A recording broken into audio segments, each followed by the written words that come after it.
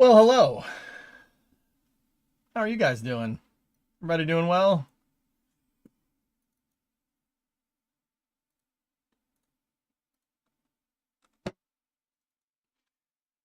It's been a day for you, boy. Welcome to Space News. It is, or the Space and Rocket Review. It is October 31st, 2024. It's Halloween. We don't partake in those pagan holidays on this street. No, I'm just kidding. I don't care. Halloween's cool.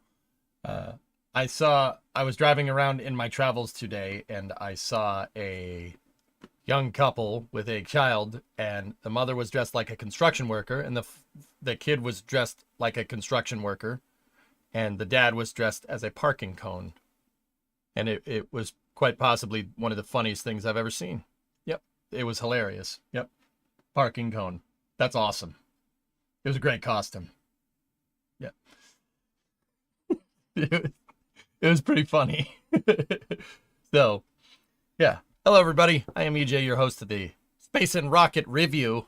Once again, I nixed the early hours stream today. If you're watching this live, if you're watching the VOD, this probably isn't going to make much sense. But hey, whatever. Just nod and smile, boys. Nod and smile. Yeah, I nixed the VOD today because Bree got back from her business trip, and she has a righteous cold. So I needed to go get provisions, and I needed to take care of her and take care of the dog. That is my job. That's the contract that I signed up for. So, yeah, sorry about not being here. I do apologize, but hey, family comes first. Sorry, chat. Sorry, I know, that sucks, right? Yeah. So, yeah, I wanted to make sure Bree was good, and I wanted to make sure the dog was good before I came up here and did what I needed to do. Family.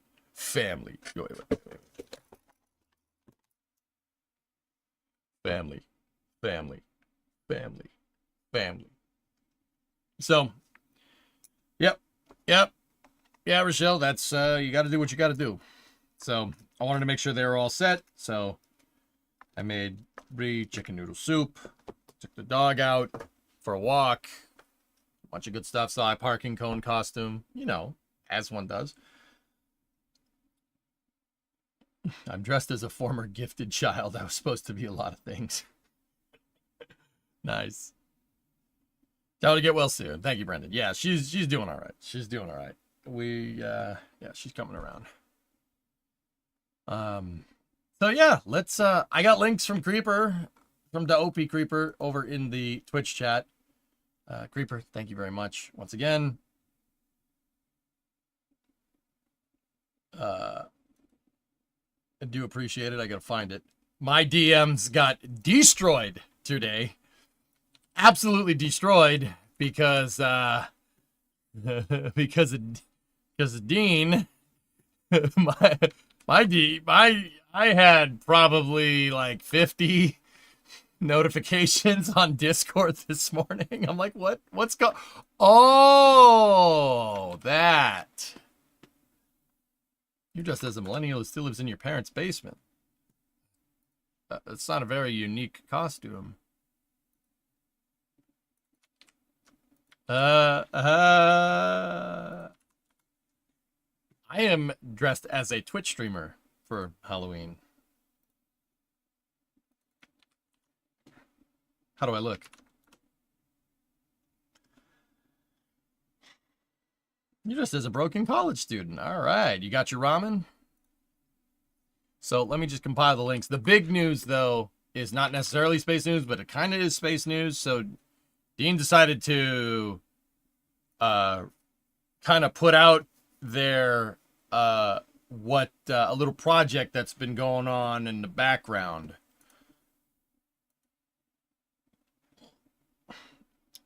So, Kitten Space Agency.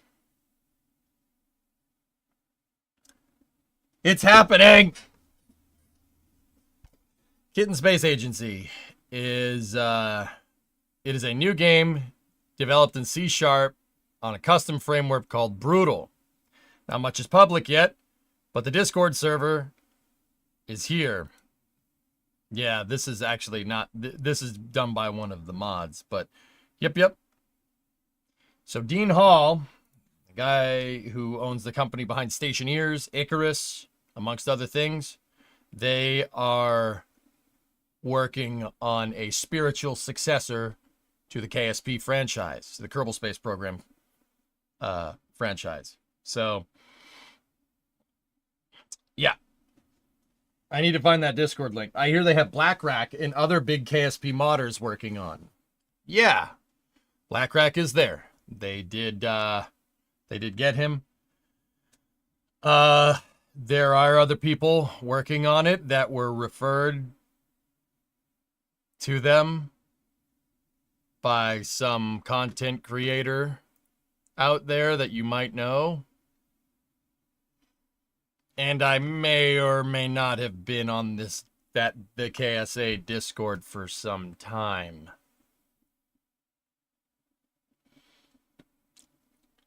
You even saw something about Harvester. What'd you see about Harvester, Oki? Nice, Erudite. That's great. Thanks for the company. Cody, thanks for the company on the ride home. It's always great when I actually have time to watch a stream live. Appreciate you, dude. Thanks, Cody. Right on, man.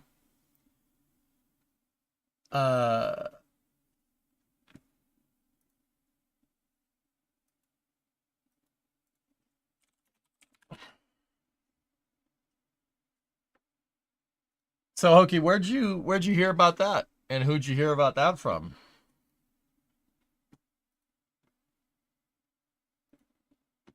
Here.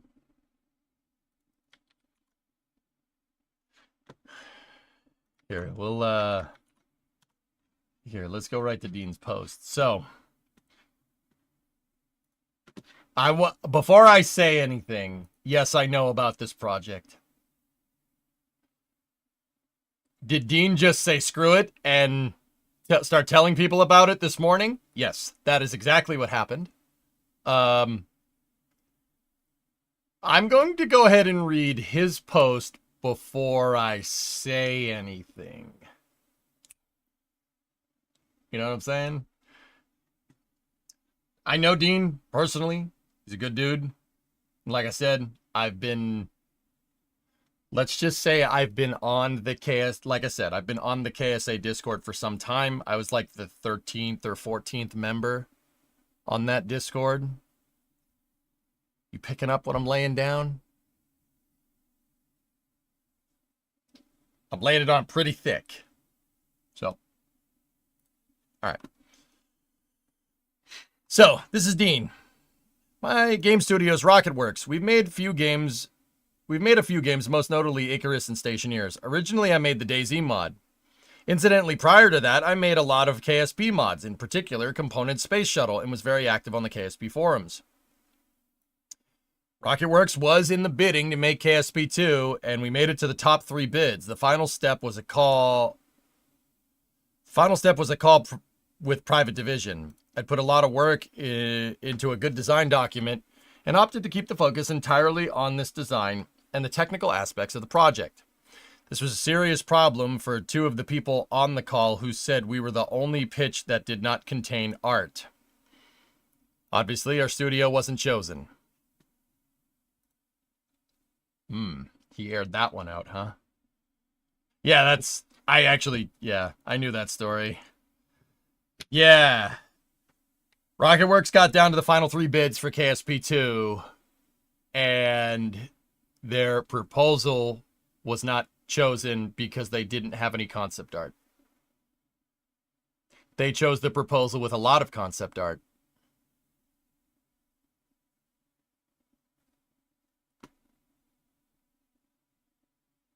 Yeah, I knew about that story. Yeah. Anyway, we've been working on that's the bad news. Here's the good news. We've been working on custom technology to allow us to build games that really scale for some time now. Listen to this if you're a nerd. This is called Brutal Framework. which is similar in approach to the old XNA framework. The description: Brutal is a C# game framework that is designed to be complicated, slow, and difficult to use. KSP team members plus RocketWorks. We've employed some of the original KSP and KSP2 dev team and a number of modders and expect the team to continue to grow. Here's a video demonstrating a unique approach we have been able to take with rendering, given Brutal gives us direct access to everything Vulkan can do. There is also a key person we are still sorting out the exact details for, but I'd love to introduce them once that is done. I think this person is a key individual in our industry as a whole, and our studio will be backing them and their future endeavors as well.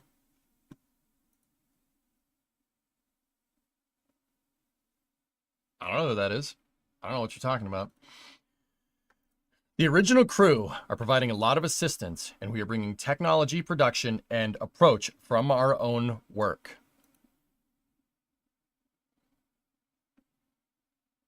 Is it me? If it's me, I haven't heard about it. She hasn't told me. Hope it's not me. Anyway. With that being said, I know who it is. No, I'm not telling you. It might be me. Might not. Actually, let me rephrase that. I think I know who it is. And I think you guys will like them. It's Tori Bruno. Ah, crap. How'd you know? It's me, my fans. All right, so listen. This is the stuff that's truly wild. Okay? Hang on one second.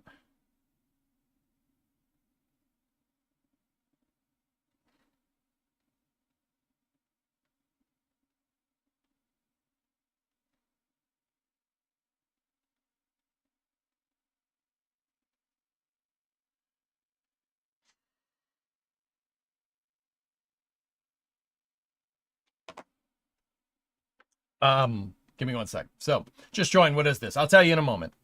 So, this is the part you're going to want to pay attention to. Achieving seamless movement. Instead of generating the terrain on the fly, at game load, we generated a variety of spherical billboards using XML-defined data. This means a modder making RSS can generate spherical billboards that might be necessary to give good terrain for different datasets.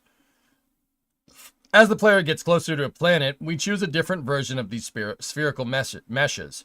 We can also do a lot of tricks that would be much harder in a traditional game engine, such as leaving the data on the GPU. Dealing with float point precision loss. The size of the values used for position need to be doubles for precision. But for rendering, we realistically have to use floats.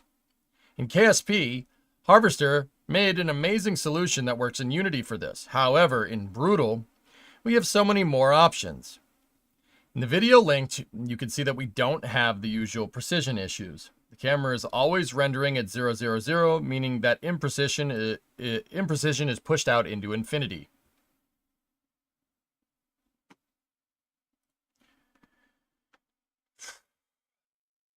I'll explain what all that means in a second. Using solar system data for now. For testing purposes, we're using the real solar system. It's all fully moddable. Simulation is fully threaded. Houston, Tranquility Base here. The Eagle has landed. Where is your costume? I don't know. The simulation is fully threaded. We are currently working on laying in close physics simulation using Jolt Physics API, as we can instance this for each scene requiring data. Next steps. I will leave it to the individual team members who are welcome to share what they are working on with the project. You can also follow the Discord for live changelog and more information to answer questions. We'll be making builds and data systems available to modders as early as possible to get feedback so we can restructure this best to support the project in the future. Feel free to ask me any questions here, and others on the team will also reply.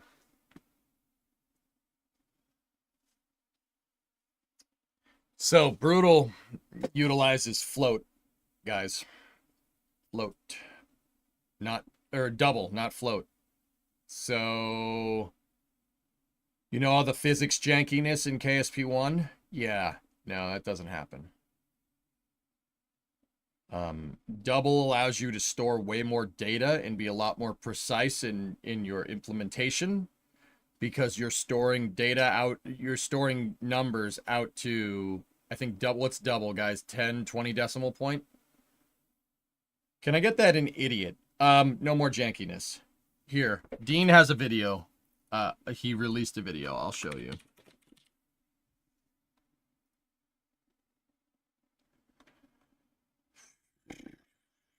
Here. What does that mean? This is what that means. Look, this is a video that he posted today.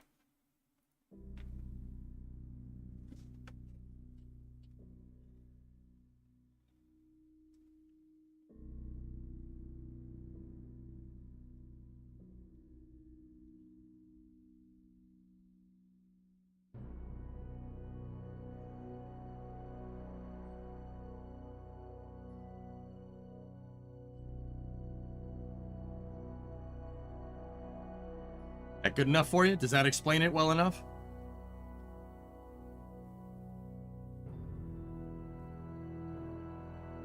It's basically going to 64 bits from 32 in precision. Yes. You don't get it. I don't know if you're messing or not.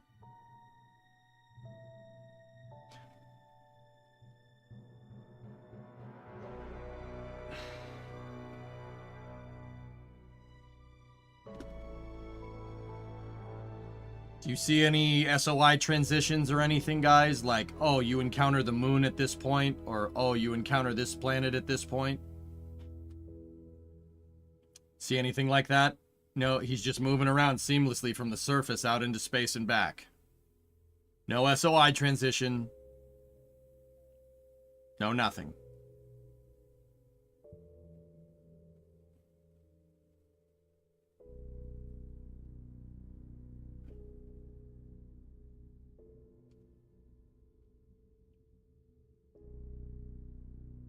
That's the entire solar system. Is this the new KSP? Spiritually, yes.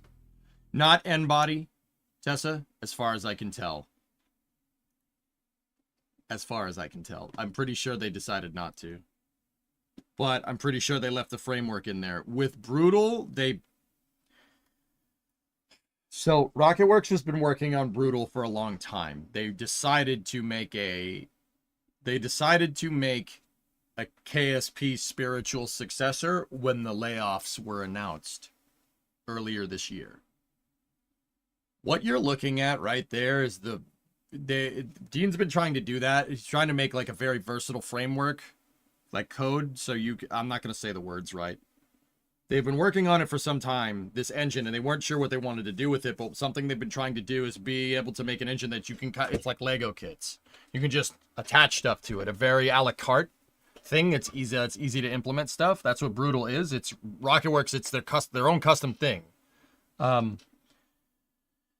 It's a completely modular code base, I think, is what it is.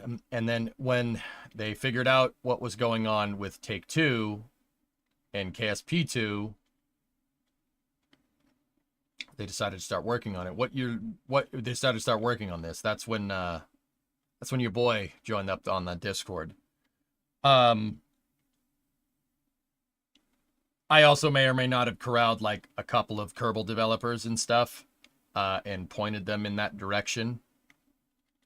A couple of good buddies of mine.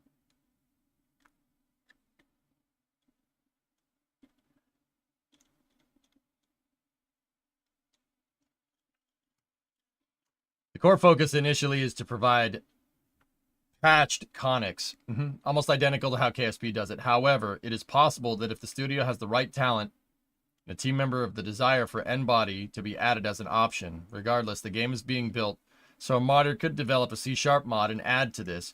Care is being taken to ensure the game is being structured so that if we can't add N-body, someone else could. I know, Yarg. Trying to... Whatever. Yeah, I know. So you're a consultant. I mean, Dean did say, feel free to mention what you're working on. So yes, I've been consulting on this game, and I'm responsible for bringing a bunch of Kerbal developers, KSP1 developers, over to that project. I can't say who. I don't know if they want me dropping names. Let's just say after KSP2 folded and we figured out that a couple of KSP devs weren't going to be out of work, I referred a lot of them over there.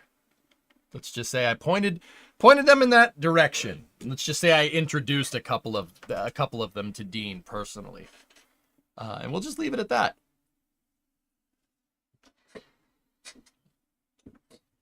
So how much modeling are you doing for the game? Oh, I'm not doing any modeling for that game. Nothing for KSA. Yeah, I pointed a bunch of developers over there.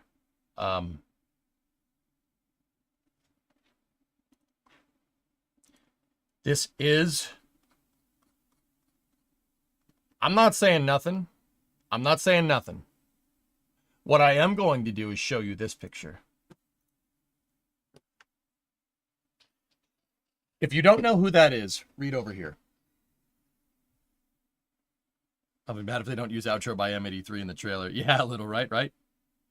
Redbeard, they do have KSP devs on the team.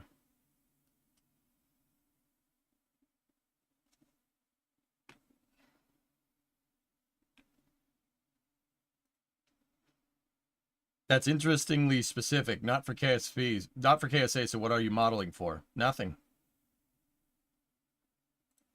Also,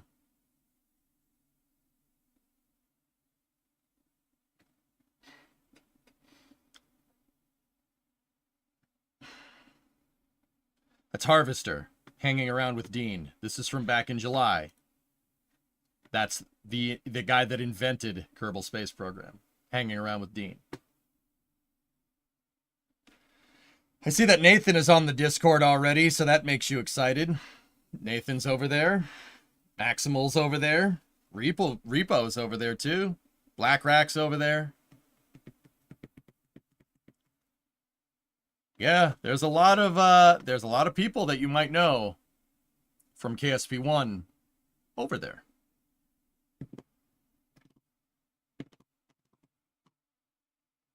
I love how communicative Dean has been about this in the Reddit thread. There's a level of transparency that's so welcome after KSP2's train wreck.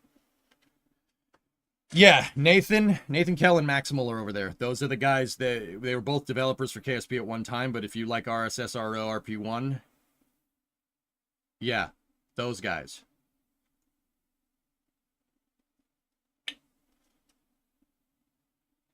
Yeah, Erudite.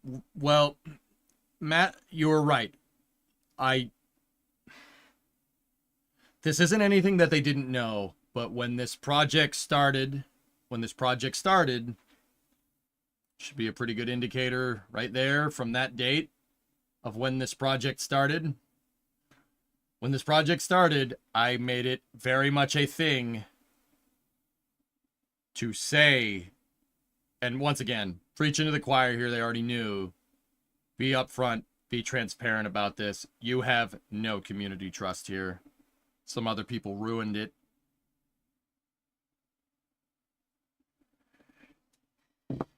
Trigger was the head of QA on KSP1, and he's in there too. Yeah. I think some of those KSP1 devs got on their yard. I can't say who. They said don't name names, so.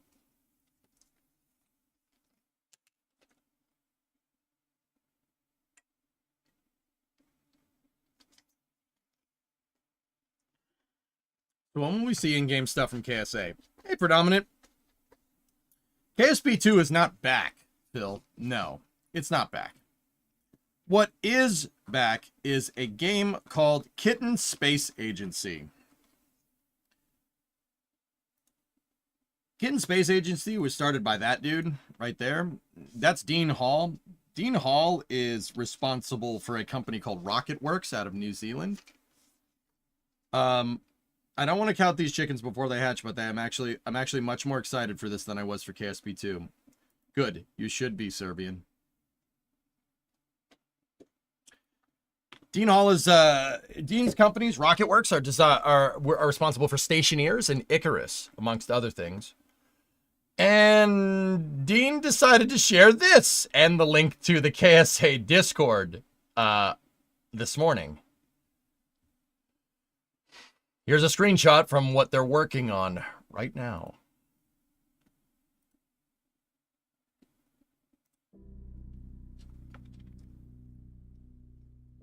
Note no SOI transitions.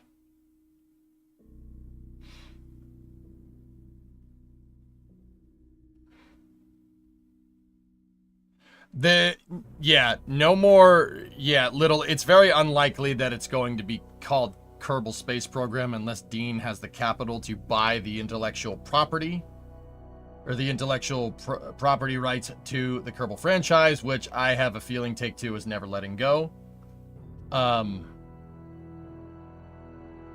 Yeah, I have a feeling that that's what's going to happen. But hey, stranger things have happened. Sorry, it's getting a little warm in here. It's actually 80 degrees today in Boston, so. But yeah, that's a little thing that they've been working on. Now, once again, full disclosure, I have been working on a consultant on this project since it started. I am responsible for poaching some of the KSP1 and KSP2 developers and referring them to Dean. I can't say who, I can't name names. That's the deal. I'm consulting on this project. I don't know if you guys have heard, but over the past, I don't know, you've probably heard me at one point. If you've watched the stream at any particular point, you probably heard me say one time or another that I have a lot of irons in the fire. This is one of them. Yes. I wonder how deep the game will go, i.e. will it be going down to the Stationeers levels of detail? It could, Tessa. Do you remember when Stationeers had that huge optimization update a little while back? You remember that one? The one that completely changed it and allowed you to scale it like crazy? I don't know if they're going to do that, full disclosure, but it could. The point is that they're working on a modular code base for video games. That's what Brutal is. And this is the first thing putting it to the test.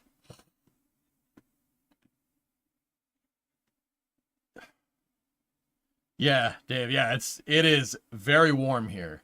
It was 80 outside. It's 76 in the garage, dude. I'm like, I shut the heater off immediately. I'm like, so leak everything you know, please. No.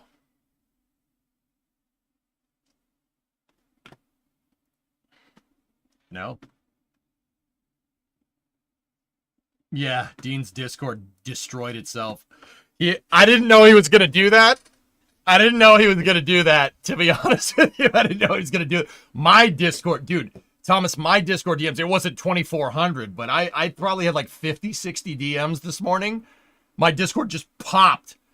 And I was like, oh, he told people about, oh no. Oh no. Yeah. All I have to do is combine Stationeers with KSP. It's going to be amazing. They could, Lazarus. I don't think they want to. But here, do look at this shot. Now, keep in mind, this is not like game. This is not like the full game, but this is an environment here. Look. Okay, so how does this differ from KSP? It's coded in C#, which means double and not float. You ever have a strut freak out in KSP? You ever have the landing gear screwing up and blowing up things? You ever load up your vehicle in KSP and it just wobbles itself to death? None of that. None of that. Being coded in double allows you to be a little bit more precise with your decimal points. Being a little more precise with your decimal points allows you to have a higher fidelity simulation at the behest of data bandwidth. Right? The simulation is threaded. I'm not sure how they did that, but it is.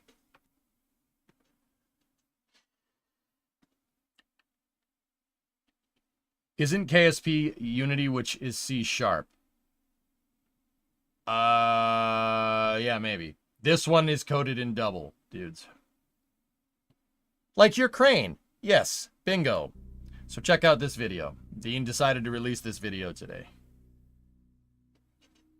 Yeah, look. So, okay. You want to know where this works? Look at when he gets close to the moon.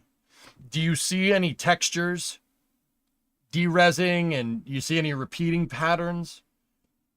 You see how when he gets close to the moon, it just kind of seamlessly transitions down to kind of a surface view? That's what I'm talking about. See that? You see how the terrain is kind of seamlessly just going from a higher to a lower res? Seamless transition. No SOI transition points.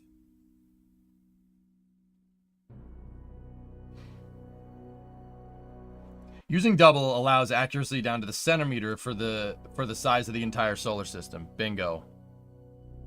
Those moon textures, I've seen them before. Maybe. Kraken sees your work and is displeased.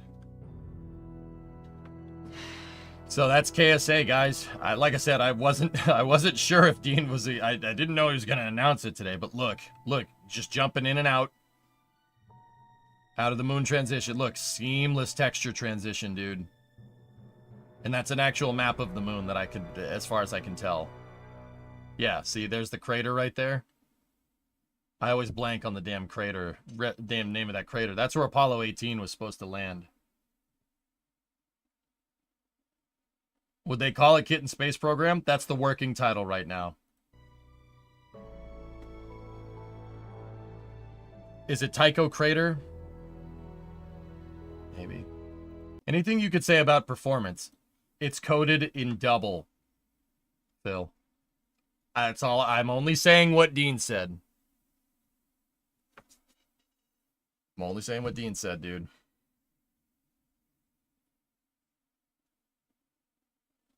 It's Tycho. Yeah, Tycho Crater sounds right. That's where Apollo 18 was supposed to land. Have they shown any vehicles or anything, or is this just orbital bodies thus far? It's just orbital bodies from what I can tell, Jack. Once again, guys, I can really only show you what they've shown you. That was a fly-through. The performance looks pretty good. You see how it didn't stutter at all? It was just a seamless texture transition down to the surface. Do you know if the game aims to be realistic or goofy like KSP? It's called Kitten Space Program, Lazarus. Kitten Space Agency.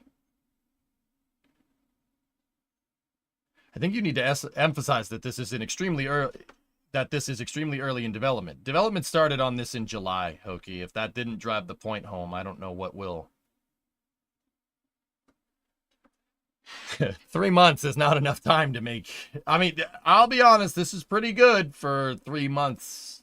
Wait, July, August, September, October. 4 months. It's pretty good for 4 months. Original devs, or is it a whole new team? Hired. This is done by RocketWorks, so the devs that made Stationeers and Icarus are working on this project. Developers that I'm pretty good friends with. But somebody, not saying who,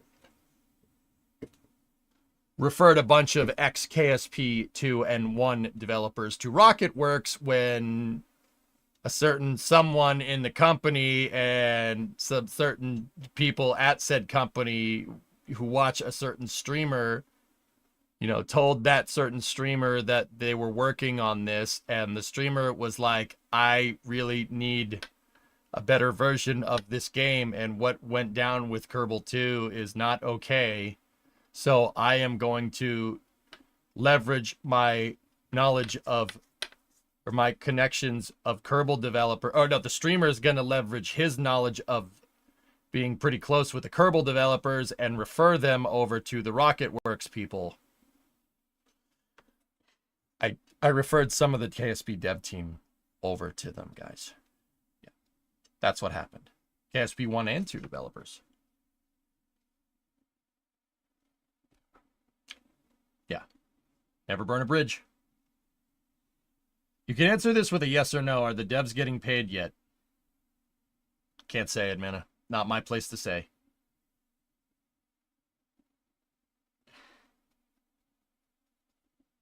The public communication focusing so far on programming and gritty stuff as opposed to KSP2's relentless hype and eye candy makes it look more credible to you.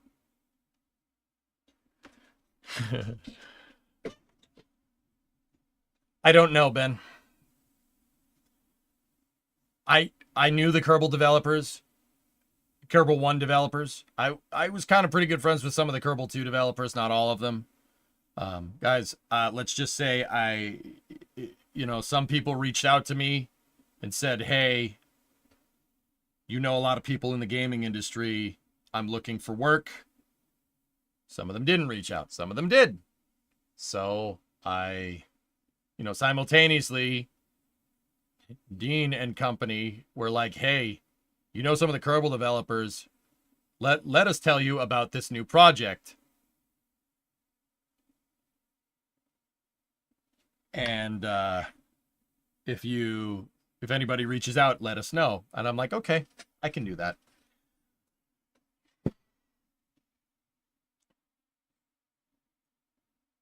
Yeah, man, that's not my place to say. It's not my place to say, but let's just say I referred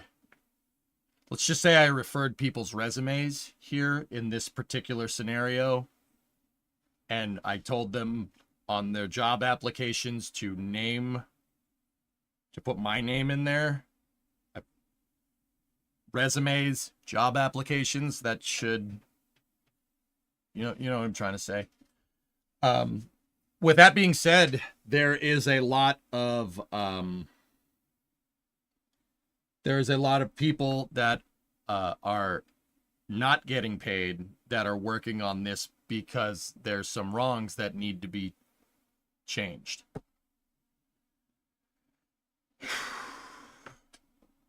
There are some wrongs that needed to be righted. Okay. Let's just say a little while back, I was in a place, in a meeting with some people. I'm sure you could put 2 and 2 together here at this point. No, I don't know who was at this meeting. And we kind of all colloquially agreed that something needed to be done about this. And a STEM game that teaches people about space flight that's fun and challenging to play is not something that just needs to be made. It is something that needs to be done, because in the past, this wasn't done. We need to fix that.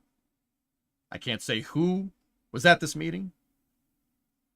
Dean was there. That's it. Maybe some other people. Maybe not some other people. But it was decided. It was decided by the council that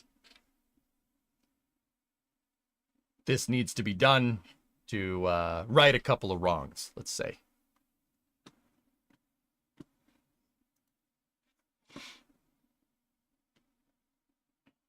You picking up what I'm laying down? Yeah, Hellfish. Yep. How hard has it been to keep this a secret whenever people ask about KSP?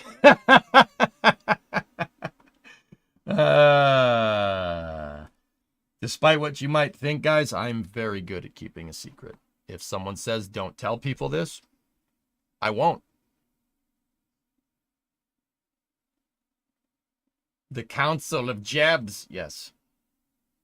You have the tools, you have the talent. Yeah. I love the sound of that. Great news. Yep. We choose to do these things not because they're easy, so you aren't Chris B. I can keep a secret.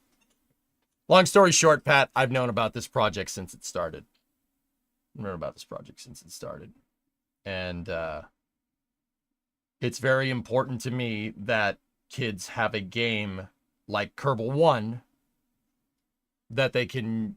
Because kids are going to play video games, Pat. They're going to play video games. Everyone plays video games. You know, it's important to me that kids have a game like Kerbal to grow up with. If I had KSP when I was in middle school, I'd be working for NASA right now. Okay? KSP puts a lot of the complicated math that's often abstracted to the average person into a fun and challenging game to play. It's when you get introduced to math and science that way, it becomes a lot easier. Take it from somebody that never thought they would be able to learn rocket science, and I kept telling myself that throughout middle school and high school. And guess what? I didn't get an engineering degree, and I did awful in math. Am I bad at math? Don't answer that. You know what I'm trying to say. I am. Streamer math, dude. I suck at it. No, you know what I mean?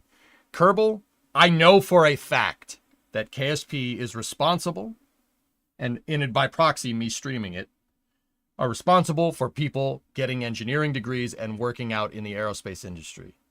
I know that that game is responsible for that. I know that I am indirectly responsible for that. Or in some cases directly, right? So when Take-Two announced that they shuttered KSP2, a lot of us, people that have been in the industry, people that have been streaming Kerbal, Pat, you're newer to the stream. I have 15,000 hours in KSP1. I used KSP1 for the longest time to teach people about what's going on in the space industry by building ground infrastructure, building launch pads, building space flight architectures, teaching people about systems engineering and the need for a concrete program with milestones. Milestones I albeit never hit because I threw myself into the ring of systems engineering with no experience and failed miserably. But that's how I understand it really well, because I failed miserably in a very public way with the game blowing up in my face many times. So it would kill me. I feel like I would be doing a disservice if I didn't see it through to make sure that the next generation of children have a game like this growing up. It's very important to me that the streams that I do here when I'm playing games, Space News notwithstanding, if you learn something during Space News, fantastic. Thank you. But it's very important to me to make sure that the games that I play make you fire off some neurons up here and understand engineering and maybe even want to do it. Or at the best case, just get something nice out of the stream, or I make you laugh, whatever works. But I want to show people that this isn't some abstracted concept. Because me, when I was younger, I was like, I'm not smart enough to learn this. I'm not smart enough to do that. I'll just play Counter-Strike all day. That's all I'm good for. No.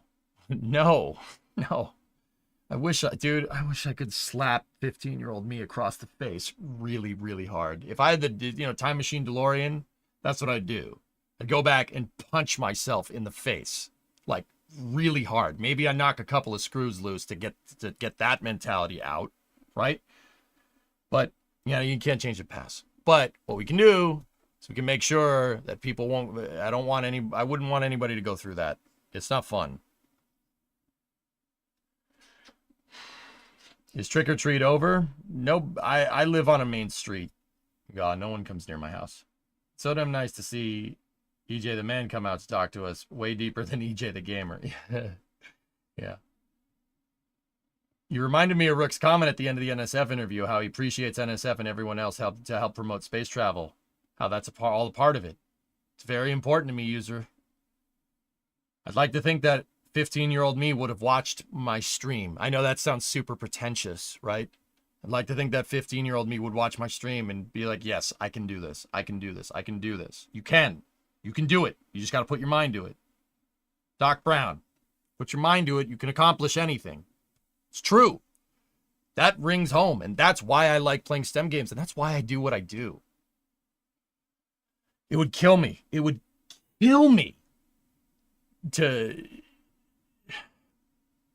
see somebody not have that and go play Fortnite all day. You know what I mean?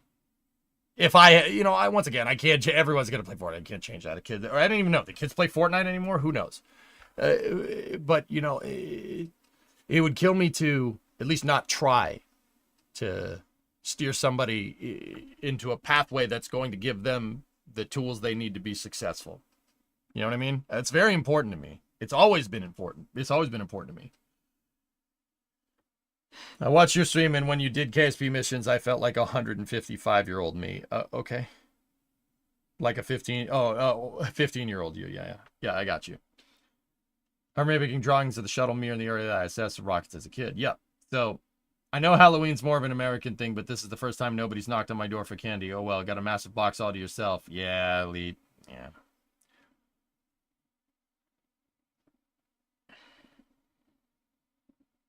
Yeah, Pat, exactly. You have such deep spaceflight knowledge, and we're grateful for what you do. Yeah.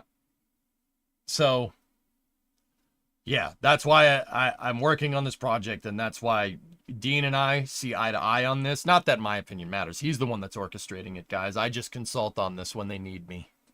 But I have been a part of this project, basically, from the start. That's right, Aerodine.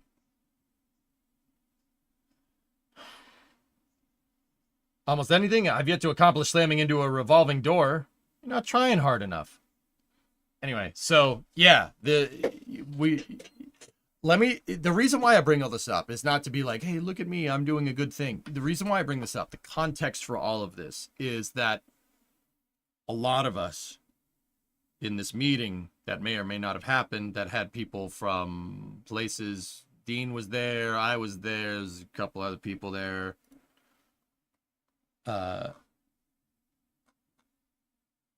We all kind of see eye to eye on that it's important. We need to do that. So, yeah, this game is going to be sweet.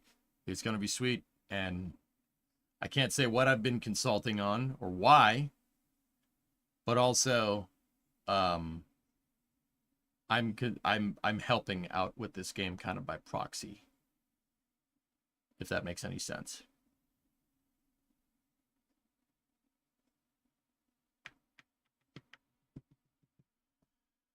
And I'm really, really excited about it, dudes. I'm ready for the redemption this game can bring. If you didn't end up streaming, how many less would be going into the space industry? I can think of probably at least 10 examples of viewers that would be that are in the industry as a direct result of me. Don't get me wrong, guys, I don't keep score. It's not Discovery, about that. Go at throttle up. AB0, 46-month resub. PJ consulted for designs for pattern trucks. Floating Heightmare, who works at RocketWorks, has referred to me as a KSP power user. I don't know what that means. Or do I? No, I don't know what that means. I don't know what that means, but he may have been giving me crap, but also, I can't say what the context of that conversation is, but you can probably connect the dots at this point why that conversation came up. That's all I'm saying.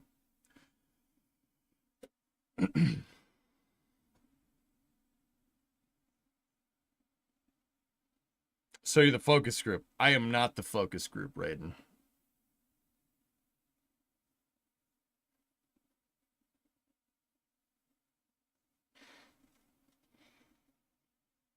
It's simultaneously crap and respect. Yeah, there you go. Yeah. Yeah, exactly, Hokey. It's kind of like that. Funny thing is, it's like that with a lot of the same people that used my shuttle back in the day. Once again, I can't name names, guys. That was the only thing I was, as far as I can remember, that was the only thing not to talk about. Don't name names. So, I can't name names.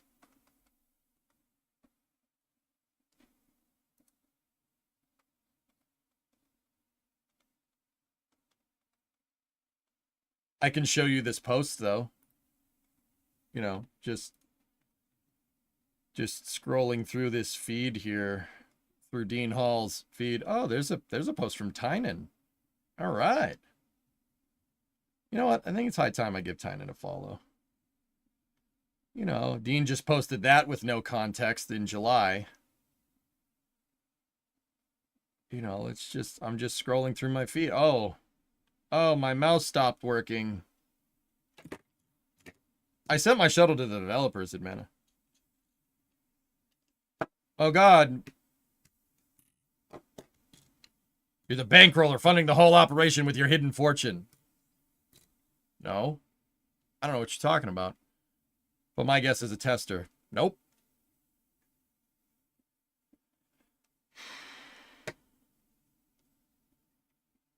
Did you watch the Spaceflight Now interview on HLS? No, Nidodo, I have not. Okay, I heard about KSA today, and I was like, huh, some big names involved with this one. And I'm like, oh, Space Trimmer Man! Oh, geez, my mouse just stopped on that picture. That's a weird picture. Geez, all right, okay. I can't name names, though.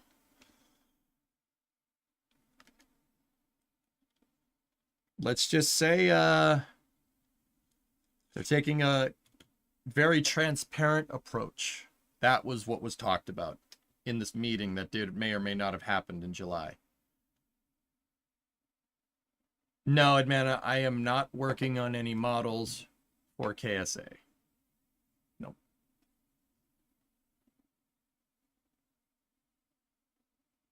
What are those tabs you got there? Space News? I see what you're doing, Creeper.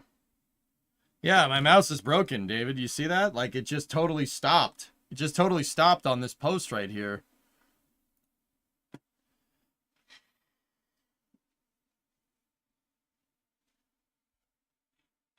I can't name names. Hold on.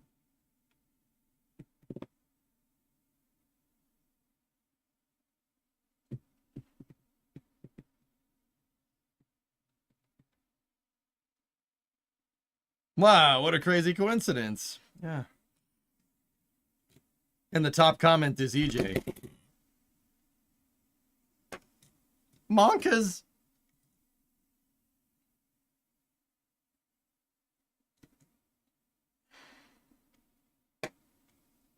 So yeah. Pretty cool, huh? All I'm gonna say is go to that Discord. Do you have any kind of even rough timeline?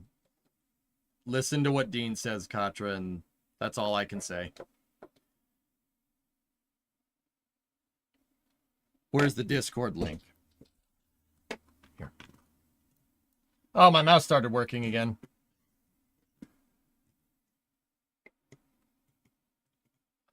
Here. You got the flu flagging? It happens. Where is the Discord link? The Discord link is in this Reddit post that you see right here.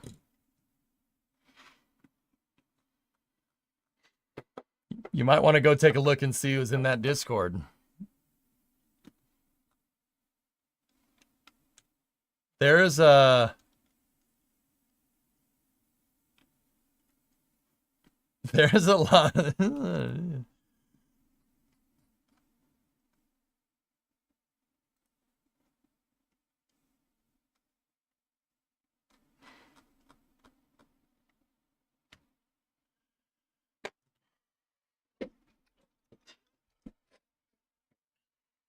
Wow, that Discord is exploding. That's crazy. Several people are typing. There's some pretty good talent in there. Just to let you know, the big hype is the Discord server is already at 3,400 members.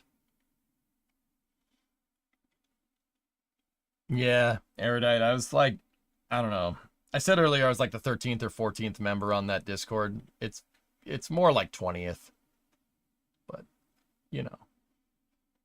20th is pretty good out of 3,400. Dean is not messing around, Deadbringer. I can assure you this is a very serious project. That's what I meant when I was talking a little while ago. Like, 5 minutes ago, where it's very important to us that the next generation of people have a STEM game that's actually fun and exciting to play and challenging. Dean and I see eye to eye on a lot of things when it comes to game development. Let me put it to you that way. You've been hinting at this for a while now. Many irons in the fire, Ando. And you guys just sat here and thought I streamed for 12 hours a day. SMH my head. Dean doesn't do hype. Dean does results. You damn right. Where's your costume? My costume is the invisibility cloak. See? I just put it on. I mean, you do that to... Hey, you said doo-doo.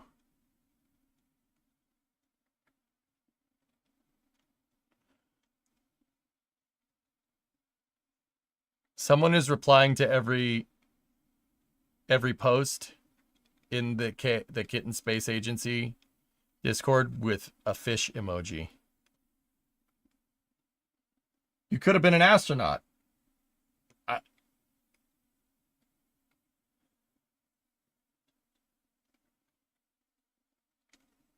What?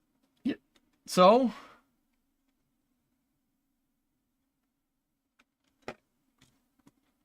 Hang on. I gotta type in that Discord.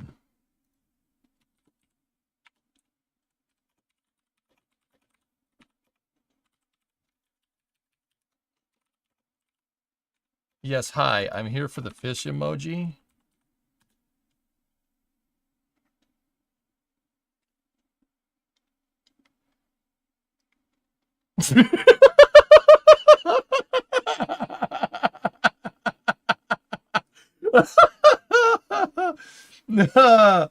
Oh, that was a mistake. I probably shouldn't have done that.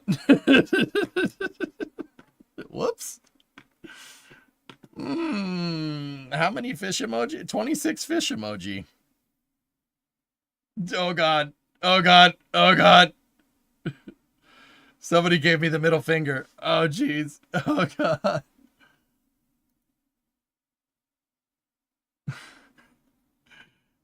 You're a wizard. Yep, yep. Now, all we will hear is Discord pings. No, it's good. No, it's good. It's good.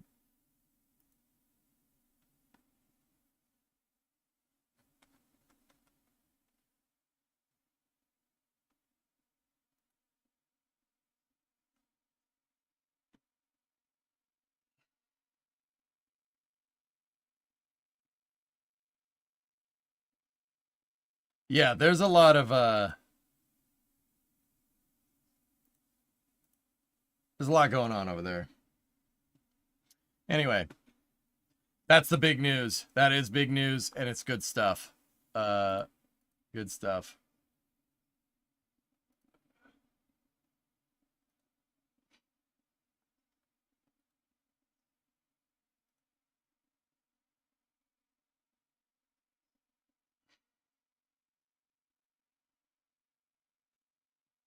There's a lot of fish emoji in my chat. Well, that's whatever. That's what it is. So yeah, hopefully we get good things from that in the future. With that all being said, let's that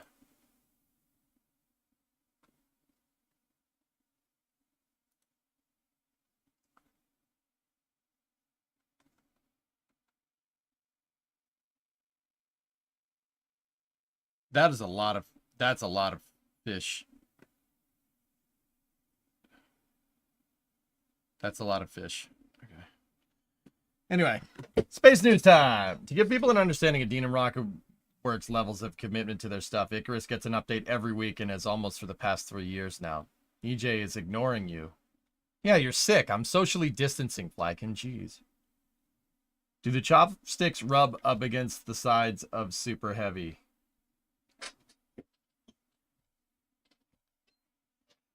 Yeah, I would say that they do. Spamming fish is the most fun you've had all day. Don't overdo it, guys. Don't overdo it. A lot of fish. Okay. I've had a long day, and I wasn't expecting that news to pop out today, but here we are. All right. So let's start into space news here and let's go. So first thing we have here is Blue decided to post a picture up close of Gert. Gee, I wonder why they decided to do that. Giant, enormous rocket truck.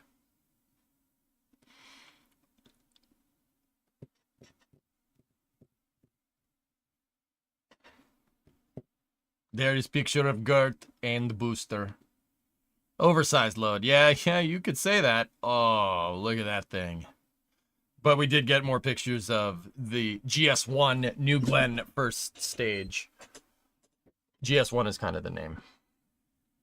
It's Glenny. No, it's not. And just because of that, I'm not showing any more pictures. Next bit of news. SpaceX posted this cool slow-mo picture of Falcon 9. Just wanna, excuse me.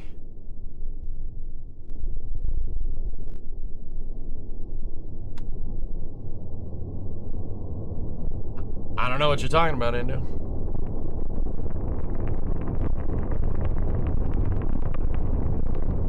This was the launch that we watched yesterday. Ooh. Yeah, that's nice. Nice dissolve. Stop distracting me with fish. I'm trying to balance a production plan for Fixonium fuel from base resources. Oh. Have they managed to squeeze a bit more out of those Merlins? You could say that.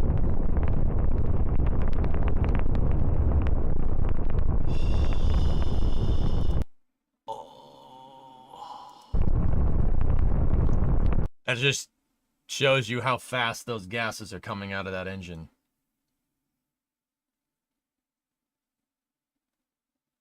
Yeah, this is like super slow motion, and also gases still look like they're going fast.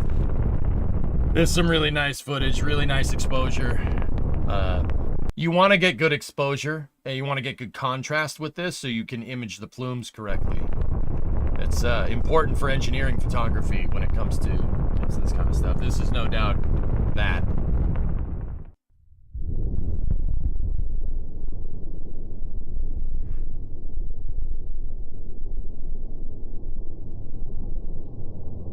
Hokey, so today I realized that Falcon 9 and Starship Super Heavy are technically VTOLs.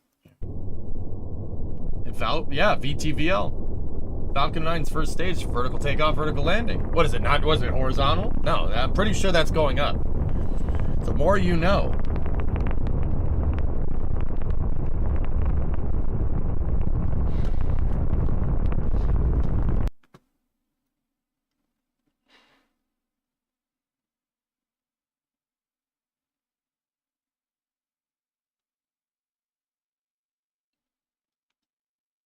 Whack it, whack it, whack it, whack it, whack it, whack it, whack it. Ready? Drop the baby. No, I'm not 5, I swear. Maybe 15. You look like a whack, a whack, a whack, a whack, a whack. And knowing is half the battle. I'm lying down. It sure looks horizontal to you. Well, Shex, what do you know? You're Shex. All right.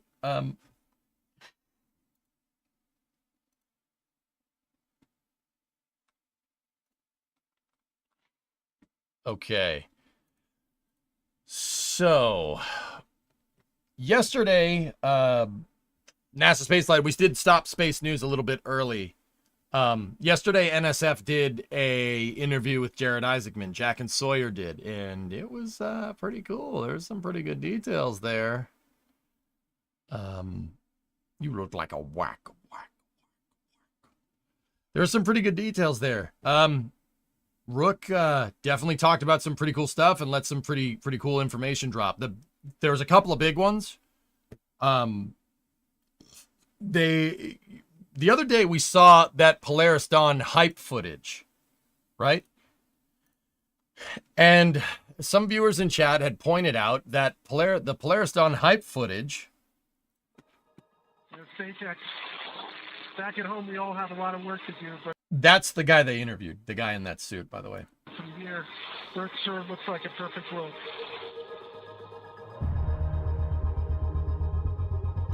So the hype video is fantastic. We did watch it the other day.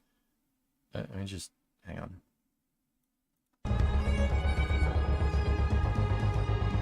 All right, Word. guys, it's EVA day, day 3. How you feel? Ready. Dragons. So they did show some shots of mission control in this Polaris Dawn hype footage. And if you look, O2 sensor, DFC1, Starship cabin, Discovery, right going there. throttle up. Rook confirmed that they were testing some Starship sensors on Dragon during these operations. Hey, J-Shelf, 54-month resub. Could you put an inflatable airlock in the Dragon capsule and deploy it to the front of the capsule to enter and exit Dragon? Inflatable airlocks are not a good idea, Journey. It's kind of sick. Sadly, they used Ray's theme. Yeah, new Star Wars. I know. It's weird. Yeah, the first violin didn't fare well in testing. Yeah, rip violin 1, David, right?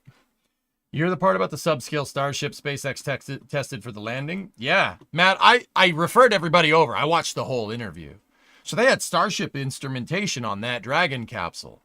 And Starlink actually ended up bridging the communications gap between ground stations for the capsule, which is... all right. All right. Starship O2 sensor testing. Yeah, Rook actually went into why SpaceX is doing their airlock the way that they are. And guys, you know what? This might be me speculating a little bit, but Polaris Dawn is basically SpaceX testing out, albeit in an incremental way, airlocks. Yeah, airlocks. Yeah. That's what's going on.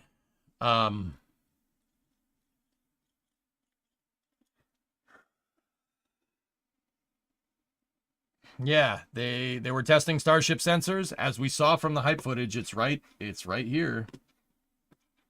Airlock and airlock accessories, which, I mean, they didn't get to asking this question. Yeah, see Starship cabin right there, big letters.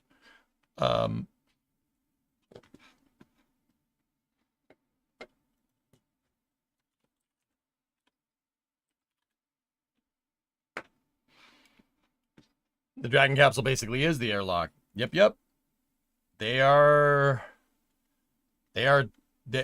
This is some precursor missions to some Starship stuff. But yeah, there was a lot of awesome information, and Rook definitely did a lot of awesome things. He financed those flights with his friends. Yeah, Lotus, you know, you could say that. That's a way to say it. How I would say it is that these missions are bringing awareness to pediatric cancer, and Inspiration 4 and Polaris Dawn have raised $500 million for pediatric cancer research. But you could say it your way, too. I like my way better. Thank you, but I like it better my way. So, yeah. Rook is just generally a really awesome dude. I was talking with my parents about this morning, guys. Call your parents, by the way. They miss you, if you have the means. I was talking with my folks about this, that, you know, Rook carries himself with a lot of decorum. You know, he's a very classy dude. And I think in this day and age, you know, that's very refreshing. Guy's very careful, very straightforward with his words. You know, he just carries himself with decorum and has a lot of class. He's a very classy dude. So, yeah, if you guys haven't seen that interview on NSF, it's awesome. He talks about all kinds of cool stuff. You know, he makes well because he does good. You put out what you get back, and man, you know. Oh, you're saying that's missing from prominent figures nowadays? I'm not saying nothing, serious. It's a distraction for you, not for NASA. No, Bill's not one of those people. But anyway, it's really cool. And, you know, I really, as somebody that tries to get the word out with STEM and science and space flight, it's really, you know, I know he was mostly more talking about NSF, but I mean, I am over there. He said that it's vital for NSF to do what they do.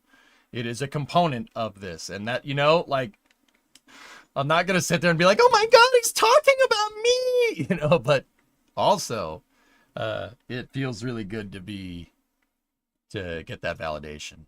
Jack certainly liked that, that's for sure. Gotcha. I just got owned. Yeah, right.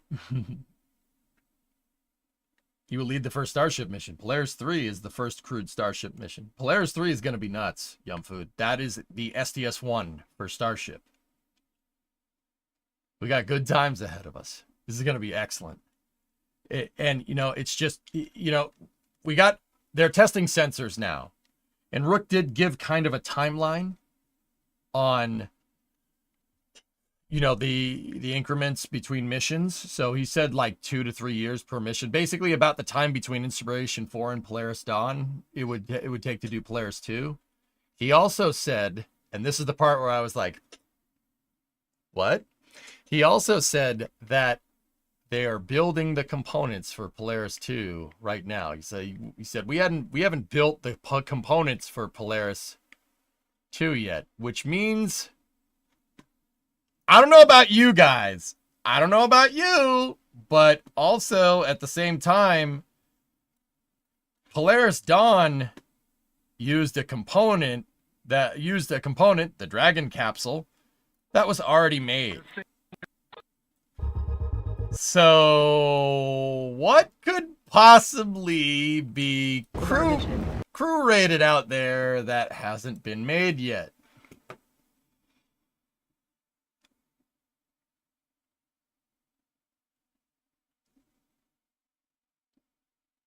Yeah, Pat, he's a very genuine dude who strives to promote his passion whilst helping others. Yeah.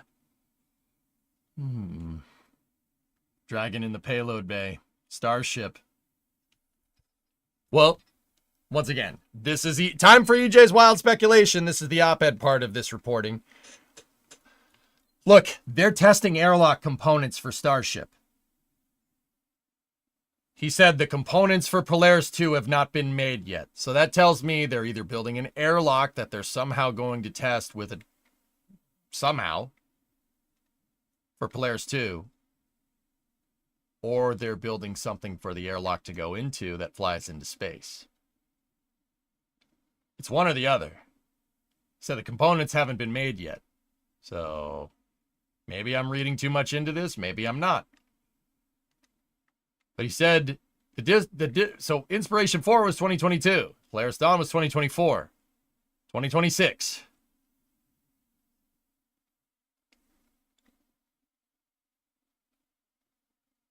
What is SpaceX going to be making in 2026 that they haven't made yet?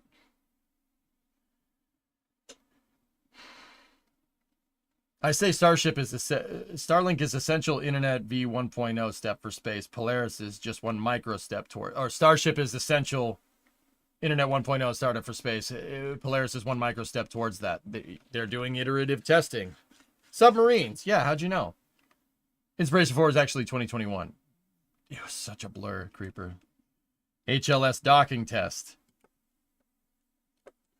Ego, that's what I think is going on. I think Polaris 2, they're going to take that Dragon capsule. What is it? Dragon? Which one is the one that Rook used on Inspiration 4 and Polaris Dawn? Resilience, right? They're going to take that. They're going to take that thing, and I think they're going to dock to a Starship.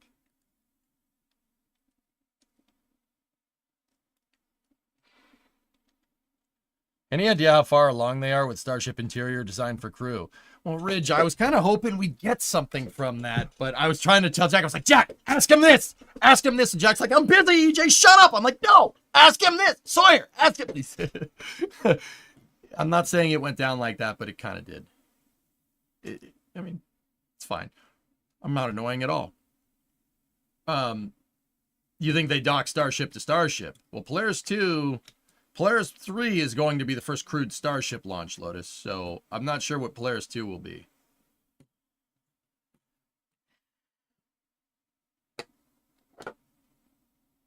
Starlink was used on the Polaris missions. The Placer, David, they had a Starlink optical transmitter in the trunk of the Polaris Dawn mission.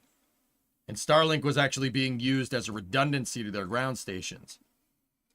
Rook actually said that the 4 crew members on board, so Jared, Scott, Anna, and Sarah, actually Starlink had the bandwidth for all of them to FaceTime their loved ones and point the cell phone out the window. A FaceTime call from space.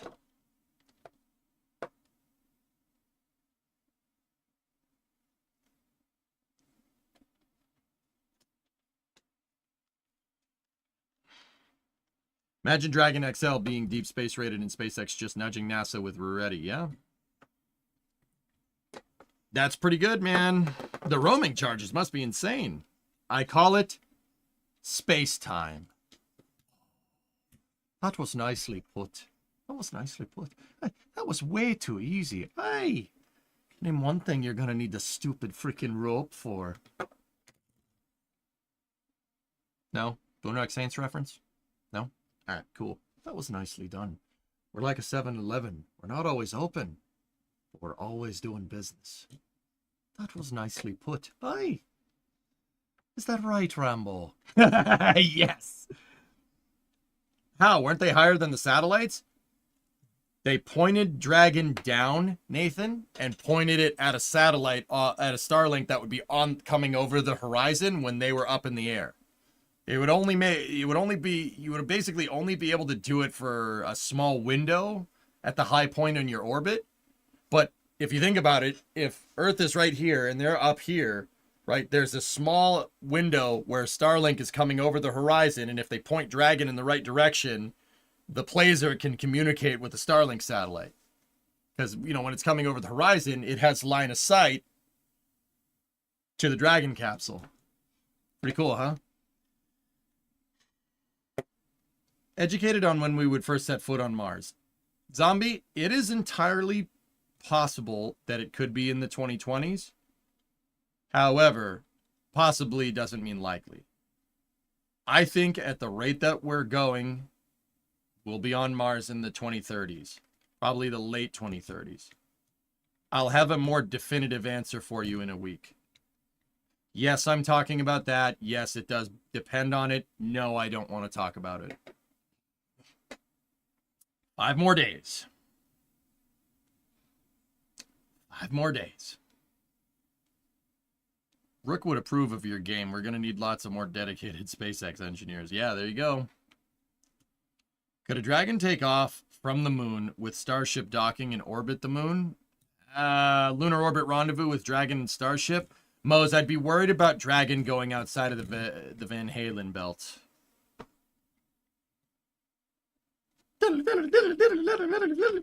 No, it's the Van Allen belts. But I like calling them the Van Halen belts. I'd be worried about the Dragon going out there. It's one thing. So designing a capsule to get into low Earth orbit to go to the space station is not designing a capsule that goes to the moon. That's like the difference between a fishing boat that's designed to go a little ways offshore and a cruise ship that's designed to go all the way across the ocean. You know what I mean? That's part of the reason why Orion carries such a heavy price tag. One, because we don't launch it. Most expensive spacecraft is the one that never leaves the ground. 2, because a lot of new systems architecture needed to be done to rad harden the electronics for when you get out of the Van Halen belt. They learned that from the Apollo program. 5 days into what? What's in the box? You cannot look in the ballot box. Wonder how long it'll take to make a Starship crew compartment. Craft ain't small. Could they just load one in the cargo bay, modular style? Starlab floating. That's what I've been talking about. I think they will. I think outfitting Starship with a payload bay A modular payload bay, like the shuttle, and just putting a crew compartment in there that can interface to Starship with a control scheme might not be the stupidest idea. Just putting it out there. I know there's a 0% chance you'll answer this, but I genuinely wonder who you think would be better for space exploration. I asked this question in good faith.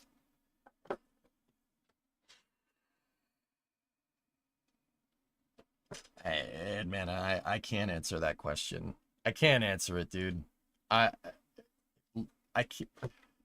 can't answer it without opening up a can of worms that I don't want to open up. I'm pretty sure you're smart enough to know what the answer to this question might be if we're talking about space policy only. Okie dokie. I don't want to talk about that stuff. I've been good, man. I've been good. We've been good. I've made it this far. I've been dealing with this bull crap. We've all been dealing with this bull crap since January. I've made it 10 months, man. 5 more days. We're almost done. I'm not letting it get me now, dude. Did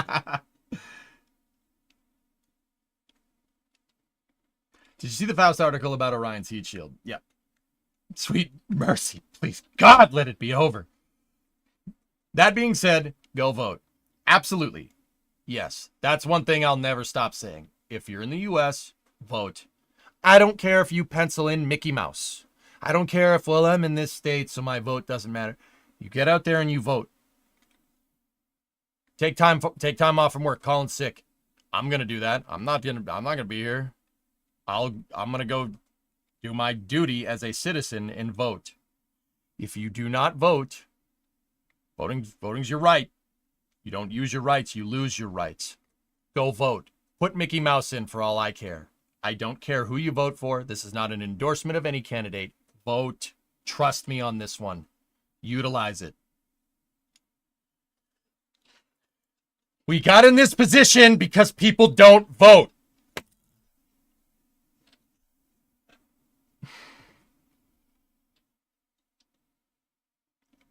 That's it. I'm not getting caught up in this nonsense.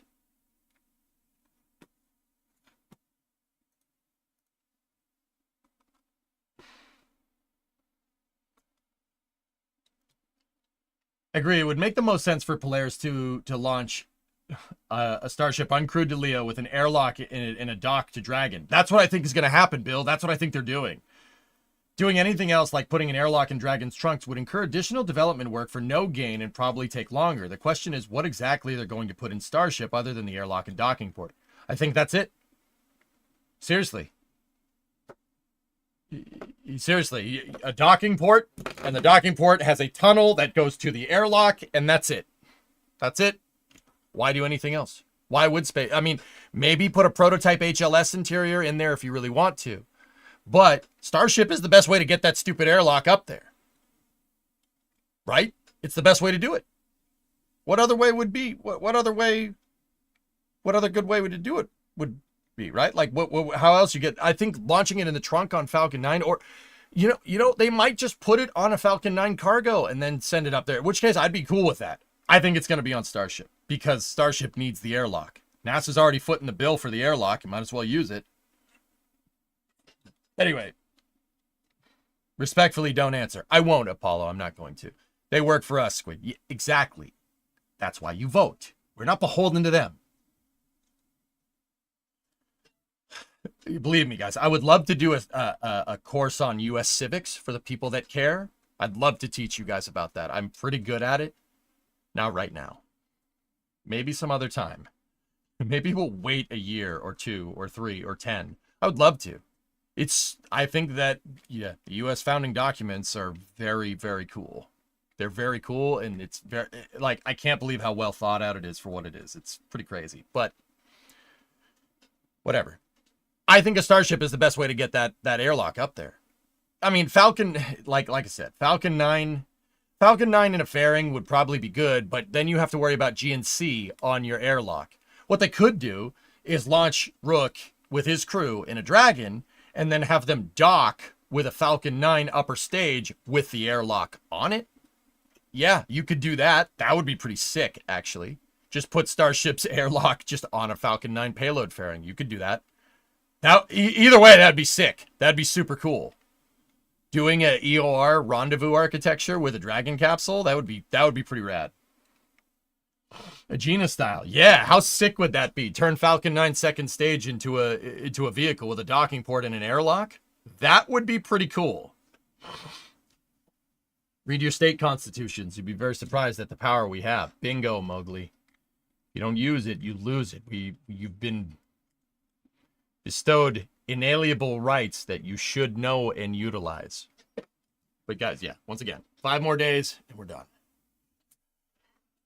5 more days.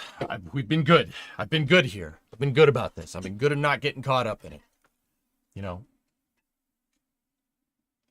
Why put a whole tunnel in the Starship? That's the extra part. Just build the hull to be airtight.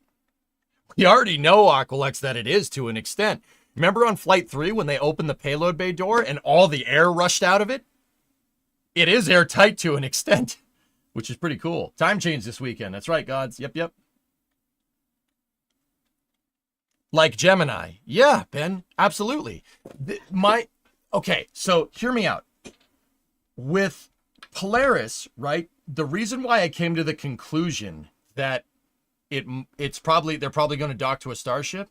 How I came to this conclusion was, well, I looked at Inspiration 4, and then I looked at Polaris Dawn.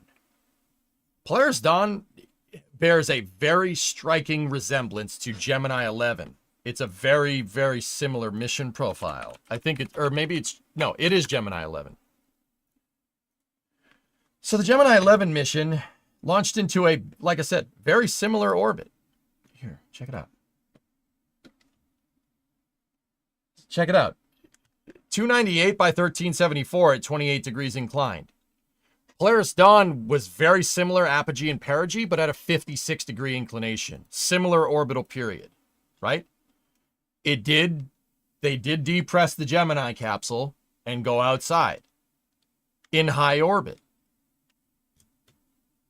The only difference is they docked to an Agena target vehicle and then boosted to a higher orbit. It wasn't a direct insertion,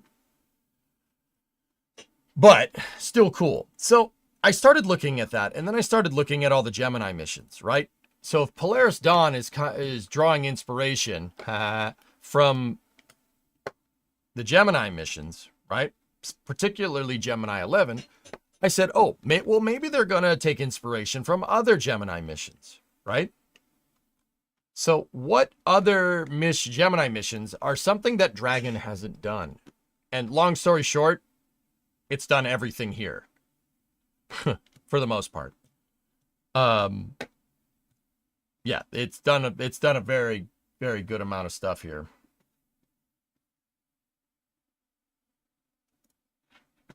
So I started kind of looking at it. SpaceX is gearing up for a beyond low Earth orbit program. So the next thing that I thought would be, okay, Dragon is basically done, for all intents and purposes. You know, there are some things here and there, but Dragon has basically done everything that they've done on the Gemini thing. Like going to a high apogee was one of the only things that a Dragon hadn't done when you compare it to these Gemini missions. Now, don't get me wrong, like I said, it's not every single thing, but it's, you know, good enough within reason, right? Like docking to a space station or performing rendezvous proximity operations, right? Doing an EVA was one of the last things, like where it basically ticked off all the Gemini program comparisons, right? So I started looking at Apollo missions after that. Well, what were some of the first Apollo missions? So there was Apollo 1, that went very poorly. Let's not replicate that one ever, so you could shelf that.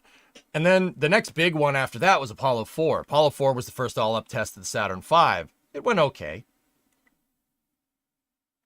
Then there was Apollo 6. Apollo 6 was the second all-up test of the Saturn V. It went okay. The vehicle almost shook itself to pieces, but it went okay. Now, you look at kind of Apollo 5. What was Apollo 5? Apollo 5 was testing the LMDE on a Saturn 1B in low Earth orbit. Apollo 7 was the first crew mission to fly with the Block 2 CSM. It was kind of the follow-up mission to the fiasco that was Apollo 1. So probably not any of those missions, right? Probably not any of those. But maybe. I mean, I don't know. So it's probably not like Apollo 4. It's probably not like Apollo 6. Probably not like Apollo 1 or 7. So let's go look at the list of Apollo missions. So the early Saturn 1 missions were basically testing the Saturn 1 and making sure it worked correctly. Now, you go down to Saturn 1B.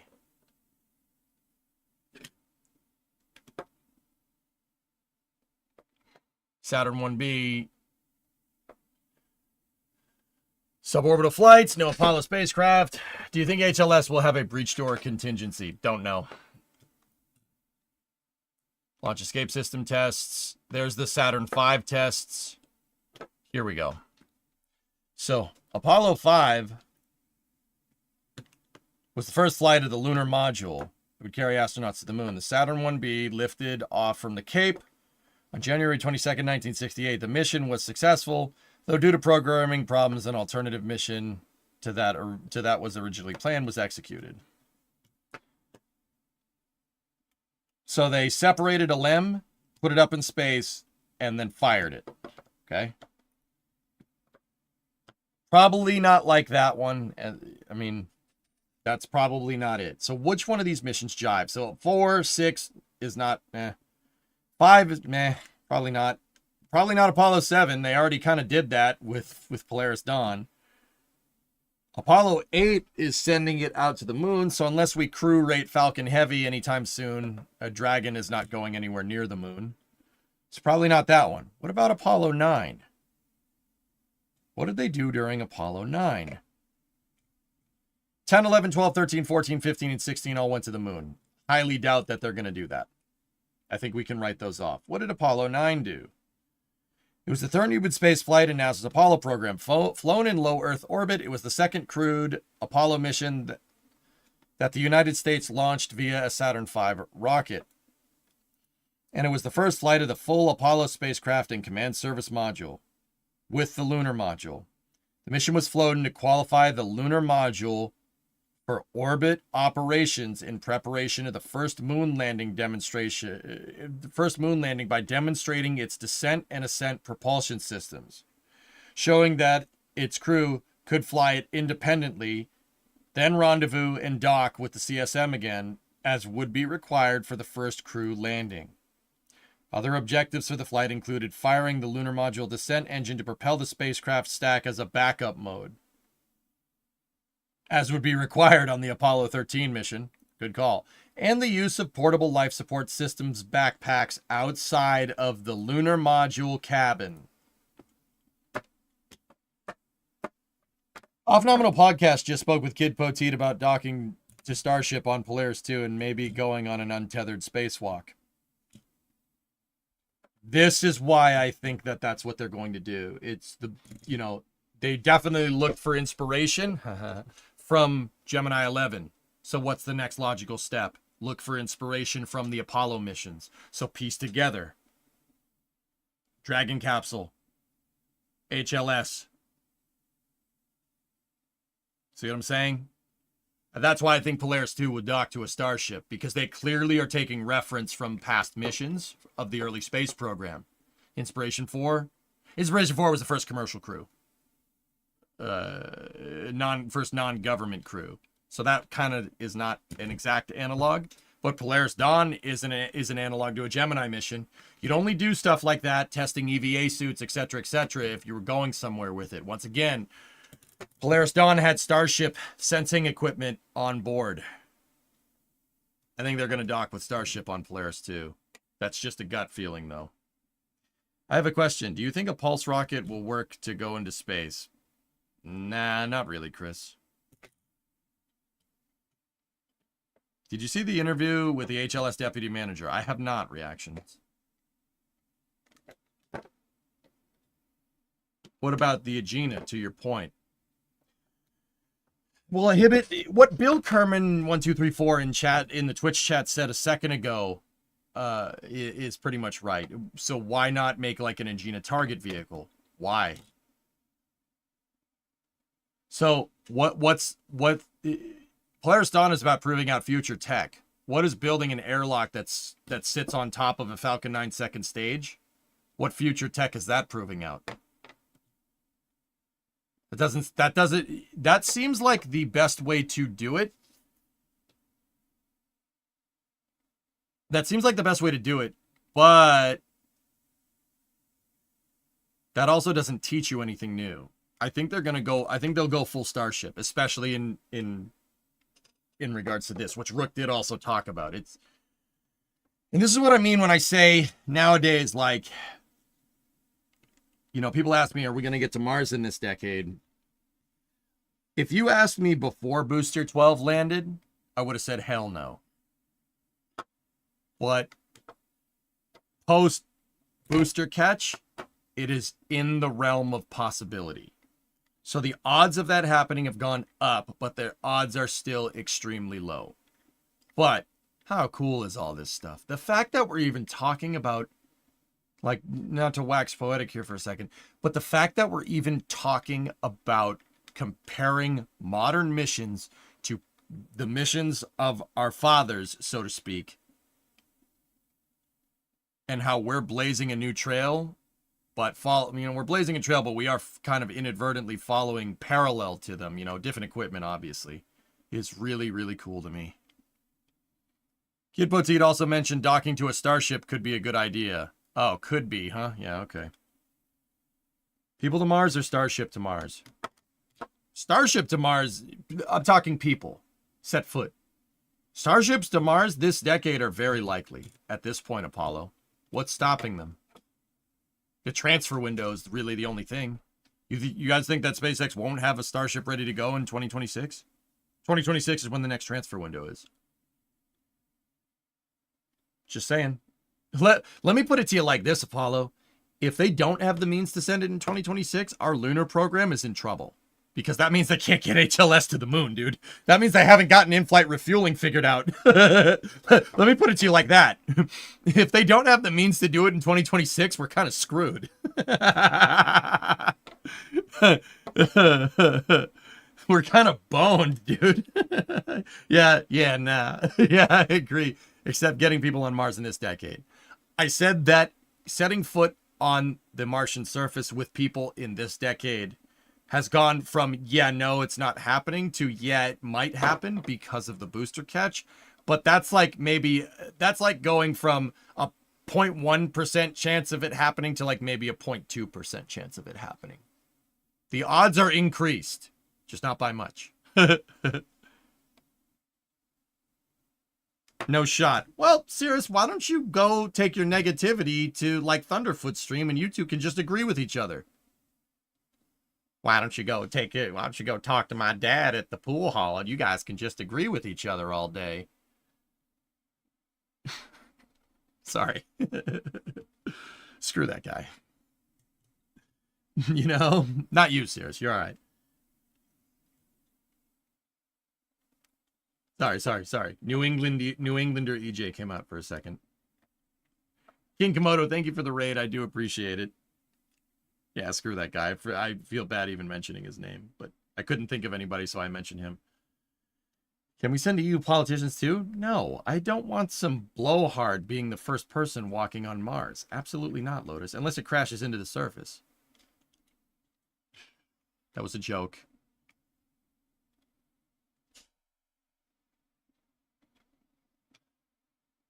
His argument is cope and $3 billion for one booster catch.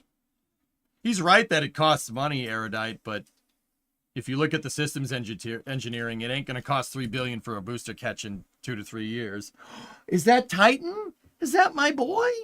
Is that my boy? Hello. And Brimo's back. Hi. How you feeling, baby? I'm okay. Yeah? Yeah. Hi, chat. I'm alive. Chat, you know when it's a bad time to get a cold? When you're going to be in another country for like a week. For the real bad time to get a cold. Hold on 1 second. Titan needs water. You thirsty, buddy? Hey, boyo.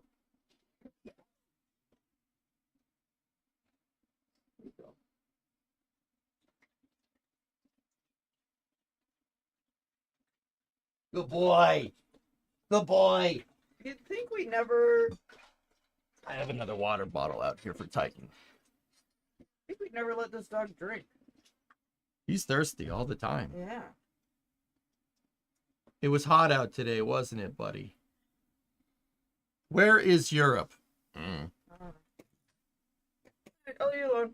All right, baby. I'll be in a little bit. I love you.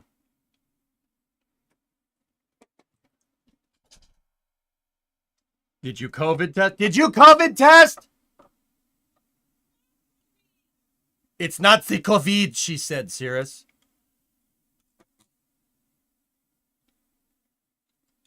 Titan make space on the chair. He didn't want to today for some reason. Europe moved to Cleveland? Ohio. Reed Wiseman told me after Booster 12 was caught, he went and got ramen because he wanted to use chopsticks. Says he may take some on Artemis 2 as well because of that. Nice flex, but also cool story, bro. But nice flex. Wait, I'm in the U.S.? I don't know, 1,000. Look out your window right now. Do you see any lifted pickup trucks? No? Okay, yeah, no, you're good. You're still good. Any lifted trucks? You see cheese. You might be in Wisconsin.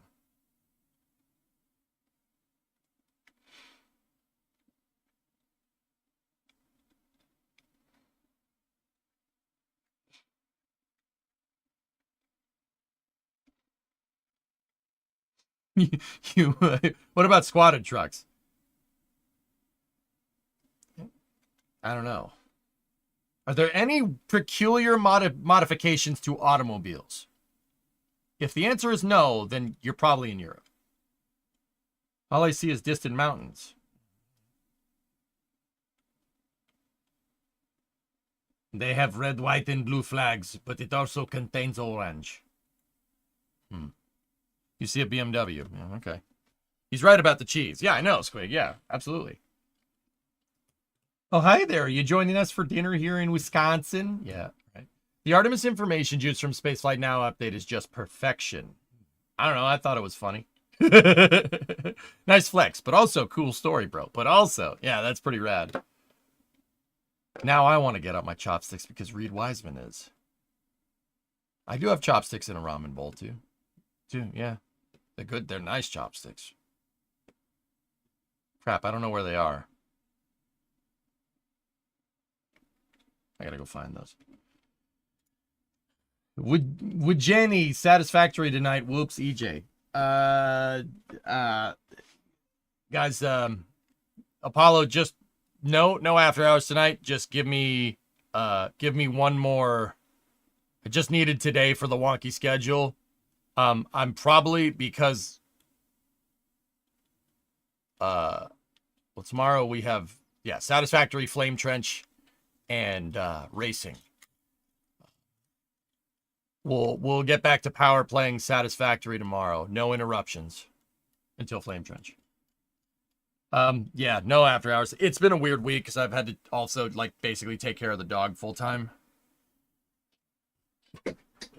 You see your Fort Gia estate. You are absolutely not in the U.S. Halloween stuff tonight. Yeah, something like that. Yeah, exactly. Zonku, I would like to spend time with my wife. I know that seems weird, but yeah. No, she's sick. I want to make sure she's all right, you know. KSA by Rocketworks. Have we returned to the correct timeline? It looks promising, engineer. I would be remiss in saying that not telling you that I'm involved with that project. I'm consulting. I help them out when they need me. Wake me when you need me. Don't lie, the dog made sure you'd get out of that chair. I'm not gonna lie, I got tons of exercise this week. I got my steps in. Let me put it to you like that. One launch of KSA. Be patient is all I'm going to say, Ando. Yeah, be patient. Let him cook. Dino won't steer you wrong. You have my word on that. Get some rest, EJ. Pope's orders. Yeah, we still got a little bit more space news here. So check this out. Look, the Roman integrated optical assemblies completed thermal vacuum testing. Our team brought the telescope's mirrors down to minus 63 Celsius, minus 82 Fahrenheit, to ensure that they could function across temperature gradients in orbit. Yeah, baby. Do they pay you in Meow Mix? No, kitty litter. For the garage, in case the oil spills.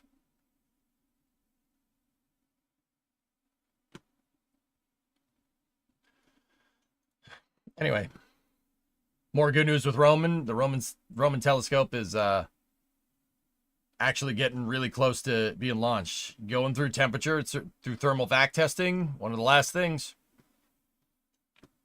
Guys, I got an idea. You know, let's just shelve the Roman satellite and maybe we'll just launch a brick into space or something, like a big brick that's about the same mass. We should just do that. That'll get us some good infrared pictures, right?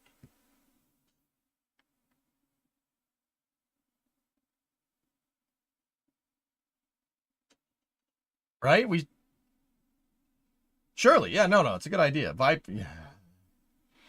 This hurts. No, don't do that because that would be stupid. You know what I mean? Doesn't Meow Mix absorb oil though? Yeah, it could. Send a brick to the moon instead of a rover. Hell yeah. Yeah, there you go. Yeah, it would be cheaper. You know what? I said this as a joke. Let's not give them any ideas because it's very clear that someone, somewhere at NASA HQ said that's a good idea. Somebody, somewhere, in some place said, yeah, let's launch a brick. It's cheaper. Chat, we don't like people like that. Okay. We don't like them. Okay. Only if you spin the brick. Spinning is a good trick. Speaking of KSA, I can't wait for the engine names. Tiger, Puma, Bobcat, Lion. It's a good call. No, EJ, potato. Launch a potato and you can get good potato quality images. Flawless logic right there. We bricked the moon. So Impulse Space actually has a new post here. Check this out. Delivery for Impulse Space. Our team just unboxed the first dome for Helios. One of the 3 domes that form the high-capacity tank for our high-energy kick stage, designed to power missions across the inner solar system. Each dome will be laser beam welded to the tank barrel, constructed out of 4 friction stir welded panels, creating a robust structure that can hold up to 13.5 metric tons of propellant. One dome also serves as a common bulkhead, optimizing space to store and manage the essential propellants that drive Helios. This tank accommodates a payload of up to 4 tons, making Helios a powerful solution for direct insertion from low Earth orbit to medium Earth orbit, geostationary Earth orbit, or cislunar and beyond. Yeah,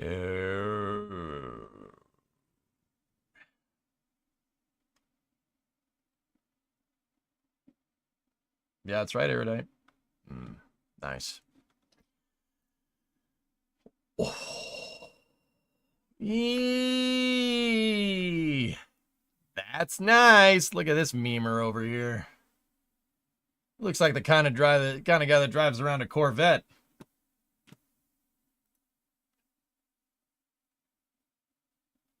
Some people got it. All right, cool.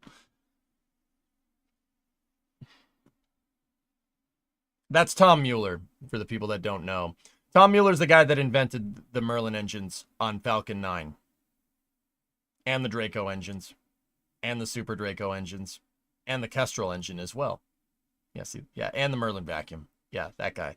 He has his own company called Impulse Space, and they're working on, yeah, you guessed it, 3rd stages for... They're working on kick stages for rockets here. You know.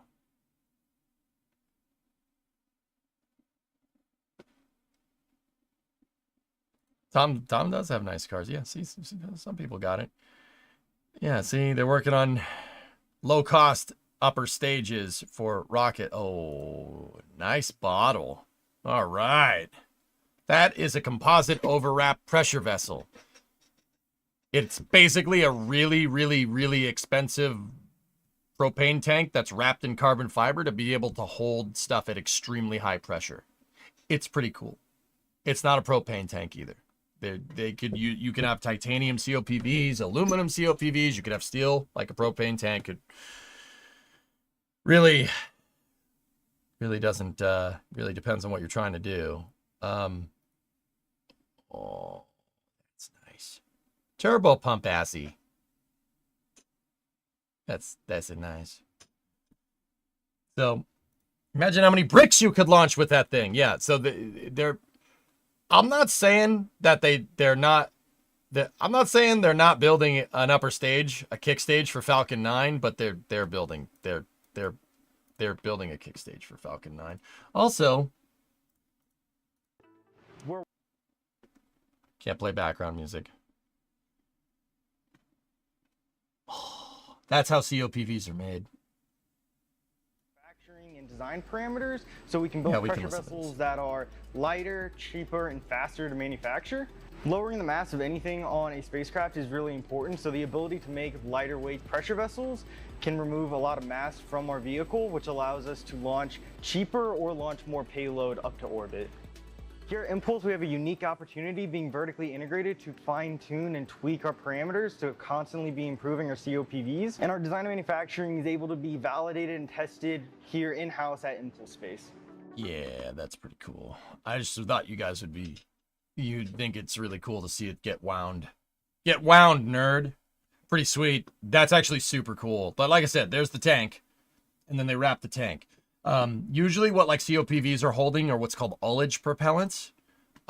Or in the case of like Falcon 9 has COPVs inside of the fuel and oxidizer tanks to vent helium into the tanks as they drain propellants to keep your change in pressure, or delta P, the same, very low. You don't want the pressure changing inside of the tanks. The reason why is because rocket engines too, but fuel tanks on rockets that launch into space have to stay at a singular pressure, or at least not change pressure very much, because they rely on pressure for structure. Falcon 9 really can't stand up by itself unless it's fully fueled.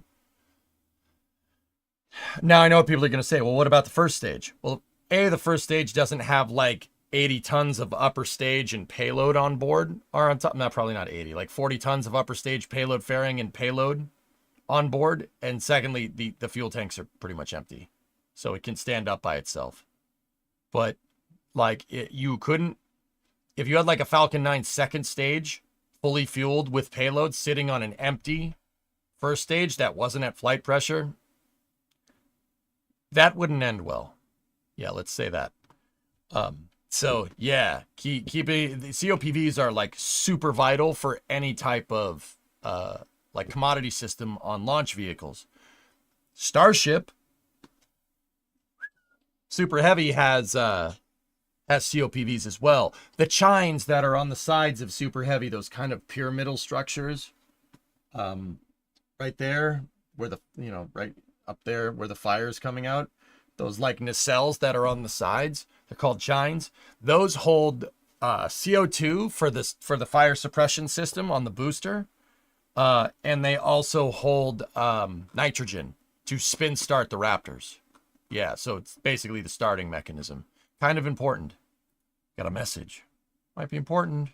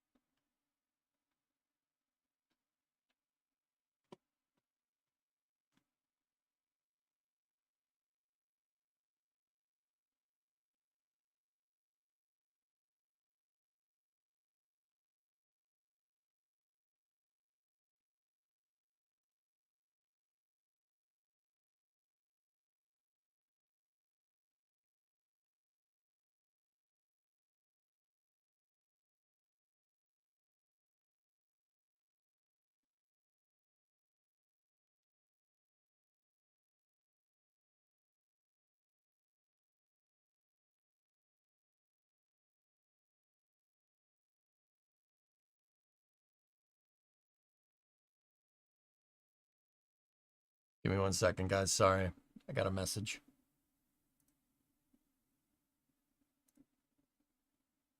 Yeah, okay, cool. Isn't Neutron kind of a giant COPV? Well, it's just a giant composite pressure vessel. It's a CPV, technically. It's carbon composite. It's not a composite overwrap. It's just C, no CO.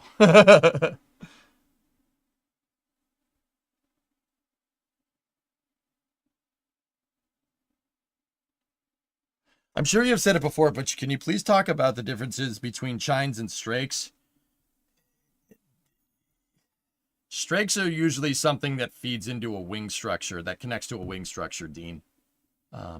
Chines in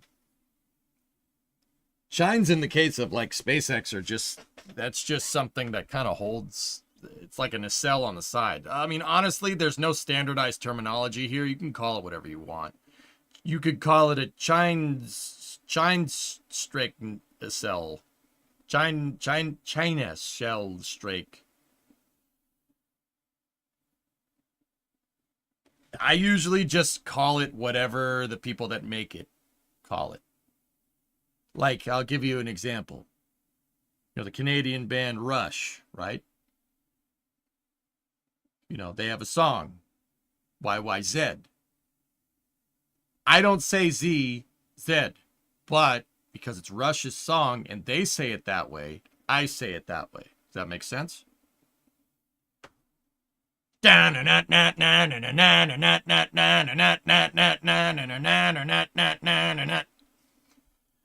Fun fact, if you're a plane nerd, that's the VOR tone for Toronto Pearson, which has the airport code YYZZ.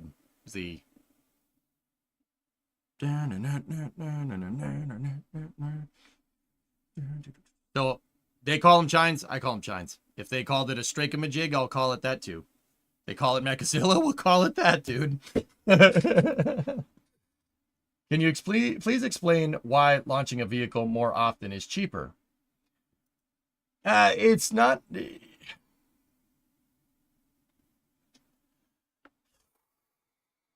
Okay. Pop, that's kind of a long question. Zed's dead, baby. Whose bike is this? It's not a motorcycle, baby. It's a chopper.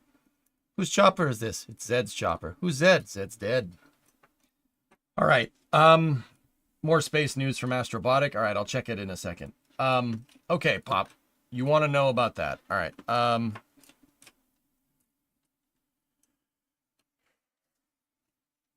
Strakes are usually on a wing leading edge, Dean. They usually lead to a wing leading edge. But once again, there's no real standardization of like aerodynamic components like that, but whatever. Anyway, so Pop, why is it, I always say, why is it cheaper to launch a vehicle? Okay, so let's take SLS, for example, okay? SLS, you know, depending on how much you like or hate SLS, the price costs $2 billion or $4 billion, right? People that hate SLS often cite $4 billion as the price to launch it once a year, which I think is hilarious, and it shows a fundamental misunderstanding of how NASA funds things. And that's like, it's like in Austin Powers 2, when Dr. Evil asks for $1 billion and they laugh in his face because they're like, $1 billion doesn't exist. That's like saying I want a gajillion dollars. This is 1969. That amount of money doesn't even exist. You just made that up. Right? I want a bajillion dollars. Look at this guy. Anyway, it's like that. You could cite, people that don't like SLS like to cite the price high because they use that as some kind of misguided argument for not having it. But SLS probably costs in the range of $1 to $2 billion. It's still a heavy price tag, right? Why? Why is that a heavy price tag? Well, it's a heavy price tag because the SLS program has to keep the lights on in the VAB. It has to keep the lights on it. Shoot, it has to pay all the people that work at either one of those facilities. It has to keep the lights on the mobile launcher. It has to keep the crawler transporters maintained. Any NASA facility where a program that NASA runs utilizes said facility has to foot the maintenance bill for said facility. With that being said, what facilities does SLS use? They do wind tunnel testing at Ames in California. They do engine testing at Stennis. They do manufacturing at Michoud. They do dynamic testing for SLS, blowing up that hydrogen tank. You remember that? At Marshall. They launch from Kennedy Space Center. Now you're paying the maintenance costs on all of those facilities. All of those facilities. The maintenance costs for cutting the grass. All that is incorporated into the price. That's called, in economics, that's called TCI, total cost involved. Okay? Total cost involved. The end-to-end cost from getting raw materials, buying the raw materials for this, to launching it and operations during a mission. Everything that's involved, including mowing the lawn in front of the VAB. All of that is roped into the unit cost of SLS. Because of this, if you launched it 4 times a year instead of 2 times a year, it's not going to cost as much. You don't need to mow the lawn twice. You're already paying for the lawn to be mowed constantly. You don't need to pay for the lawn to be mowed constantly twice, right? So the cost is going to go down the more you launch it. If we bought 20 of them, it would be easier to figure the total cost involved. It doesn't cost any more money to keep the lights on at the VAB if you launch 2 times a year. You will see an increase in personnel because you have to put 2 rockets together instead of 1, right? So your electric bill might go up a little bit operating the cranes. But you're already paying for the damn electricity anyway. See what I'm saying? If we buy more SLS, price goes down. We recoup our development costs, which also get roped in. That's the next big part. It's not just keeping the lights on at all these facilities. It's all the development that we footed. It's not easy to build a rocket that goes to the moon. And clearly, God, I've been hanging out with Sawyer too much. I was going to say, clearly that only happens once in a blue moon, because the last time we had that kind of capability was 50 years ago. That only happens, every half century. And just if by random, stars aligning, another Sawyer pun. By random stars aligning, we have 2. We have the potential to have 2 of these, 1 and 2 over there. We could have 2 moon rockets, right? Now, Starship notwithstanding, we're talking about SLS pricing. The development to make that was not easy. It's always going to cost money. It's always going to cost money. Always. You think Elon ain't spending billions of dollars? Something at least remotely comparable to these? To something he's remotely comparable to that thing over there with Starship. And Starship is a multi-billion-dollar operation. I don't give a frick what anybody says.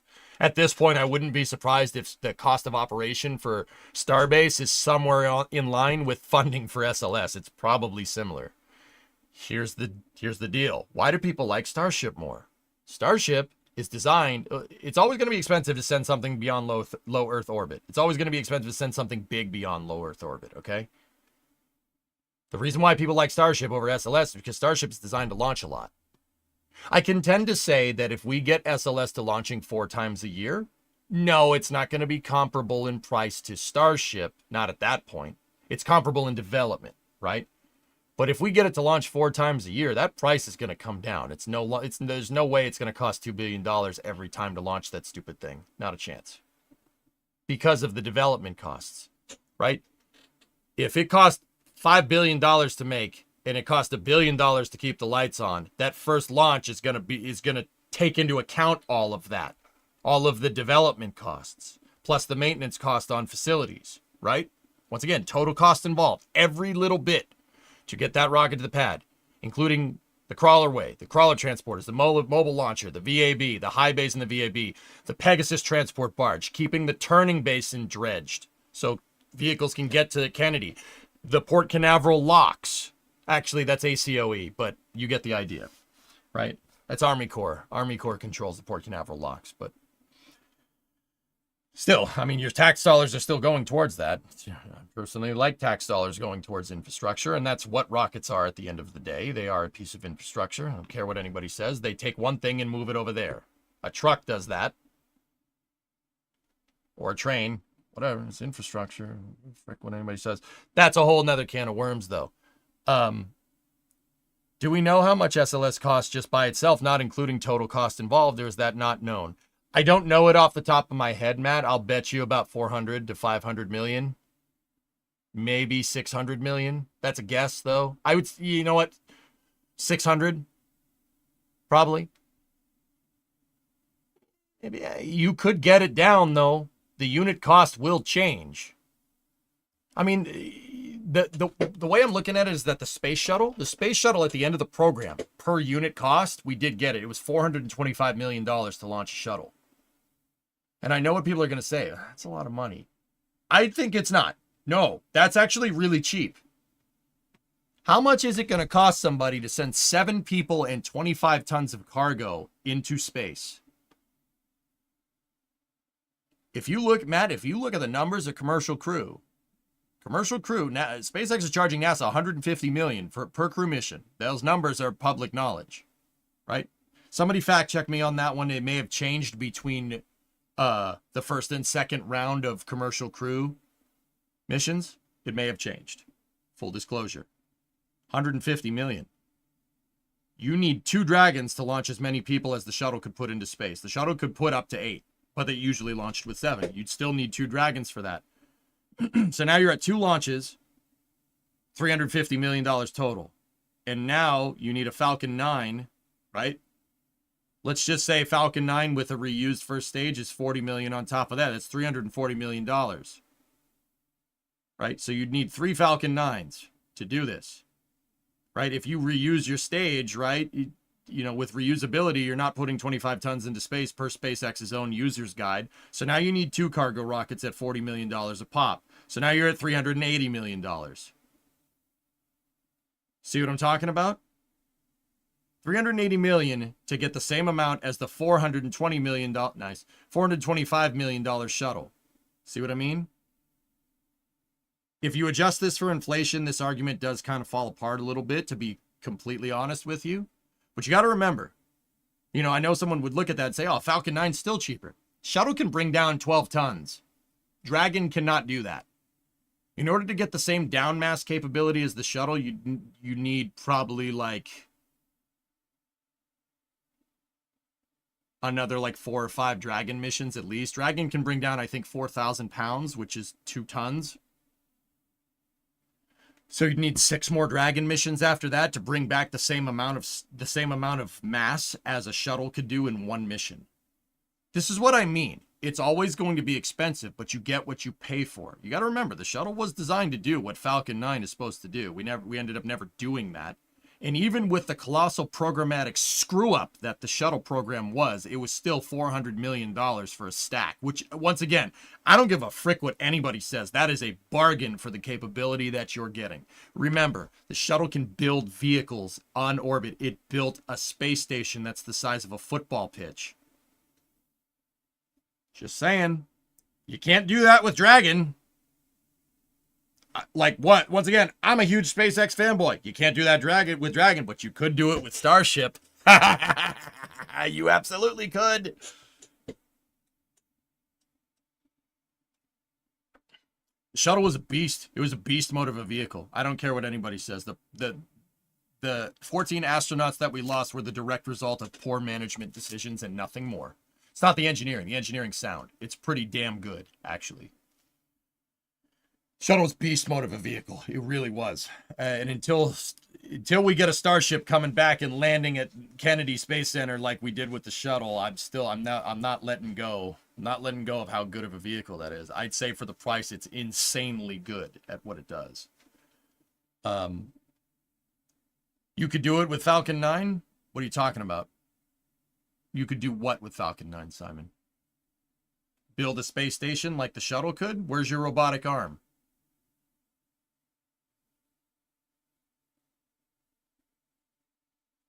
It put a monocle on Hubble. Satellite servicing missions. I'm not saying that Dragon couldn't do it, but I'm going to tell you without an airlock, Dragon couldn't do that. The shuttle was pretty damn good. You could do EVA operations with it. 25-ton up mass, 12-ton down mass. You could maintain satellites with it. You could build space stations with it. You could launch crew. You could resupply the space station and rotate crew in one shot. From an ops standpoint, you save tons of money per shuttle mission. But once again, to go back to your question, Pop, launching it more, if you launch, every time you launch, you recoup some of your development cost and unit cost, and the unit cost goes down over time. Your total cost involved,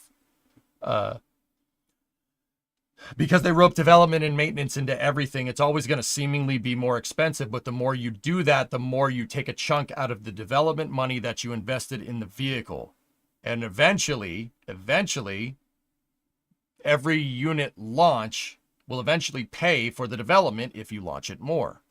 We've spent, what, $30 billion on SLS? And if you add $1 billion to every launch, that means after you launch 30 SLS, you've recouped your development cost completely. Now you knock $1 billion off the price every time. Does that make sense? That's why, Pop, I know you were here in 2019, 2018, where I said Jim needs to block buy SLS. This is the exact reason. You want SLS's price to go down, launch it more. Give it something to do. Give it a concrete mission for it to do. Not just Artemis 2 will get people to the moon and then we'll land on the moon. And then from Artemis 3, we'll do some other Artemis missions. And then we'll be at Mars in 2030. Okay, sure you will.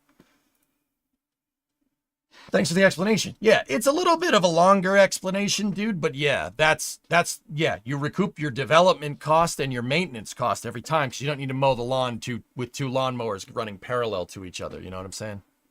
Yeah. Cost per seat through Crew 9 is 65 million. Cost per seat for a Crew 10 to 14 is 72. Thank you for checking me, Dean. Even if you take into account those numbers, right? You're still paying for the capability, all right? Even if you take those numbers into account. But once again, don't get me wrong. This is going to seem like I'm being like, well, what about this? Part of that is because of saving money from flying Falcon 9 a lot, like what I'm talking about, right? You could theoretically do the same thing with the shuttle. They didn't, and that's why we have Falcon 9 and no space shuttle right now, to be absolutely 100% fair.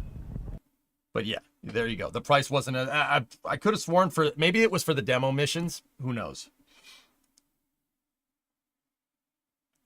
SLS has insane C3, must be taking advantage of. It would be foolish not to. Hey, Heightmare, 40-month resub. What's going on, buddy? You know, my inbox is just, my DMs really, I have a lot of DMs today. Nothing going on at all? All right, cool. Nothing to see here. Moving on.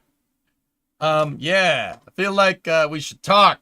I should probably have a meeting with you at some point if you have some time, because people are asking a lot of questions, and I'm kind of in the dark here, man, about answers to those questions. You picking up what I'm laying down?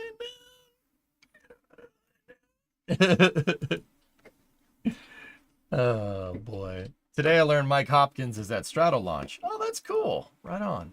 But yeah, Height, let's talk, dude. Oh, he is. Happy Halloween. Nice.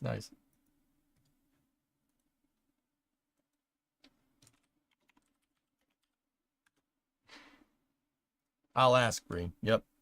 I heard there's a game being developed. Yeah, Kiani, I've heard something about that. Thoughts on Starship catch versus landing? I think catching a Starship is entirely doable. I know people are going to say, but what about the pins? Are you really going to look at me in the face and doubt whatever SpaceX has cooked up after this happened? Okay. Yeah, no. I don't know if they're going to land a Starship, dude. I don't know if they're going to catch it. I'm just saying if they wanted to, they could catch it. Catching that's more difficult. You know why? That's way bigger. Well, size doesn't really have a lot to do with it. If anything, that's probably easier to catch because of the higher momentum. But I digest.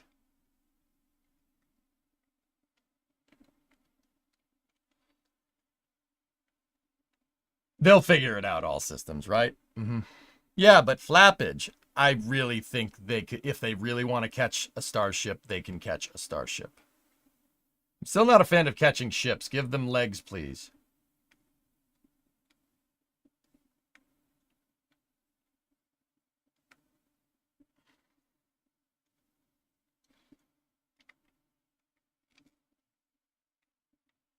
I will accept nothing less than other than Starship dancing around the tower before it lands. Dean, Ryan on the NSF Raptor side today said something about tiled doors on Starship with fold-out pins. Thoughts? Dean, that's what we were kind of theorizing over here. I may or may not have talked to Ryan about that. I'm not being cryptic. I don't remember if I asked him, if I talked to him about that, but either way. Wouldn't have to rotate 180 degrees. It's got flappy wings, James. It could change its... It could do a heading alignment just like the shuttle. Sure. I want to see them catch a booster again. Yeah, me too, Matt. Yep.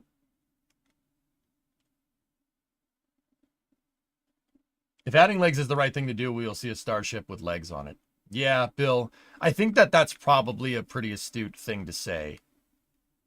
And that's why I said if SpaceX wants to catch a starship, they'll figure out a way to do it.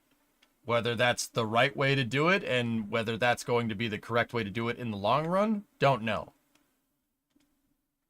I will say this. If it was up to me right now, if I was calling the shots at SpaceX with starships, I would bring back those little flippy legs or just come up with some type of interim leg solution just to get starships back, because I think it is much more imperative that they catch boosters right now. And just some poopy doopy leg to put on the side would be good enough to show that you can get starships precise enough. But then again, it's kind of clear that SpaceX wants to go for the whole kit and caboodle. So if they do, like I said, if they choose to do that, they're going to do it, and they will get it right.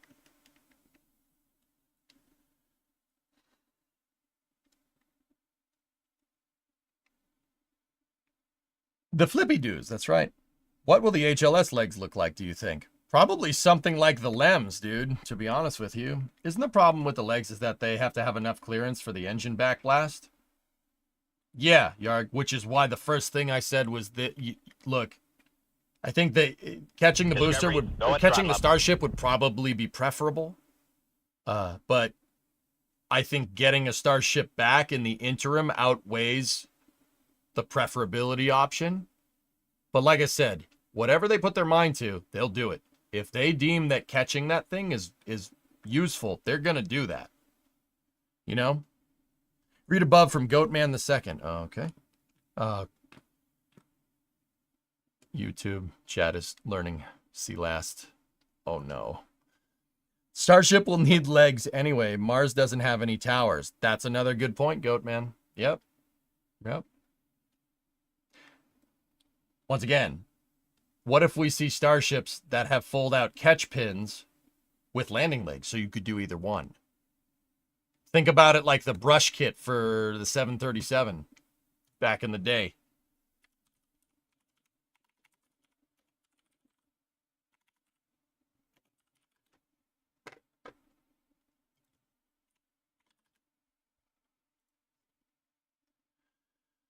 Boeing, back in the day, made a modified version of a 737-200 called the 737-200 Gravel Kit. It's a modified version that allows these things to land on unprepared surfaces. Right? So you have a regular 737 landing gear, but you also have...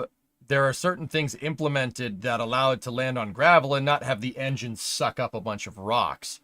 Namely, the tap-off that's built into the front that basically pushes the air out in front of the engine away. Well, it sucks in air from the top to make sure that no rocks go in there. Right? So, once again, you got to put your mind, and this is why I'm not like conclusively going to say one way or the other. You got to put your mind into...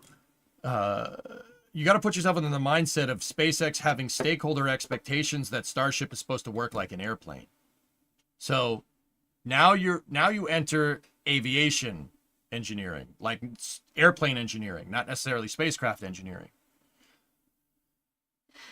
A 737 was not designed to land on a prepared surface. Or not designed to land on dirt. It was not designed to land on an unprepared surface. Excuse me. Boeing made a variant that can do that. Why would Starship be any different? I think they'll do catch pins, but I also think they'll do landing legs. The way they're stretching this vehicle kind of makes it seem like they could do, you know, you could outfit a Starship with both of those things. Just because the 737-200 has that brush kit on it so it can land on unprepared surfaces doesn't mean it can't land on a runway. You know what I mean? Once again, you put yourself into that kind of airplane engineering mentality, right? And it makes a lot of sense. Why not both? I know what people are going to say. The EJ, the mass of the spacecraft. If the mass is a big problem, if you're launching a Starship that's only going to refuel and come back down, just take the legs off and just have it get caught. Maybe we see variants of Starship with pins and landing legs. Maybe we see variants of Starship with just pins. Maybe we see variants of Starships with just landing legs. Why, if you're going to design a vehicle that needs to have all these capabilities inherent, like what Goatman is saying over in YouTube chat, it's got to land on Mars. Catch pins ain't going to get you anywhere on Mars. Landing legs will. Right? So landing legs are definitely something that they need to think about, but catch pins are also something they need to think about right now for the refueling Starships. Why not just design both of those systems in? Catch pins aren't that much extra mass. When you have 150 ton to low Earth orbit mass capability, 1 ton landing pins and 5 ton landing legs don't really make that big of a difference. It's something that needs to be taken into account, but that's a negligible amount of dry mass. I mean, once again, that makes perfect sense with SpaceX wanting 150 ton to LEO payload capacity with Starship. That's what their expectation is. That's what they want. If you're going to design something to move 150,000 kilos to low Earth orbit, actually no, it's more than that. It's 300. It's 300,000. You know, it's metric system. I don't know. Base 10. I don't know why I can't do the math. Just streamer math. Just screw me. If you want to design something that can move 150 tons into space, an extra, like, let's say landing pins and landing legs total, like, is maybe 10 tons. Okay, great. 140 tons, 9-meter payload bay. Dude, you could fill the payload bay up with lead and still be fine. Yeah.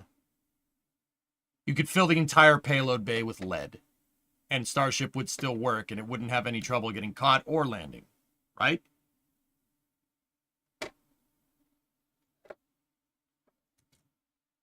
KSCVC, KSCVC, KSCVC. You guys can never, ever give me crap for changing a subject on a whim. Ever again. Long tons or short tons? Tons of reduced stature.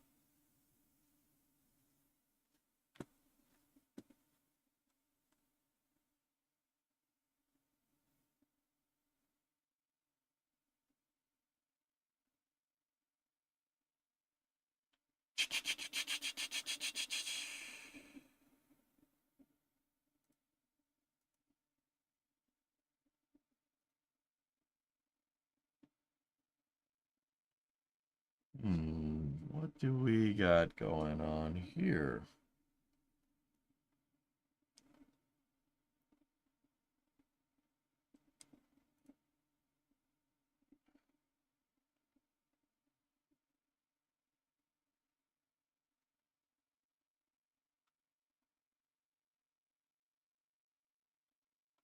All right. Anyway, Dean is apparently playing the game. He's playing KSA, so let's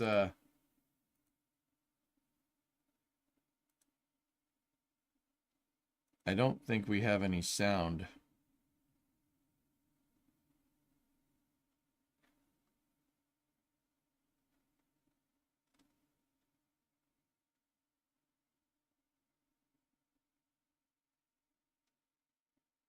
No, not you, Dean.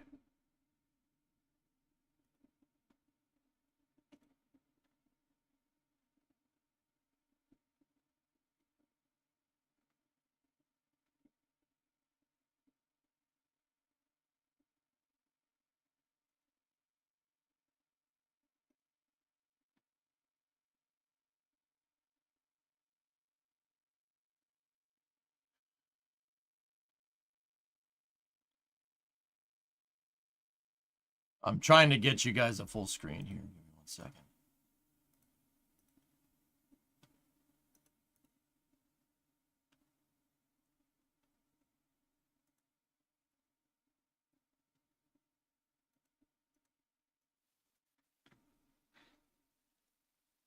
All right, give me 1 more second to move YouTube chat where I can see it.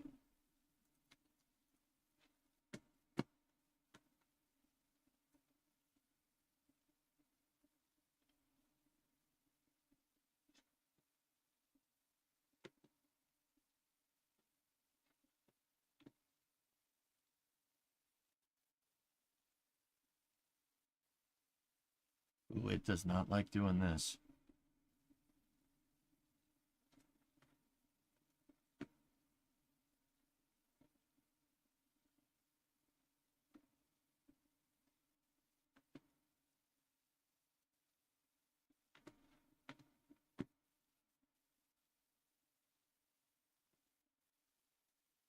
All right. Can you guys see that?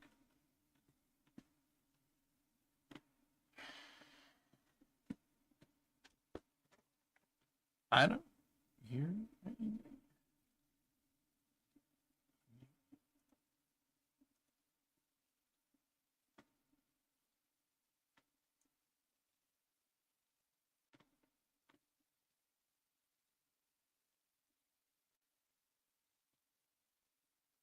That's spooky, Eddie.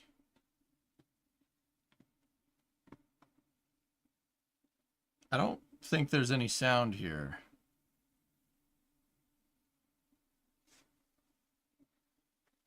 Hang on, guys. I gotta turn the fans on. It's so hot today. Almost tripped. Dean is talking.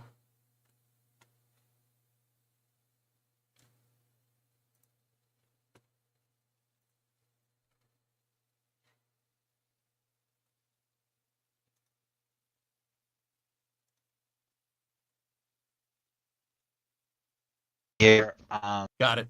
we're going to get some of the artists to start making just some sample stuff. Here's the YouTube thing. Let's go to what the we want moon. right there.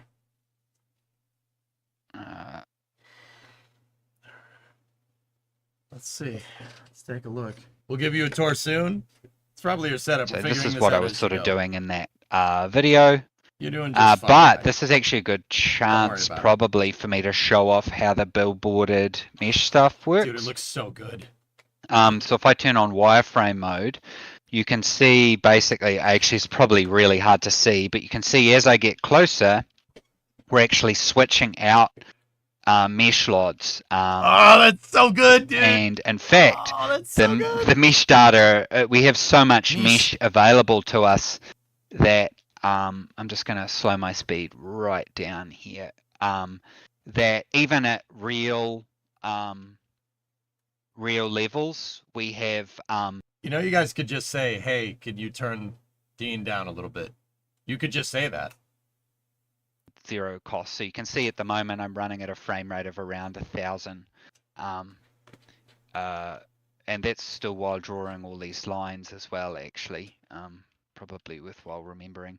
But yeah, so this sort of demonstrates off, you know, that really unique approach to rendering and how it works. So you can see actually the height map data is kind of letting us down at this point. We've actually got more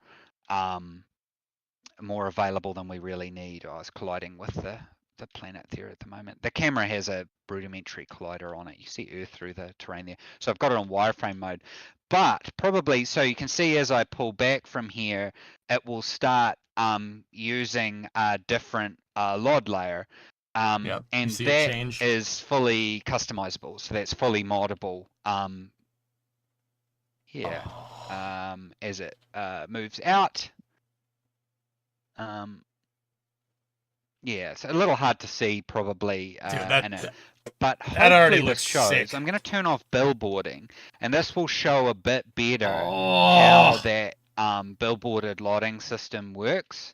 So I think, yeah, so you can see basically as we get closer to the planet, we're actually switching to a billboarded sphere that puts more and more detail actually closer to the surface where you would be. And that's kind of for free. So at the start of the game, we it's a shame I can't really stream it because I was trying to stream my screen, but it was breaking. But I'll try and, after I've done a bit of a demo here, I'll actually go through and show the Hi, Mayor. If you're out there, if Dino needs any help with streaming, call me. Call me. I know people. They'll need to go in and make much bigger meshes. These meshes that we're using probably max out at about 1.5 million polys, which sounds like quite a lot, and it is. But realistically, when we're drawing this kind of mesh, that's not too New big, Space too big Simulator a deal, game, Dean. Really. We'll call it the 'cause you're not spiritual normally that successor to close Kerbal a lot of 2. these bodies. But yeah, with build building turns off, you can see how a better representation of how the game, how we're choosing, and again, that's just in data, so modders can change that completely, how we're choosing to switch between different meshes. So, you know, as you get closer, there's less of a chance of us seeing over the horizon, so we're starting to put that mesh detail more and more. So you can see how those subdivisions work in there, I guess. I mean, we can do proper explanations of some of this stuff later on. Hidden Space Agency is what it's called, Eddie. That's a bug. Actually, that's clearly a bug. Probably in my data. See how I'm probably over subdividing something there. That's definitely indicative of a problem in my data. So I'm probably like overdoing it.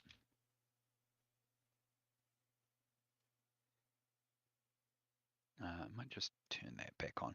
So you can see when billboarding's turned on, this is actually really complicated.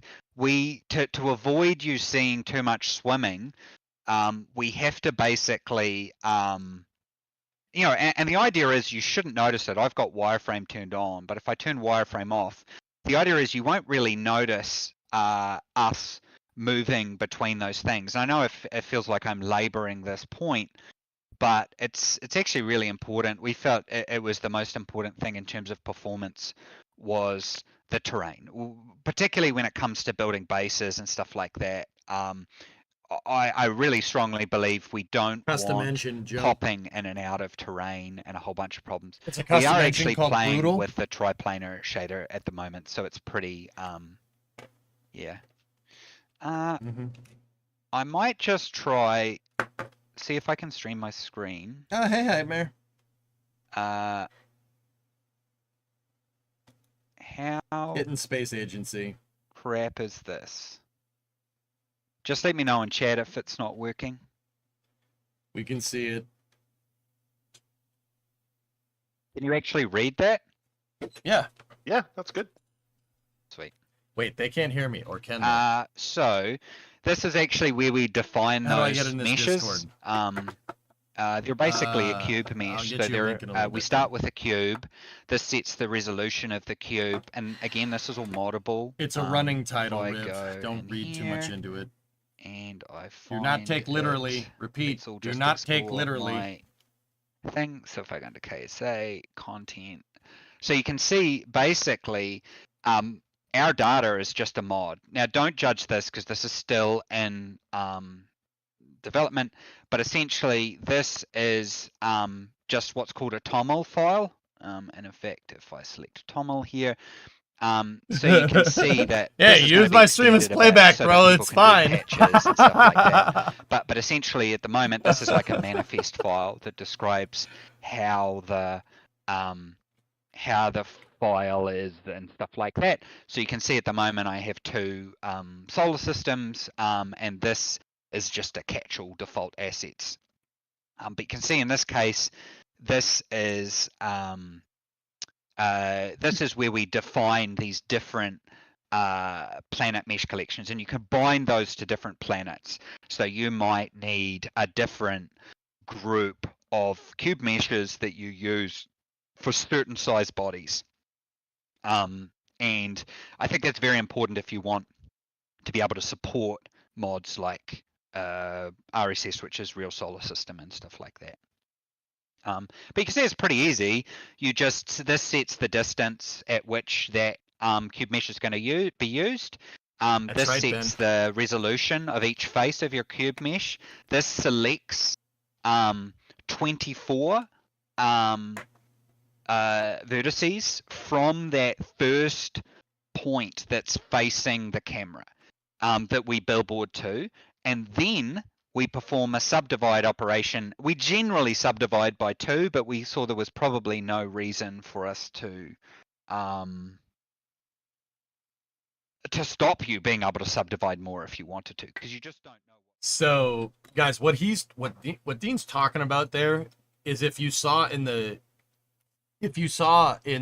render that he was showing when he got closer and closer to the moon, the triangular mesh got higher resolution. That's tessellation. Well, in this case, it's subdividing. That's what that code is saying. How much, when you get close to the planet, how many more triangles do you want? What that means is that you could set the resolution. You could make a super high res planet. But if you had like a bigger planet, like a gas giant that you can't land on, you wouldn't need a higher triangular resolution. It's configurable depending on the planet. That's what Dean's trying to say. Does that make sense? At least I'm pretty sure that's what he's trying to say. So this is how you, at the moment, define a solar system. So what I wanted to do was see what the moon looked like if... No problem, we mate. I made it got you. smaller. So I'm just going to go in and It's I'm full gonna scale right now, reduce little, it but to it will not 10%. be. It won't be. I think they're Actually, going to so I downscale don't it. They're using accidentally full commit scale it. just because they're Let's worried clean about this up. modders wanting to put in full scale planets, and they want to make sure they have the capability to do that. Why don't we just do this? If you design code to be able to build modular planets and set the resolution on said planet or moon and use our solar because system I have a tendency to accidentally commit stuff. and use our solar system Copilot, as your model, pretty much powers a lot of that this. means people could make up to that so and maybe now even we've more. made the moon Right? 10% Think of it like over-engineering a of rocket engine. what A it rocket should be. engine, Now this might be a you little really hard want to to make see sure a rocket because, engine never explodes. there we go. Conservatively rate the engine. Follow. So, like, let's say you have a rocket engine, and a rocket engine blows up at 1,000 We have kilonewtons to of set the cam thrust. speed really low. Because Rate your rocket engine at 800.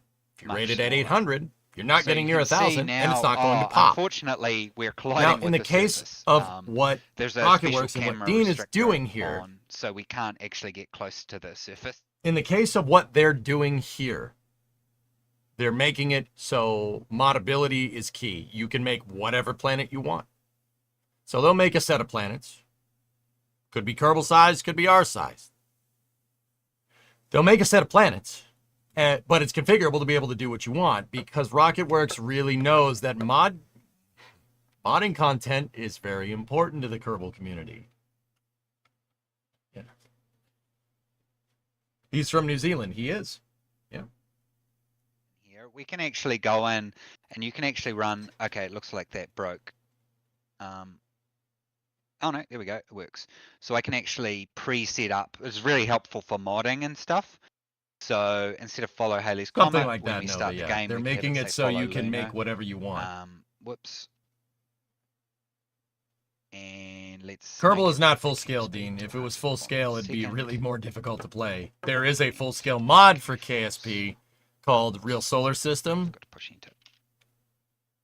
It's difficult.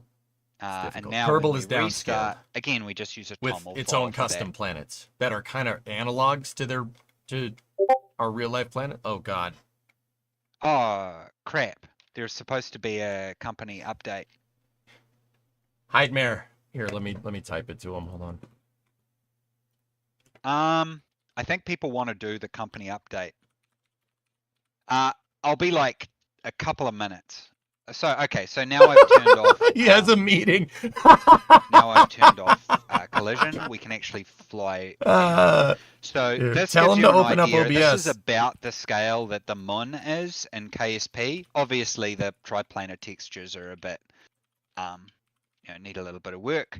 But it gives you some idea of the scale. And if we turn on wireframe, You can see the mesh detail that we have. Obviously, we got a near clipping plane issue there, but that's all right. We can tidy that up.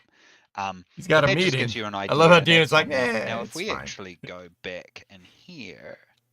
And So Universe get Sandbox this and Kerbal one, have a let's chat do for modding content, another Eddie. Yeah, I don't know if that subdivision. functionality is going to be built into the stock game, but you could mod it. That was the idea behind So doing this it kind that of way. work that I'm doing here will be really important for people running the Or just turn on mods streamer like, mode. RSS, Mutter, because basically they will need to go in yeah. and they will need to do a lot of this. I said it in the way that I think Dean would understand. I can't remember which lot I'm running here now. Yeah, so I know, because that's the way I would have done it. I wouldn't. Oh yeah, you could do it in streamer mode. No. He's in the middle of a live I cast should on make sure Discord. I undo that. Open OBS, so I nobody don't sees it. actually You know? commit it. I was changing the wrong one. We like that anyway. homely, scuffed feeling. Is it in default assets? No. That is your. Those are your It's this parameters one. for making a I was planet. changing the wrong one. So if we go in here and we just do another Watch. selection operation. This is great, man. I love it. Yeah, of course, Admiral. He's gifted subs in this stream before. Pretty good friends with him and Nightmare, the two guys that are in We this should Discord see call. a lot more Nightmare's in the mesh chat data right in now. there. And again, with no impact on frame rate, I think we're at about 2 milliseconds, which is about 500 frames a second. And yet we still have, Very there's a smooth. lot of mesh detail there, more than you could put in a. That's how he in a does, high Dead text Brain. That's how really. Dean You can do, see man. that What did there's Dean just a lot doing? of detail there. Dean is showing you lunar basaltic regions in his new space game that he's making. They're just not yeah, rendered. we were running at 1 millisecond, which is, like 800 frames a second. So the Earth's over there. The Earth has a pretty crappy height map on it at the moment. We did actually He have a ninja really cool posted the showcase subreddit that showed post. off our version of atmospheric scattering, but it broke when we updated Yeah. the renderer. But He's Black just like, Creek frick has it, started, send it. So we should be able to, show off. So, I'm just on a gonna zoom scale over here, from then I will 1 actually have to stop the stream to, briefly exploding a because, potato in the microwave, I'm what did your supposed heart to rate be go giving to? the company an Nightmare. update, Were you and, like, oh no. they probably deserve to know what's going on, without having to watch the stream. So, actually, you can see there where we popped. We'll increase the distance. You got a but notification can on your see phone there from the we auto popped mod between about using a unusual billboard join sphere activity on and Discord. using a traditional sphere. And again, this is using crappy data at the moment, but at least it gives you that idea of scale. Dude, we look at just that. need to go in and Earth. actually put in proper data, but it just gives you that idea that it's not all fake and whatever. But I'll be back in a Been 8 moment. years, you're used to it. That's fair. In a little bit. Yeah. So just hang out. Oh, I'm hanging. Is he going AFK from the stream to do the company meeting? And then he'll just be back? Dean's literally running across the office.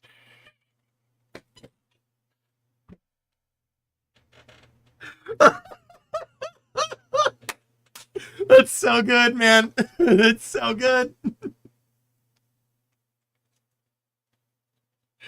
Oh, that's pretty funny, man. I love it.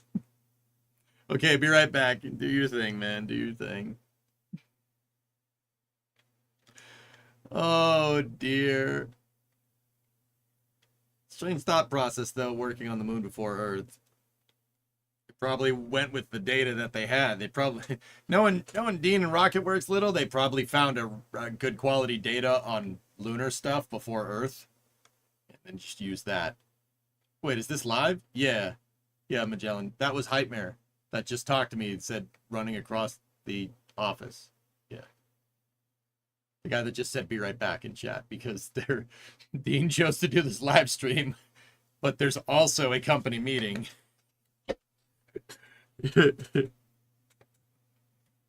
No atmosphere to figure out on the moon. Yeah. But yeah, pretty cool, huh? Like I said, I can only tell you what he shows you guys, but did you see? You see how the rendering works? Seamless transition to the surface. without any derezzing textures or anything like that, and the terrain fidelity is much higher geometric resolution than KSP1. Pretty cool, right?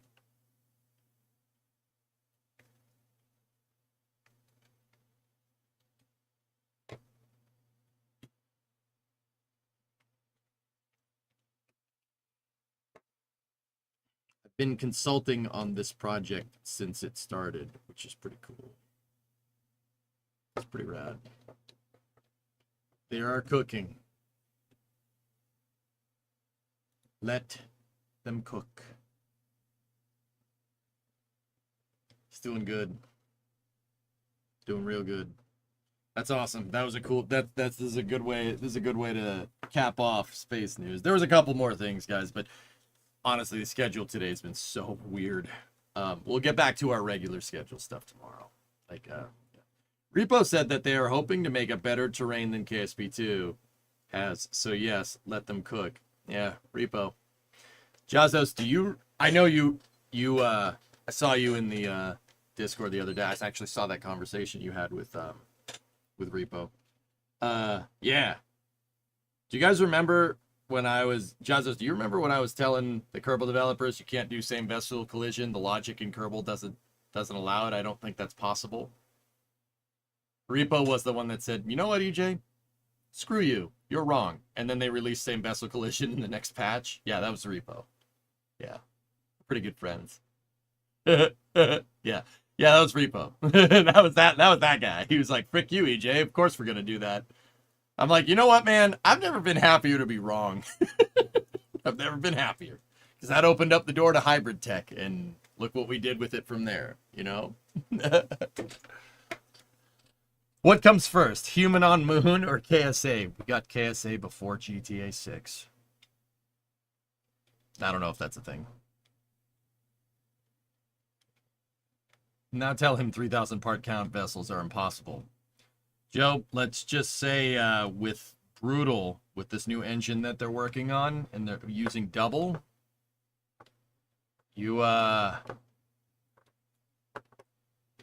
should be able to make higher part count ships. Should be. I don't know for sure. Or do I? No, I don't. I actually don't. Or do I? You don't know. What are we watching? ELI 5. Blinga, that was Dean, Rockets to Guns, and my buddy Hypemare at Rocketworks. Blinga, you remember the Stationeers game that I played probably about 5 years ago? And then Icarus, a game where you could set your thatch roof cottages on fire and stuff, and like bears come and jump at you. Well, they're working on a spiritual successor to KSP. It's called Kitten Space Agency.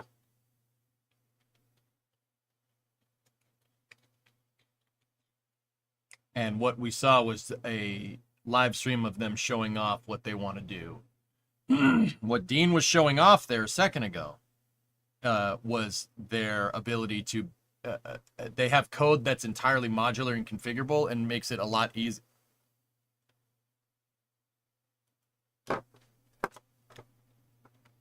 Makes it a lot easier to scale and build planets from a modding perspective. So KSP is alive. This is not KSP. This is KSA. Kitten Space Agency. However, Jazos and I were just talking a second ago about how Repo is on the development team. JPL Repo. You know, one of the lead developers on KSP 1. The guy that patched same vessel collision into the game, into KSP 1, just to spite me. I've never been happier to be wrong. Yeah, Repo. The dev team that gave us they have a lot of the dev team on there that gave us Kerbal 1.2. You guys remember 1.2. And the dev team that they don't have like actively working on the game, we have there are community veterans that have a lot of people you might know if you're familiar with KSP developers over the years. You didn't challenge him with winches and cables? I think I was just happy to get something like that, Hellfish, to be honest with you. Dude, I lived like 30 minutes from where that picture was taken.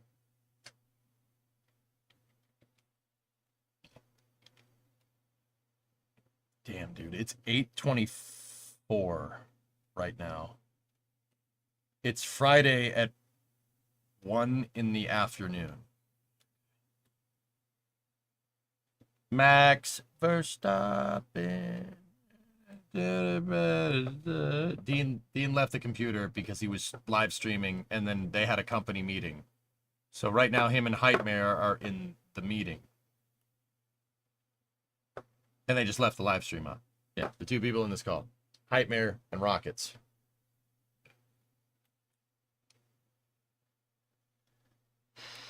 There's also a lot of people who didn't work on KSP, so I'm happy with the new ideas. Serious, let me put it to you like this. The people that they have working on it are Stationeers. They're Stationeers and Icarus devs. Stationeers, a game, you know, a game that's known for incredibly high fidelity physics. Just saying. Sad Kerbal Space Academy noises. Right, Kalani? Yeah. And Icarus devs, too. Yep.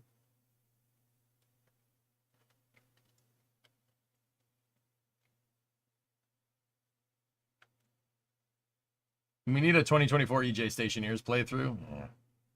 Will KSA be on the Flame Trench?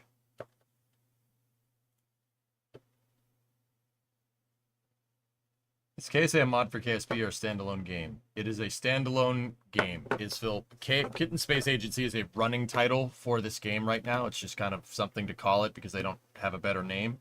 Kitten Space Agency is what they chose to call it.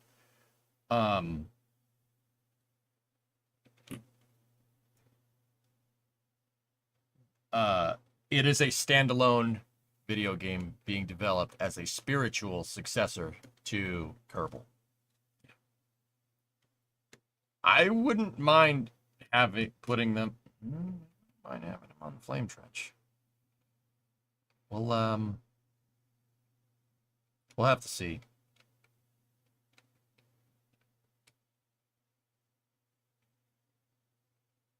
Would they be allowed to call it Kitten Space Program? I don't see why not, Little. But so no Jebediah, we don't know Hexapod. We don't know.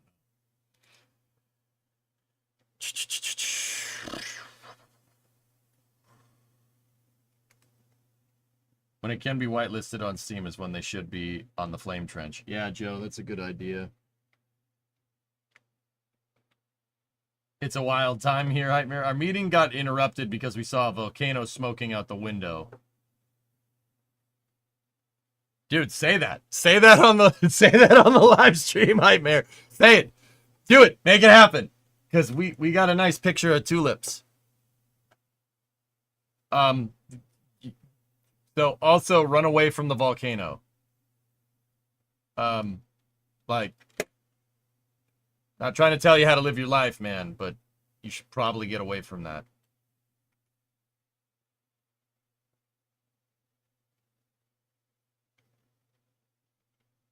Should probably run.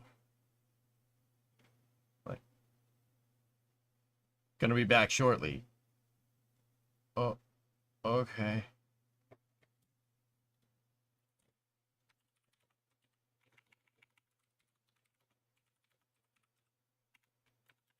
Wait a minute.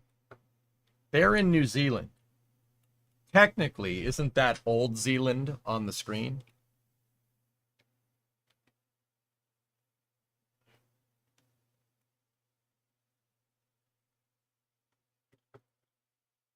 Technically.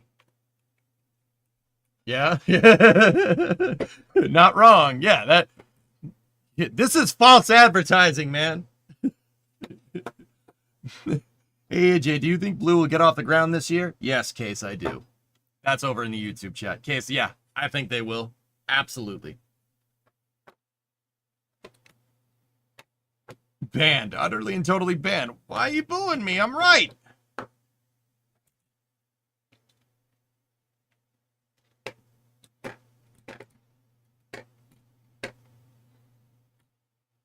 They are not in the New Zealand time zone, though. How do you know, Daytao?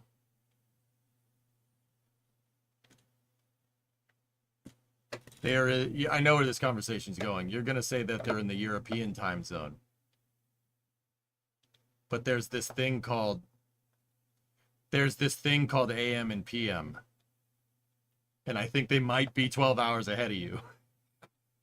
I think they might be 12 hours ahead of you. Jack's the man, Sawyer. We give Jack a lot of crap, but I actually really like Jack. Jack is a good friend, man. He's a good friend, and I'm really flabbergasted to work with a dude like that. He's pretty cool. Yeah, that's what I was gonna say. Yeah, dude, they're in New Zealand. I can confirm this. Okay, now they're talking about fire drills unrelated to the volcano. He's a good interview too. He's great, man. It's just Jack's just a space fan, dude. I heard something about volcanoes in KSA. Yeah. Unrelated. Right. Yeah. It's November 1st here. Yeah, you're living in the future, Ben. You want to meet him? All right. Yeah, fire test. Ignore the volcano. Yeah, we have to practice fire drills here. But the volcano's erupting. Ignore the volcano and practice the fire drill. What are you, stupid?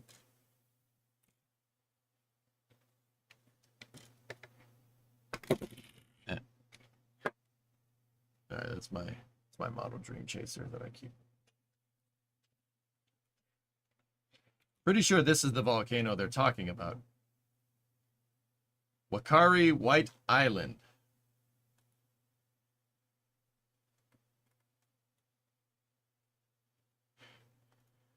That would be unfortunate. I guess a volcano just popped off in New Zealand. No, it's Mount Wellington, which is in Auckland. Is that what's going on, Rare? Are you in New Zealand, mate?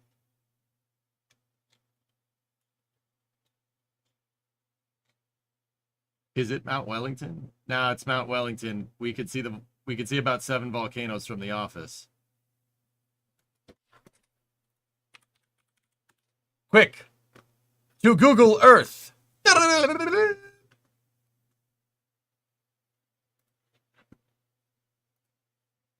Let me just move around some windows.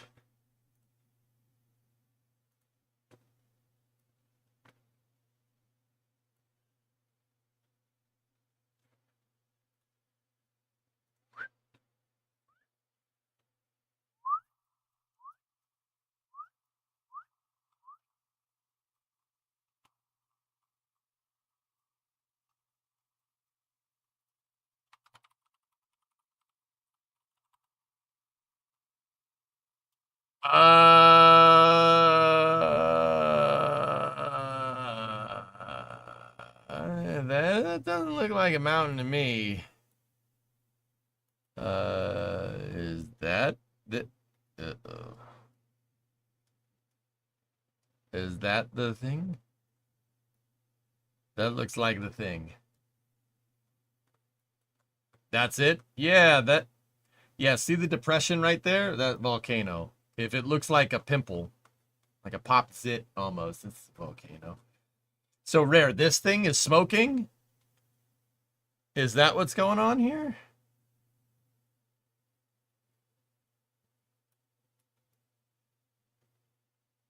Auckland's volcanoes are small.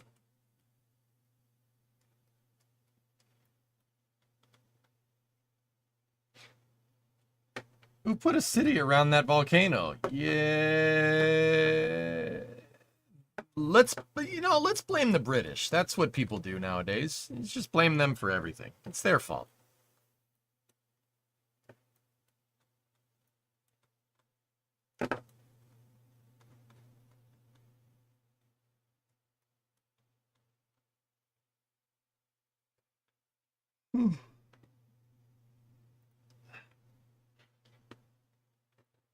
And we should nuke the French or something. No, that's what they'd want. We don't do that.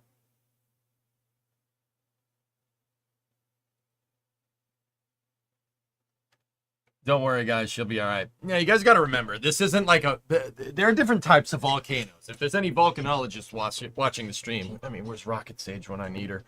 If there's any volcanologists watching the stream, but there's different type of volcanic eruptions. This isn't Mount St. Helens where it's going to blow a crater the size of an atomic blast crater in the side of the volcano. When these things pop, like depending on the type of volcano, when these things go, it just might just spew out some steam, some hot gas. You might get one that's just basically a lava geyser like Kilauea in Hawaii. Or you're going to get Mount St. Helens, but that's not, I don't think that's the right type of volcano. Forgive me if you're watching and you're a geologist or a volcanologist, because I don't know the damn names for all these things. And now your stream is on screen behind Dean. Uh-oh. What did I do? I didn't do it.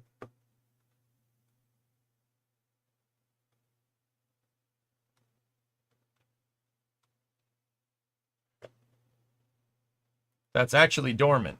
You're telling me it's dormant when the people that live next to it telling me it's going off firework. I just want to point out the irony of that. Speaking of volcanoes, this is interesting.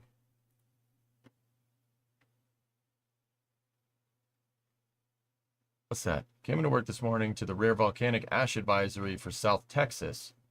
It's Popocatépetl. Volcanic eruption is sending a plume of ash our way for Boca Chica. Oh, interesting. I want to make sure I still have the sound going over there.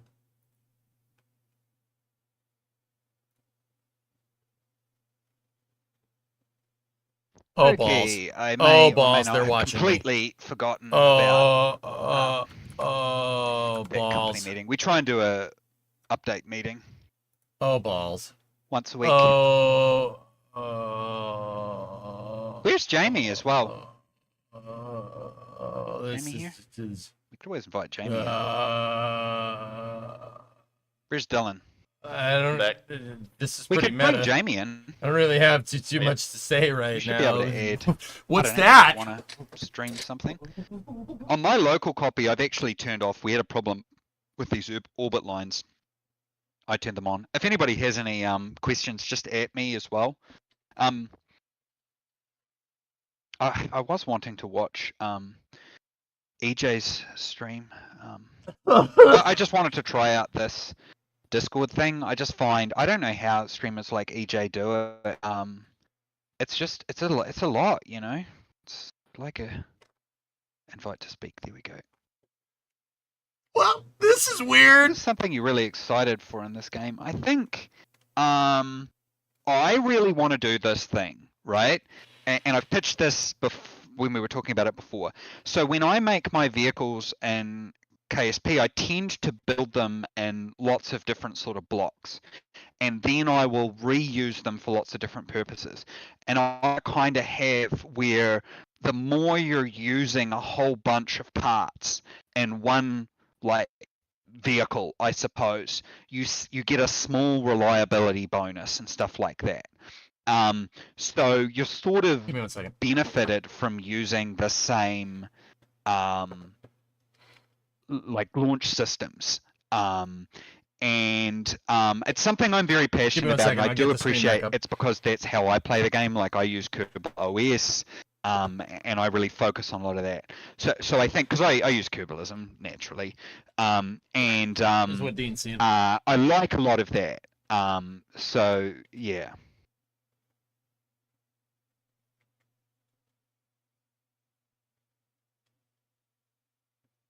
We actually recently went through, well not recently, it was a while ago, and we made structs for all these kind of common parts. So actually one thing that's really important with how we do these orbits is these orbit solvers, which is kind of a sort of dots type, ECS type thing.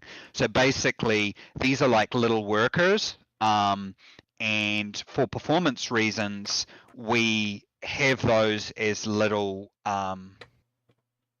as little solvers. So if I do this, and you got, I don't know if you might not be able to see the console here, but what I'm typing is threads reset. So I'm resetting the threads.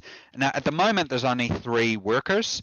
And they're called orbit solvers. So it says celestial. So you can see here at the moment, they're really not doing much work at all.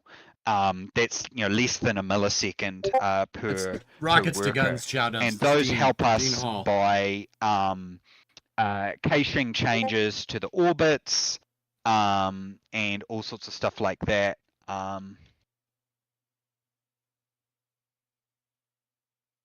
Oh, I should probably read. So like leveling up the parts as you use them. Yeah, I mean, again, we've really not talked a lot about design type stuff. I think I don't want to speak for Jamie, but I think really a game like this lives or dies based on the architectural decisions it makes with how the game runs. Yeah, that's right. Absolutely. Jamie is Spot on. repo, That's why we've guys. been focused on the data and the architecture is the key here. Having worked on KSP1 for a long time and KSP2 for a long time, we were having to work with a lot of legacy debt and problems that were built into the architecture from day one. So here we have the opportunity to build everything from scratch at first principles, getting it all right from the start. And that It's on results Discord, in, guys. a much better performance, a much better seamless sort Hey, of, all systems, can flow you link up that you the see here. Discord link in the YouTube The stream? workers, yeah, like Dean said, so you just cache changes that you want, and then the workers do all the work. So nothing really much is running on the main thread. The whole idea is to make it as multi-threaded, performant as possible. One of my favorite things to do is, so I'm following the Lovejoy comet, which is a sun grazer comet. Whoops, just randomly typing in there. And I added a whole bunch of real data because we just wanted to test stuff was working, and poor Jamie had to bang his head a million times as to how we deal with the orbits. But if people don't realize it, these sun grazer comets like Lovejoy, they get insanely close to the sun. So I'm at 100,000 sim speed at the moment. I'll start cutting it down as we get closer. So I'll halve it there because otherwise you don't get to see, but it just, it's really freaky. Have you done this, Jamie? Have you followed, like, I don't know, if anyone's interested in, comets are just amazing. Like, yeah, when it skims the sun, but because at the moment it's just a placeholder sphere, and we've got to add a whole bunch of graphics to this, like having really cool tails, like we did back in the KSP1 DLC and stuff like that. we just hand wave away and say BlackRack's going to do that, right? BlackRack is going to deal with all of the rendering because he is a genius. Yes. Summon the BlackRack. Yeah, baby. Yep. Yeah, only started this week, but like I've already had a chat to him last night. So yeah, very excited to work with him again. Well, I think the really cool thing is, imagine that you got the Unity devs and BlackRack and just mushed them together. So we can give BlackRack direct access to, if you ever see anybody in our chat here who's tagged with Enterprise Dev, they're the people who make all our back-end sort of systems and stuff like that. So he has access to anything you can do in Vulkan, which is anything. Admittedly, it is a bit brutal for to deal with, but I don't know. These sun grazer comets are just incredible. If people have not looked at, there's a whole bunch of good solar system simulator stuff. I think Universe Simulator or something. I actually know I think a couple of the devs actually worked on KSP maybe. It's pretty cool, but you guys aren't going to realize quite how close you get here. I'm going to slow it down. Yeah, we added all these things in from the real world so that we could get it all right. Like I've spent quite some time making sure that actually parabolic and hyperbolic orbits are actually working correctly here in KSA, whereas in KSP, they didn't exist. Yeah, They were fudge fake. them. They were fake. Yeah. They were I'm fake. pretty good Yeah. friends with That's the dudes very that are important talking for right doing now, dude. interplanetary stuff. And I have a lot of time in KSP. Right, interstellar. So, yeah, this looks promising. But it gets, yeah, I the don't know, right it's people are crazy. working It on just gets dude. crazy close. A lot of I'm already XKSP2 feeling a bit devs, weird. too. Obviously, this doesn't look super pretty at the moment. We're going to make it look way better. But it just conceptualize in your head how Icarus. close this comet gets to the sun there. Oh my god, that just freaks me out. Yeah. That just totally freaks me out. And I would get up on that sun texture because that's a placeholder. Yep. Brother, it's time. Yeah, just then. threw stuff together. Again, that's actually probably a good. We are so back, Gold. Probably a good indication of what the project is. We're really trying to focus on the fundamentals rather than the pretty stuff, or even a lot of the design. Which I personally think that I really liked a lot of KSP. And one of my biggest annoyances is the inability to just jump between stuff. I'm actually just going to change the sim speed to 0. Where's Almoa? Let's go there.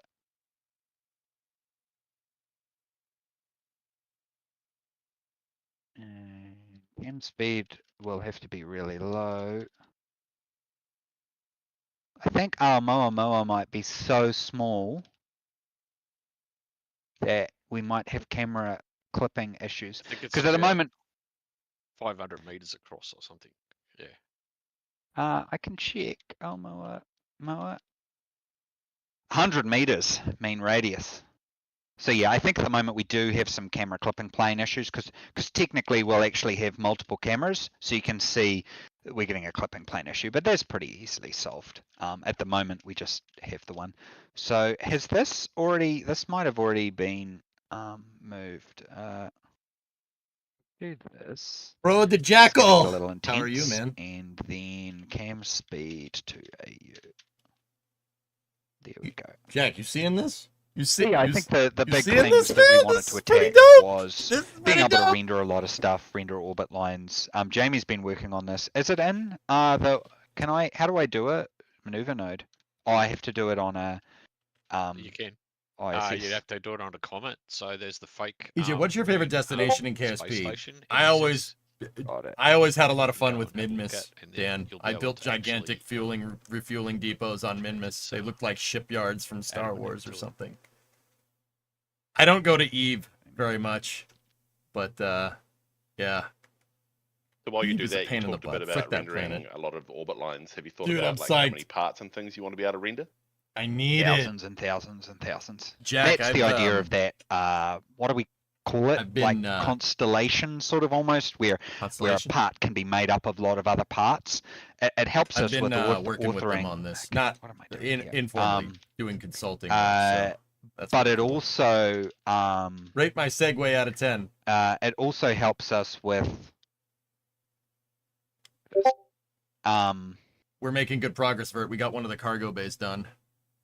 it also helps us with And then was I they gonna blew say? up, yeah. I mean, it's Rendering. terrible. Of course it is. because we can render them in batches. Yeah, I can talk. We did some design on that. When was that? A couple of weeks ago when I was in Auckland. Yeah. We So We could try adding the Scott Manley asteroid right now, and I could show people how easy it is to mod stuff in. Does Dude. anyone have the You could. orbital data for me? I'll get it. Tell I'm me the getting orbital it. data, and I'll I'm add getting it. it. Just make sure I undo that before I commit that. What do we change here? We changed I that think radius. EJ's looking it up. Oh God, they do have the stream open. EJ's madly searching. Shut up, Let's man. No, I'm just- not. I am. collapse that so that we're we'll call it a planet for the moment. Oh, actually just a body. What's it called? Someone posted it. Got Manly asteroid. I'm looking for it. Stop spilling the tea. I can't. Oh, let's see what Copilot says, I think you're wrong, Copilot. What if I help it out a little bit? And I'll add the 33434. That might just help Copilot a little bit. Let's see if it figures it out. Nah, damn, it is not working. Try implementing Copilot to give you the orbital parameters of Comet 33434. That's what I'm looking Is it a for comet? right now, It's Jamie. asteroid, right? Oh, it's an asteroid. Yeah, it's an asteroid. Probably dudes. won't help it. I got it. Okay, I'm getting a lot of vector data here. It's SMA Okay, the semi-major axis 2.93 AU. in either kilometers or something.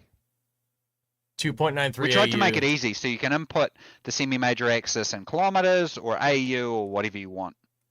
Yeah, you just put the unit and then 2.93, boys. whatever the measurement is. So you go AU 2.9321.432. I'm literally trusting just whatever anybody puts in.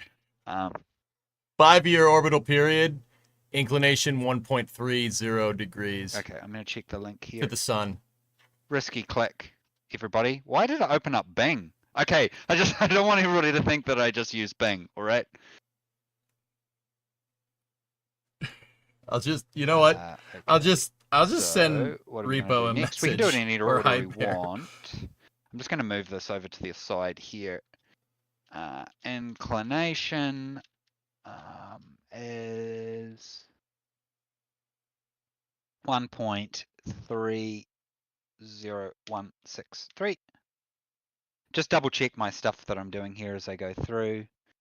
Next, let's do longitude of ascending node, which I think is Discovery, There you go. Hey, from what I Alangar. can see is 333.87360. Yeah, Alangar, you got it. There it is. I mean, you can do these in any order, but I try and be consistent in the data. The Or not Alangar. Who linked that up? Beduino, is- you got it. Alangar, thanks for the 67 months. Yeah, but I knew what you had wanted something to was do just with it show, as that picture the came out. data-driven Not even your comment, I approach, just which knew I it. think is critical to everything from parts to. Could you crop out Discord to see the screen better? Wait. I think I got that wrong. No, I got that right. 142.1. Can we pop it out? I've got two screens now. God, I suck at this. I got the eccentricity right, didn't I? Yeah.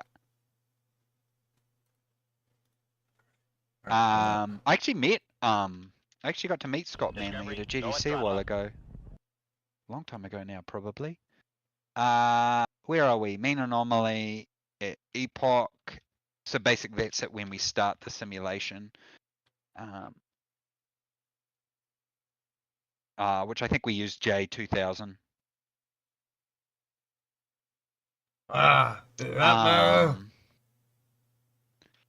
Actually, what I was going to do Hey, Joe. is also at the moment the You seriously planet need to data remember that to you do see this? hasn't been integrated to the system. It's not as clean. Was that called textures? What was the name of that XML file, Jamie? Remember the other one? Planets. Planets. Yeah. So this is Minolaki. So what I was actually going to do was, was move this into. It's just because it was moved. We'll often develop something in a separate thing. I wonder if Chris is here. If he's got, I'd love it if we could see that atmospheric scattering working. He was going to get that working. Anyway, I'm not going to. Yeah, this is pretty cool. Like I said, Brutal is the thing they've been cooking up. Probably Brutal is not pretty good, man. Pretty good piece of software. Do they have a value? Does What's anybody have an idea what its mean radius is? Probably. Presumably they've assessed a little bit. Oh, someone's pinging me. Chris slacked me saying that atmosphere doesn't work yet. We broke it when we updated, but you know that's what Black Rat's looking at. Okay, so the mean radius will be 2.3 kilometers, right? So yeah, so you can see with this data-driven Yeah. approach, for some stuff, you can just That's enter AU in here. You could enter radians in there instead. We just wanted to make it as easy you and just click the approachable as stream, it possible. should I get know a lot of larger. people don't like XML, but personally, Yeah. I find if you're going to Or be reading it, could just go I actually away. find XML really good. That's good too. And then I presume it's color. This is the color go. it'll just use by default with the sprite. Let's just make it white. That's not me, Yeah, I made guys. some That's changes to that that's this week. That's the color the lines will be for the orbit, as well Serious, as the, like I the Yeah. water I haven't when been it's able. zoomed I'm out not. and I stuff can't like say that. much This happens about this, sometimes but due to now we concurrent. can. I haven't fixed the concurrent Noodles, loading, so pretty we, good, dude. as an example of concurrency, we load all the files at the same time. But if for some reason, sometimes it can break. Pretty much, it. Alangar. Yep. It's breaking more and more. I need to fix that. It's because the computer's running a bit slow. Oh, okay. Yeah, good point. So that's why it's breaking. I should read. People are Parent mass equals pinging solve. Dean in the stream Um, chat. It Need to should be able uncrop to it, though. handle that. By default, if something is a body and it doesn't have a parent, actually let's solve that. Don't you think by default that that body should be considered to be its parent should be soul if you enter something null? Yeah, Right? you can just chuck that in now. Yeah. No, I see why not. Because the star is God, in you're there. sick. Oh, what should we do in that case? I think I should probably display a nice error, a graceful error. What's going on? So I kind of want to. Dean, Rockets to Guns is where was putting that? in Let's orbital fix that while we're parameters here. for the asteroid that was line named after Scott 23, Manley into his spiritual successor of KSP that him and his boys are working on at RocketWorks. Okay, I mean I put this in. Good enough It's explanation, CW? Rocket did this. I'm throwing an exception, which means it can't continue. Maybe during loading, I should trap the let's go to universe. Line 69. So is this key person alluded to in the Reddit post? If we have a problem... Yo, I'll solve it. Check out the hook while my DJ go revolves it. try Baby. Somebody laughed. Someone laughed. Yeah, let's do that. All right, stop. Just because it should Collaborate still and carry listen. on, it should Dean just is log back an with a brand exception. new invention. Something That was gravity past pulls me in Rocket tightly. being an idiot. Okay, so now to the it's moon. not loaded that Don't take it celestial body. lightly. So if we go celestials... I admit I laughed. All right. Okay, it did load it. It did load it. It just hasn't added it. If I do this, it'll probably get very mad, or it'll be in the center A of the good sun. boss One leads of by two example, things. Brock Rocks, am I right? Manly. How do you mean spiritual Asteroid. successor? It might get I very mean, they mad. got like Okay, a we good are amount of following the that. Kerbal 1 and 2 we're in the development center teams, of Hidgy, the working on solar this system. game. Okay, anyway, I just didn't want to It's called leave Kitten that Space sitting around Agency. there, so let's do parent. Is that a remix of Under Pressure? Yes. I'm not checking Pay out attention, chat, we'll I be totally quizzing you forgot. on this code later. No, you won't. Was there anything I should have answered? Dean also shouted out the stream on this call No. with like many of people watching. This is the Oh, Scott Manley that's- asteroid. And So screwed up. Dude, the Discord speed. notification, I'm like, huh? You know? Wait a second. I think Dean already leaked the key person mentioned was Harvester. If he didn't, then whoops. So, actually, let's do camp speed. Look, guys, you remember that thing that So I we can see mentioned where a it second is, ago and let's have a look at on its Dean's orbit. feed where my mouse If I cursor turn that broke? on I here, don't think I could lay it and on let's use any Earth. thicker. Actually, I should I probably don't think I add could lay it on one other thing. any that would be cool thicker would than be what I add did. Ecliptic plane. I guess it looks like it's in here, so let's just turn on. Well, if you look in Discord, you can see who the staff are. What's up, Jamie? How are you, man? I tried to order them, and This is they're great, just dude. It looks real associated good. with the array itself. This is great. It looks What are you doing? fantastic. What are you doing? Palace? You've had a little dalliance with something sometime, haven't you? What have you been doing? I That's feel cool. gypped. He But didn't yeah, post that a just picture of shows me and how him. easy it is to. Yeah, we should It's something. change Ignore the that. fact that it says planet. That's more to do. I mean, he with didn't post a classes picture and of stuff me like and that. him either, but I'm sure we had a grid at one point. Dylan, didn't we? Might have been pre-Jamie though. Let's go have a look at. this is Jupiter. now a KSA development stream. Dwarfman, Jupiter. we're watching Dean show off his new Just hang video out. game called Kitten Space Agency. But yeah, if anyone has any questions, just Rocketworks has been at me, working on a otherwise I'm gonna spiritual start trying to successor integrate to the Kerbal franchise. textures. And They stopped adding you because it sits up. he has a good amount of the Kerbal development team. Oh, really? Everyone Harvester sees it. included. Everyone hears them. Apparently. Got it. Allegedly. That's annoying. Try chuck yourself on streamer mode or do not disturb. Might take care of them. Allegedly. Oh wait, you guys can hear it on my machine. No, it's extremely early alpha, B Dean, but I'm because literally there the was worst. because in the past there was a little bit of a lack of transparency in development on certain games that have to do with space. They're being very straightforward about how they go about doing this and very transparent about it. So yeah, this is not a game that we're going to be playing this year. Maybe next year. It's only been in development for 4 or 5 months, so give it some time. Making a game about rocket science is hard. But they have the tools, and most importantly, they have the talent. I'm gonna leave that in. I'm gonna leave that in, Jamie. It's probably going to be a while, asteroid. but also As well. It's good to have more data in because basically it helps us test. there are no secrets. oh, yeah, This is going to be I a added totally the different Voyagers experience in. than what you're used to with other. Let's do that. Let's turn those other on. I think this data's space- right. Other space flight Copilot did games it, so that it have to probably is. do with K's not. and Let's try it out. S's and P's. We can have twos. negative argument of periapsis, right? Yeah. Dean. No. Dean! It should be. Dean! It should be that. Let's try and see if it breaks. Or you could just say it, yeah, it's not going to be like Just that data's KSP2. very old. What was its name? Voyager 1.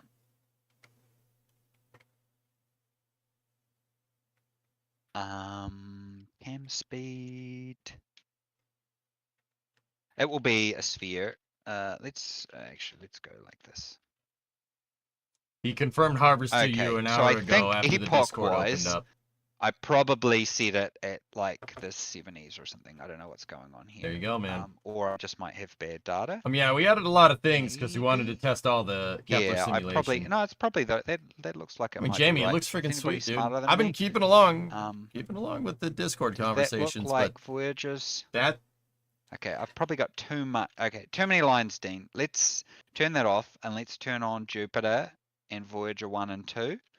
I don't know which way is up, but if someone could tell me, because I need to add epoch time. You're all right. He's all right. But if anybody can tell me whether those look roughly correct. Good enough. If I go to the Wikipedia page. It's good enough. Yeah, I've got to add back in the up arrow. No, I removed them on my local one. We can just But an easy way to know is that they're all orbiting anti-clockwise if you're looking at it from above. Did we fix hyperbolic or parabolic being on the other side? Oh, is it fixed now? So Oumuamua will actually fly Also, around the properly? third place 'Cause thing remember that was broken. What do you mean, Hokey? Should be, but yeah, I have to check. I want to say that's correct. Looks Ignoring right. their positions. Looks I right to think me, dude. they're so those are both hyperbolic trajectories. I think that's correct. Someone who's really smart in chat will say something. Am I up at the moment? Are the planets going anti-clockwise? Oh yeah, good call. I turned off the. Oh, thing, oh, let's Hokey, turn yeah, that oh, yeah, on, yeah, let's yeah, do yeah, some yeah, yeah. speed. Tim's probably you're going not too wrong. slow. Yeah. Because, you know, it runs at normal speed. So, but you can speed it up. Give me 1 second, guys. I'm confirm that. If I follow Sol. Hey, Natch. No. Sorry, I'm late. What are we looking at? Kitten Space Agency. Okay, so they are going clockwise, Welcome so to I'm the Eyes on wrong the way Solar up. Uh-oh, that's me. This is the correct way up. That's me doing that. I opened up NASA Eyes to see Oh. Voyager 1. Well, Voyager's now moving. Here, hold on. And I didn't give it any extra data. But yeah, if anybody can tell me if this looks roughly right. I think I am the right way up here. Voyager 2, I think my data's wrong. I don't think this is correct at all.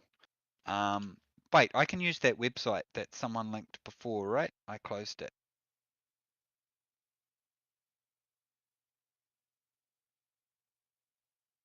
So this is, I'm going to show you where Voyager 2 is Sorry, right I'm just now. looking up to see. Because I think I think I added that ages ago, and I don't think That's where Voyager 2 is.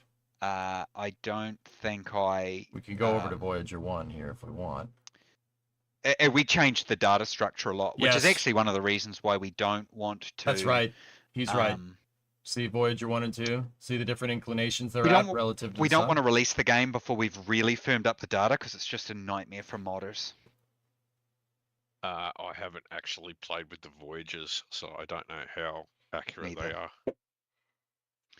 are. Okay, so where are we actually using this planet stuff?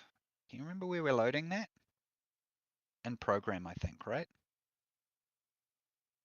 Yeah, it's all loaded in program. Actually, I might just check and do a commit, and people can see that it works.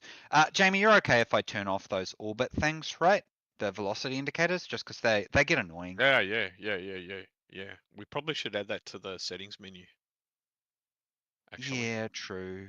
Could do that. I don't know. What did I fix here? Oh, yeah, that's the sampler. Or we just probably put a compiler directive in for that. It's a debug thing anyway. So. True. Could probably just wrap that in that. So what did I do? Added the Scott Manley asteroid. Documentation is important, guys. Command. It's so cool. Sorry, I'm getting excited because I just got my sphere of influence renderer to work. So now you can see the sphere of influence of the planets. Nice. Oh, there's some maps here. At the moment, we're not allowing, well, we haven't got in loading custom meshes for the smaller stuff. Oh, wait, it's a height map, though. Interesting. The mod version of his head. How similar are we expecting this to be to those other Ks and Ss? I could try loading that in. That would be pretty funny. The Sky Live. Let's check this out. Oh, so we're using the J2000 Epoch, so that's actually pretty good, but it's not quite the format I'd need to transfer it.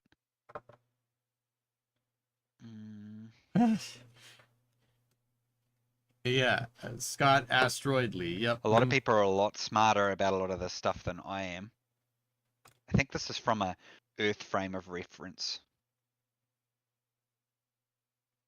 Sorry, I'm just trying to catch up on chat as well. In some ways, I find this a bit more chill than a Twitch stream. I don't know how EJ does it. It's a lot, man. It's. I don't think people realize it's a lot. Disabled velocity indicators is they are broken because I did them. And you gotta love it, man. You don't have to be crazy to work here, but it helps.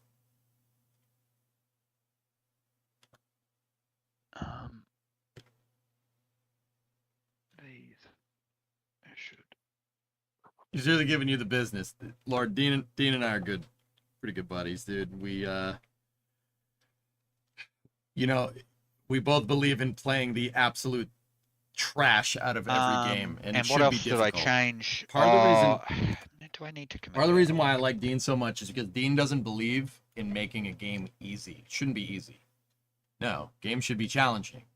I don't like how games are so easy nowadays. So, like, that's what I mean when I say we both like playing the snot out of these games. Games should be challenging, like Stationeers, like Icarus. It should be difficult.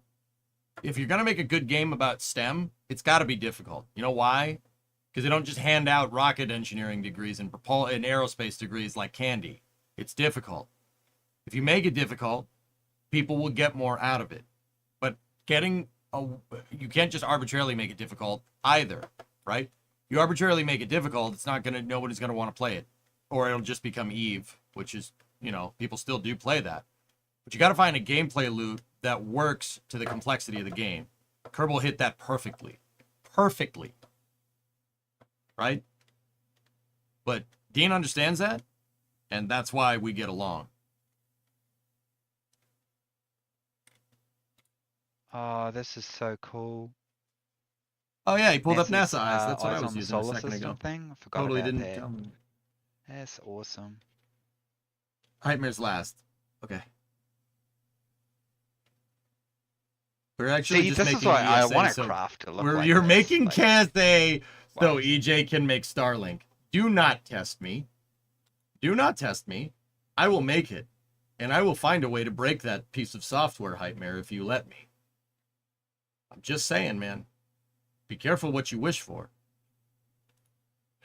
Be careful what you wish for, man. to me is I should just be able to jump to a vessel with no time jump at all, because I like to do lots of small Don't vessels tempt and me. then We join them are together and going dock to the them and stuff morgue. like that. I just, it's just extremely important to me. Okay, so I committed those things, but I got a couple of local ones. I forgot to commit that. I think I was going to mention earlier, I can talk about the part thing, because I mean, I know EJ's listening is going to make him very excited. So the design that we've come up with so far, in order to also support, like, because we can basically batch render everything directly to the CPU. So the idea of the design for the parts is we're going to build the pipeline. Yeah, we're going to build the pipeline in game, so you'll be able to No! Come back! Come basically back! create parts the way we're going to create I parts. triple And neck so a there'll dog be dare like you to little make sub Starlink parts. So in you're this going to have game. like the internal Okay. fuel tanks, a fuselage, the end caps, stuff like that. And we're going to break down each of, like, traditionally parts you might have played in another space game where they were just like pre-canned parts, and there was like 15 of them because they were all different sizes and crap like that. So no, none of that. So you'll just take a fuselage, probably be able to change the length of it, the width of it, and then throw inside, you know, here's my Methalox tanks, here's my end caps for it, and then that's my part. And then that part will be exported with the game, right? So for players who don't really care about that kind of stuff, there'll be all these pre-canned He just wants to parts. show off his But fancy the good thing whiteboard about this camera. is each component, if there's more than one of them, like say I've got 15 of those on my ship, or 100 of them, 1,000 of them, we just batch render the whole thing. So it's one GPU core, draw all of these, and that'll be done, kind of thing. So, but the advantage will be that the whole pipeline we will build, say, in an editor like the VAB or something like that, and so the players will be able to build their own. Modders will be able to build their own parts out of these sub-parts, if you like, and create mod parts. So Yeah. I could create a fuselage, chuck science experiments in it, whatever. Yeah, that's the idea, and then that'll be just part of the game. So the way that we create the parts that come pre-canned with the game will also be the way modders will be able to create parts as well. Use the same So, pipeline. like imagine, that allows us to make parts that are very much Dean's double like broadcasting, dude. what you're used to in KSP and stuff like that. But someone like EJ might be able to say, you know what, I don't want this standard where all my fuel connectors are central, like in terms of resource connectors. You might go in and make your own part where the connectors are here.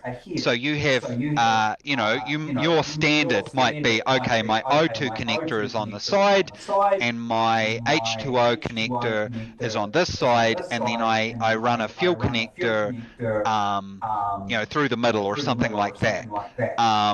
And you could do that yourself, which is independent. What? I think your whiteboard camera has a mic as well. Oh, got it. How do I turn everything off? This is perfect, man. I love it. Why is everything so difficult? Dude. Wait, Why do you think I never want to change anything on my streaming setup ever? This is why. People are like, oh, I should get this new part. That doesn't... No, shut up. It is. No. Have you got EJ stream in the background? You have to mute it. Echo! Otherwise you'll get the feedback. No, I don't have. I think it's. Can you hear me when I'm talking now? You're good. You're good. I can't hear you, EJ. I've muted you. Could you guys hear me when I was talking just before then?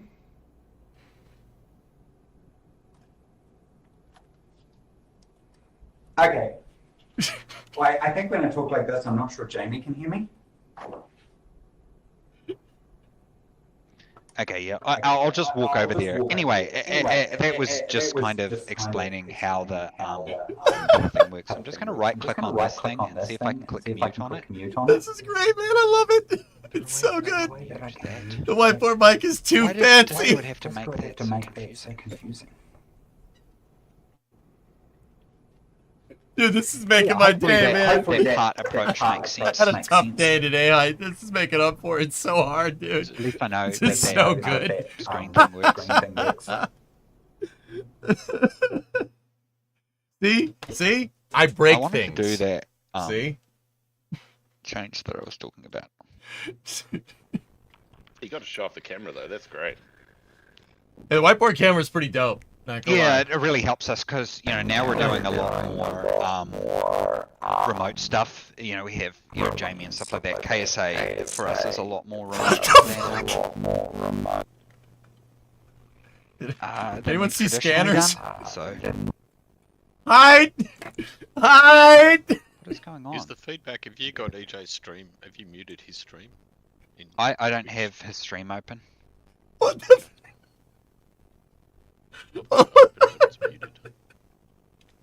Jamie! Something's wrong.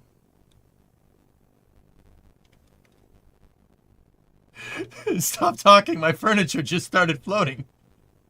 What level of customization can we expect? Yeah, why do they keep blaming me, Dean? That's a good question, man. Why do you guys keep blaming me? What did I do? I'm not part of this. Yeah, Jamie. Pipeline is going to work, so you can do whatever you want. Like, that's the idea. There'll probably be, Dean can oh my god, but there'll probably be a set of pre-canned parts that come I'm not doing anything. I didn't touch nothing. Players, and they'll have engines in it, but he's speaking enchantment. modders will go to town with this setup because they'll be able to create whatever engines they want, basically. All right. Can you say Danger Will Robinson, please? That's it. Everyone can play KSA except EJ.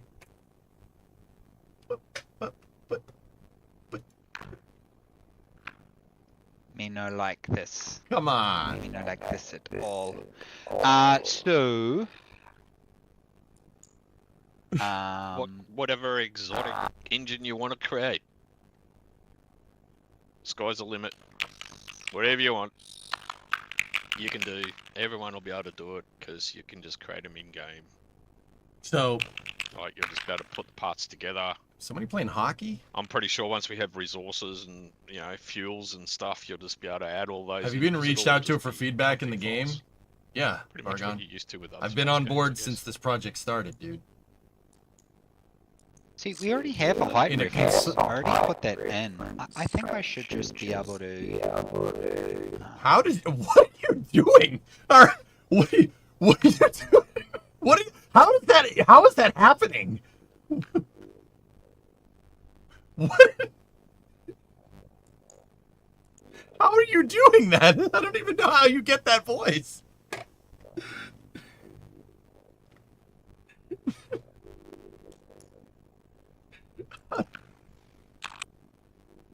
That's just impressive, man. Basically, I told Chris that I would do this. So. What? It's on the Discord, RB. Planet render. Type in exclamation point KSA. Render data as a class. In the which chat. I don't like. Let's also pass in the celestial.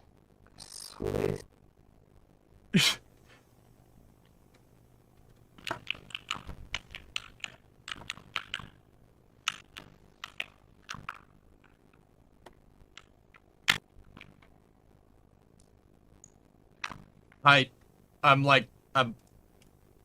99.33 repeating. Well, maybe not 99. Let's say 69.33 repeating, of course. Percent sure that you need to get me. Like, I'm only like kind of kidding, but also, next time you do this, please have me come to the office. I got you. I'll make sure. I'll make sure none of this happens. Sorry, I'm just doing coding now. You have my word. That's boring. I'm only like 69.33% repeating, of course, kidding. Like only partially kidding. But next time, dude, next time we want to do this, let me know. Yeah. I think we just don't rely on Discord stages. Yeah. Or dude, you know, just give me a call. So basically, this is where I told work, the you know, guys we'll do it remote. to- We'll do it live. Interesting. No. Whatever you need. Got you. Fly it one day for sure. All right, cool. I'll help you out with this. No charge. I got this. Just get me out there, and then yeah, we'll set this all up. It'll be dope. Or let Okay, Das this is go. going to be a little bit I have more experience funky streaming than I KSP. expected. This isn't a remote solution. I'm confident in my abilities to be comparable If I go to and DOS find- in this This capacity. is getting the texture set. What is texture set? Oops. People above are So I saying know that it's some on people your listening end. to the stage thing are getting Robot Dean. I'm not. I don't think everyone is. I don't know whether I'm a robot. It could be because I'm streaming and working at the same time. You don't sound It's like possible. It's me, neither does Dean. I don't know But it's why. gone away now, so... But it's not happening with Jamie either. Hey, maybe it's because they're all on the other side of the world from us. Yeah, that might have something to do with it. No, I sounded crystal clear in EJ's stream, so it's just Dean. I don't know. Yeah, don't blame me, Jamie. What the hell, dude? They need to reboot. Are you kidding me? I didn't break it this time. It wasn't my fault. So nice just being able to click through into the brutal stuff and saying, oh, this is what this is doing. Although, man, do they write... Does our team write some big comments? Look at this. Oh, they're good, though, but it's good. This gives you lots of information. Yeah, but I'm not reading it. I'm not reading all that. Well, that's you. That's you. If nearby celestial is nil, we don't want to do anything. I mean, you guys can blame Hey me. Dean, that's can I fine. just get you to try rejoin the stage, just because it just seems to be your voice that's like super Dalek sounding. Okay. Join the Discord, Fish.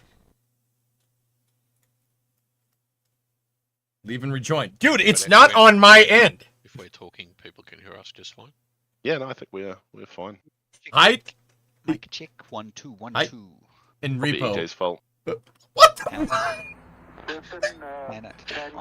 Will there be DRM? No. I think I Wait, can answer that how for did this Dean. come online No faster than our DRM, mobile no. launcher? They don't even have a cost plus contract. This is going to be a lot more challenging than I thought. But Oh my we still God. need to unpack What has it, happened and this to is the an stream? example of basically we had something working in this prototype, and we need to What is going on? make it work. So here, This is pretty funny, extra man. set. comes from here. This is certainly made up for the bad day earlier, hasn't it? Oh, this is great, Oki. I love every minute of this. Hey, he sounds all right now. EJ must have fixed it. Builds will come soon. Yeah, Like I yeah, think mate. Dean's already said. So like we I just got want to get some this. of the basics working properly first, and then there'll be some builds. Can't say when. Few months maybe. Dean, what do you reckon? I think maybe. Yeah, No, I Arnock, think I don't know so. what I you're really talking want to about. get the data structure. That's one of the reasons You're going to why I town on wanted dissing to you? I don't care. I show think it's this funny off. as hell. Please keep it up. And it's Okay, probably true, this Tessa. guy here is the problem. I don't like this. Can't be I mad don't about like doing facts. dictionaries like this. We made a lookup, right? Lookup There's collection. a lookup collection. Yeah.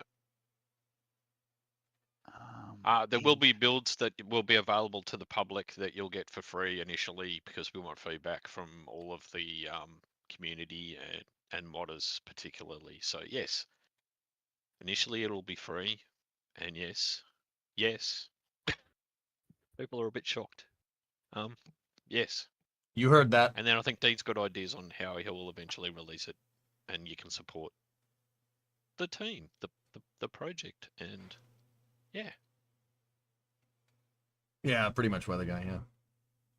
Wait, who And leaked I guess this? I don't want people to get Oh, confused. God. It's not, Oh, God, it's the not gonna boss be a is here. free-to-play Run! game. We just want to get something out to No. show that we have a thing. It's not just Yeah. It's not just all talk. Sorry, yeah. It won't be free to play eventually. It'll be this is paid space. to play. I'm in space. Yeah. What's someone up, asked Rocket What's Works? the modding languages? You got So, gifted a sub from Hoki. you know, like all the config stuff at the moment is XML. It'll probably remain XML, I guess, or maybe not. We've got TOML files for the actual Nice, loading. Arnock. And You should try it's spinning. all It's a good written trick. in .NET, C#. So Brutal itself is C++. That's 12 but month of sub to the Rocket. team have written a C# wrapper around all the Brutal framework, so it's all C#. .NET. The I latest don't know what C#. to do with my hands. So models will be able to write their own C#. They'll be able to inject code too if they want, right? Because we don't care Exactly. about that. as Cars well. run real good. So they can inject code and write their own config files. Felt like I was on a spaceship.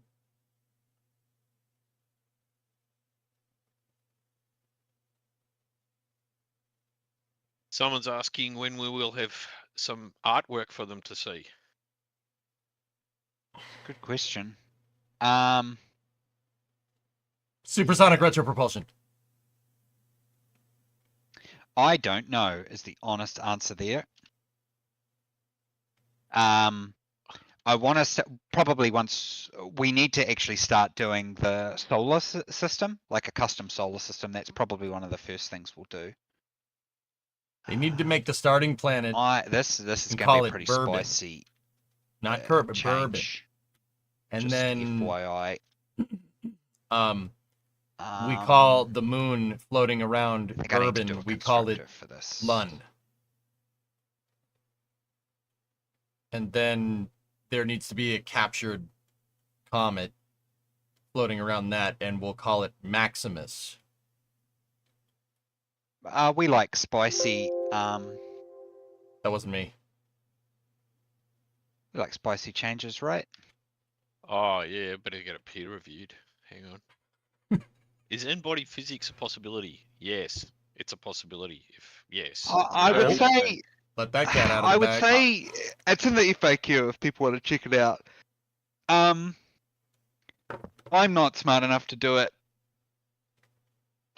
But the point is that a modder can do it because That's they right. can just replace the Kepler. Well, hopefully, Yeah, that's that's one of the right. things we need to test. Neanderthals.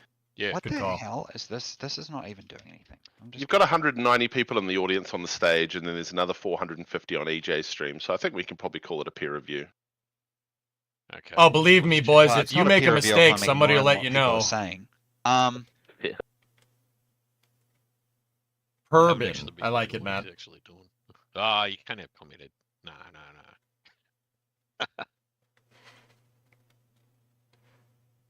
Will there be a game mod browser installer? Oh, You're someone wrong said about no. that. No, Someone I wants to am create one? correct. I mean, I love using CCAN personally. Yeah. I know the Seacan original dev because he was in Melbourne. Well, I used to live in Melbourne, so I met him actually. Seacan is so Melbourne. good. Actually met him one time down in Melbourne. Forget his name. That's a long time. Where ago does the now. scotch go? That's right. 20, It goes in the it's square probably 10 years hole. ago. No, it wasn't Habari's son.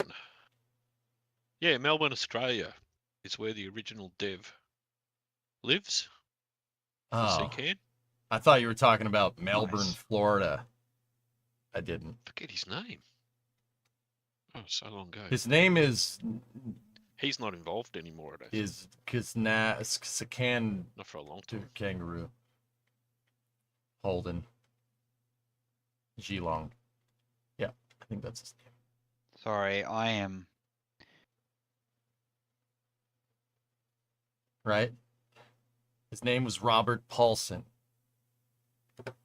John, Hopefully it's John saying this Seacan. properly. Oh, yeah. Yeah, you guys. Both You of were you about to said say that. something? All right. I was going to say DJ, someone just asked so you in know, I'm chat, going to can ping the you in the sun be NSF a server when you're child? done here. About what, Ethereal? I don't know whether you've answered it anywhere, but What did I do? Theoretically, yes.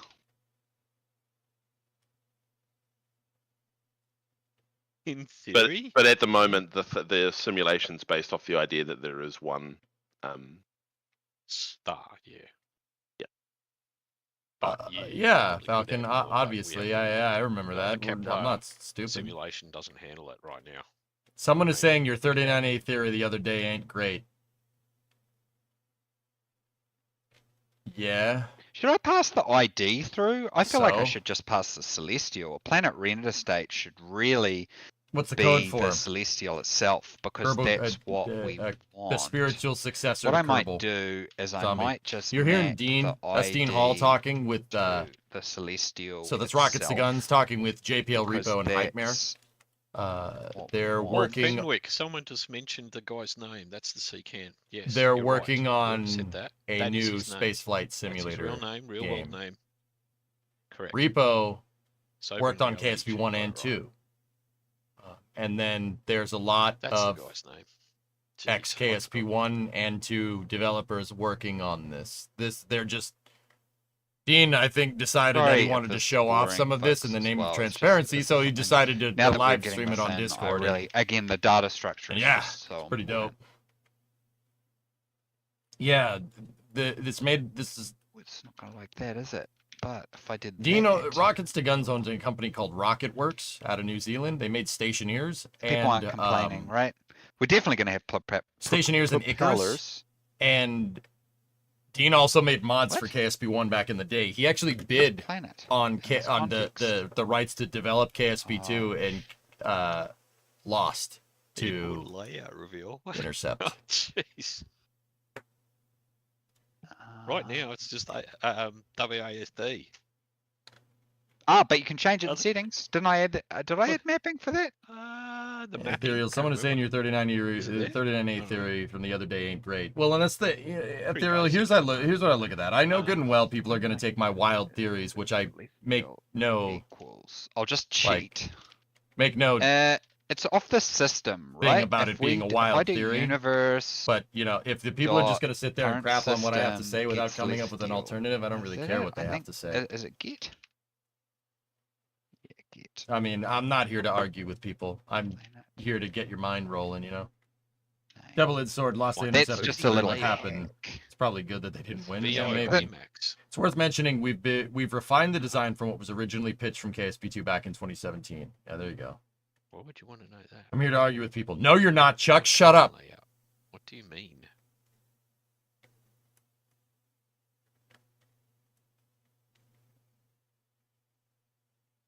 But anyway, Ethereal, I proposed my Starship Why are 39. we even setting this data like this?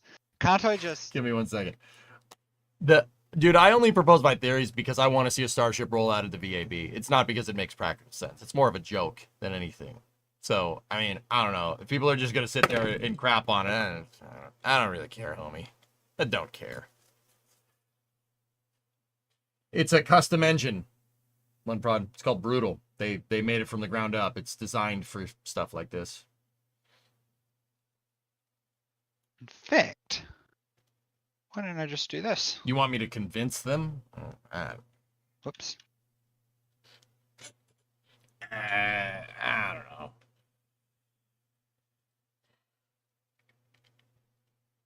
Homeworld needs to be. You're not here to argue with people. You're here to order Windows today. Your theories are great. Screw them. If ever.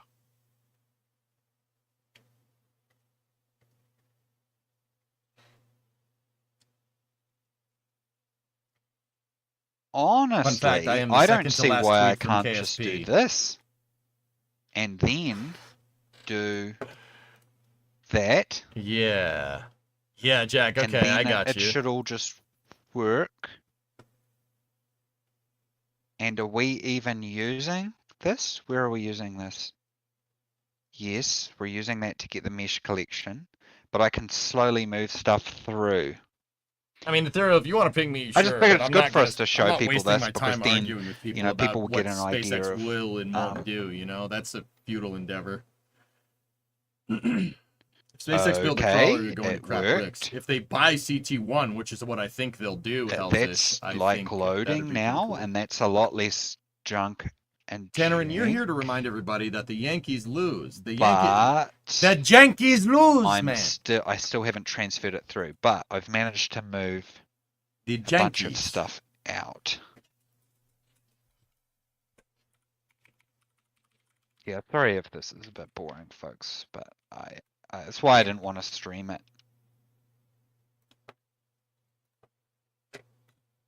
Just shows you our integration does get pretty complicated. So I'm actually just gonna bite the bullet on it. Yes, this is C#. Someone asked, is this C#? Yes, it is. Okay, so what we're doing here is we're loading through the planet loaders. When does this get called? When does this get called? I This is mid. presume. Don't know. I presume this is after we've loaded the planets? I think it's after those other files are The loaded. game last night was really because- good, mostly Oh, because no. the Yankees completely collapsed. Dude, they blew a Yes, five. because They Yeah, blew no, a it is. 5-0 planets are run. not They blew a there, 5-run it freaks lead. out, that's right. Man. Yeah.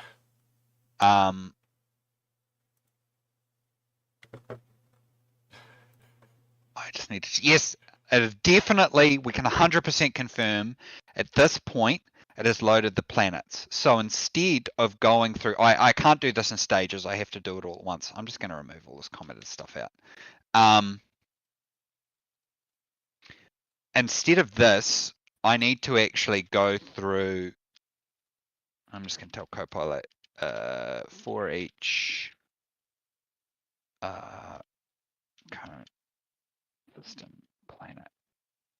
Come on, Copilot, do my job for me. I'm way Give me too 1 lazy. second, And guys. it's Friday. No, you're wrong, Copilot. Oh, I'm gonna have to do it by hand. Here. This is the worst thing that's Here, ever happened guys. to me. Here. I just, we interrupt this coding session here for breaking news.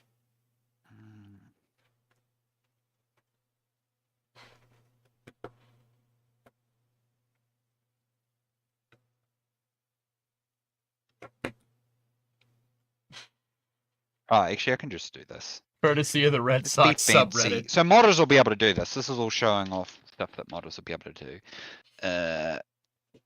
Let's make a new function. Let's look for an example of this.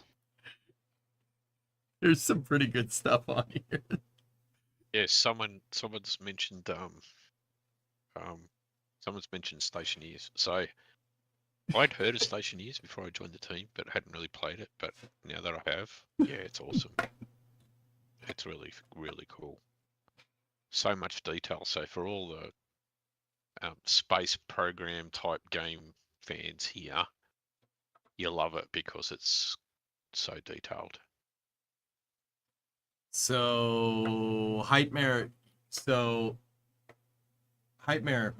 you should make it so surface operations in this Kitten Space Program game are just stationeers. Right, people keep talking about Krakens. Okay, so Just why do saying. Krakens exist? Just saying, in, that would be pretty other dope. space games? Because they had problems they were never able to solve due to the architecture. I don't expect we're going to have Kraken issues because we are not going to have floating point issues. I reckon someone will make so a those games that were written in interop Unity, they mod all that use works with floats, Stationeer's rockets. single Oh, that position. would be so sick, dude.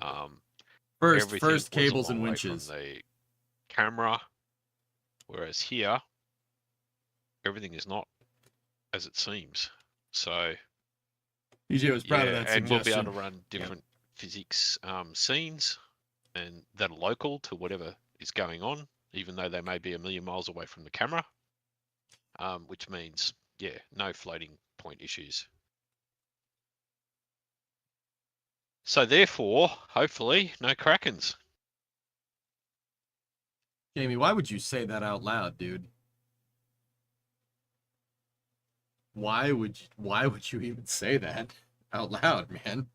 Tempting fate, man. That's all I'm saying. People don't believe me. Yeah, well, look. Oops. I feel pretty confident, given that I was a dev on another space game, 2 space games that used the Unity engine, and all the problems that brings to the table. Hypemare, can you? Why Krakens existed. Did you see the updates from NASA's deputy of HLS? I have not, Hilsey. We can go over that tomorrow. Yeah, I don't think we will have any. What engine are we using for this? Hey, Hypemare, can you ask Jamie if we're gonna get it's framework. Same vessel collision, please? Just say it like that. What we're using. Can we get? Are we gonna get same vessel interaction? So it's a framework. It's .NET, C#, latest version, and we've got our enterprise team who've built this framework called Brutal. It basically exposes the entire Vulkan API for rendering via C#, and it also exposes, what else have we got? ImGUI for GUI stuff. What's the multiplayer stuff as well? You got your own multiplayer system as well in there. What have I forgotten? Dylan or Dean? There's other stuff? It does physics, JSpeed, yeah. I think that's about it. Sorry, I am Yeah, so it's just that you're busy. And I'm also on the side doing some programming as well. But I'm currently debugging my maneuvers.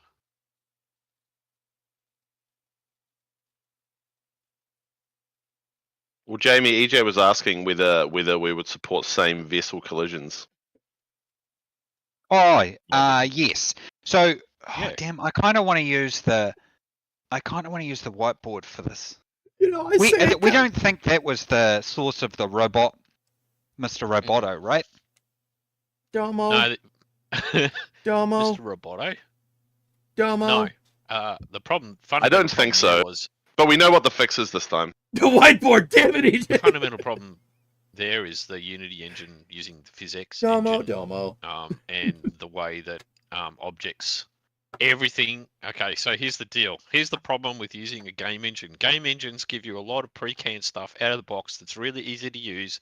Anyone can learn to use it, create a game really quickly, but it comes at a really big cost. Black boxing. So when you create an object in the world, you get all this overhead that comes with it. Part of that is how the object hierarchies work. Oh God, the whiteboard! Half the problem that with robotics was just how janky PhysX is under Unity, and it's yeah. I don't think we'll have that problem because That's actually super cool, man. We're going to do it ourselves. That's actually super cool. We're not restricted by any of that stuff. Your whiteboard needs dark mode. Our robotic part's going to be way more stable. I hope so. But I mean, we haven't really done detailed physics simulation yet. So that's kind of the next big thing we're going to start tackling. Is this an actual whiteboard? Yeah. I'm getting whiteboarded. So the way is to sort of break the simulation into different layers. So at the moment we've done this Kepler simulation, which is the planet, you know, the laws of Kepler's laws of planetary motion. Pretty straightforward and pretty simple. So if you imagine that as like a point in space, and we simulate all its orbital characteristics. So I should probably say like this is like the orbit. That's black is going to be a lot easier to see. At the simple layer, think of this as like AA, BB, physics. So this is like physics. When nobody. Oh well, right. Watching. Click the little speaker in the corner. Right. I swear. Nobody can even read that. I can't even read that. Anyway, so that's what that simple physics is, and we'll write that ourselves. It's designed to be very heavily threaded and very lightweight. And then as we move down the simulation, here we'll get into what I call detail or detailed. And this will be Jolt. Boys. We'll see you later. SDK is the current front runner, and you would have seen Brogan post about that. So what does that mean? If you imagine this here, let's do the sun, and you get to see some amazing artwork. This is the beautiful sun. He's very happy sun. And you have a point here. That is a point in our Kepler simulation here. That becomes like a physics scene. Okay, I actually want to listen to this. Hold on. Which is a whole bunch of referential. If you imagine, I'm going to try and hopefully you can see. I'm going to draw like a command module and a service module. These are two two vessels. I suppose to use KOS terms. These are two vessels in the simulation. That are referenced according to that reference point. And we can, in the simple layer, we can think of those. Now, I'm not 100% sure on this, but I think we can probably do that with bounding boxes.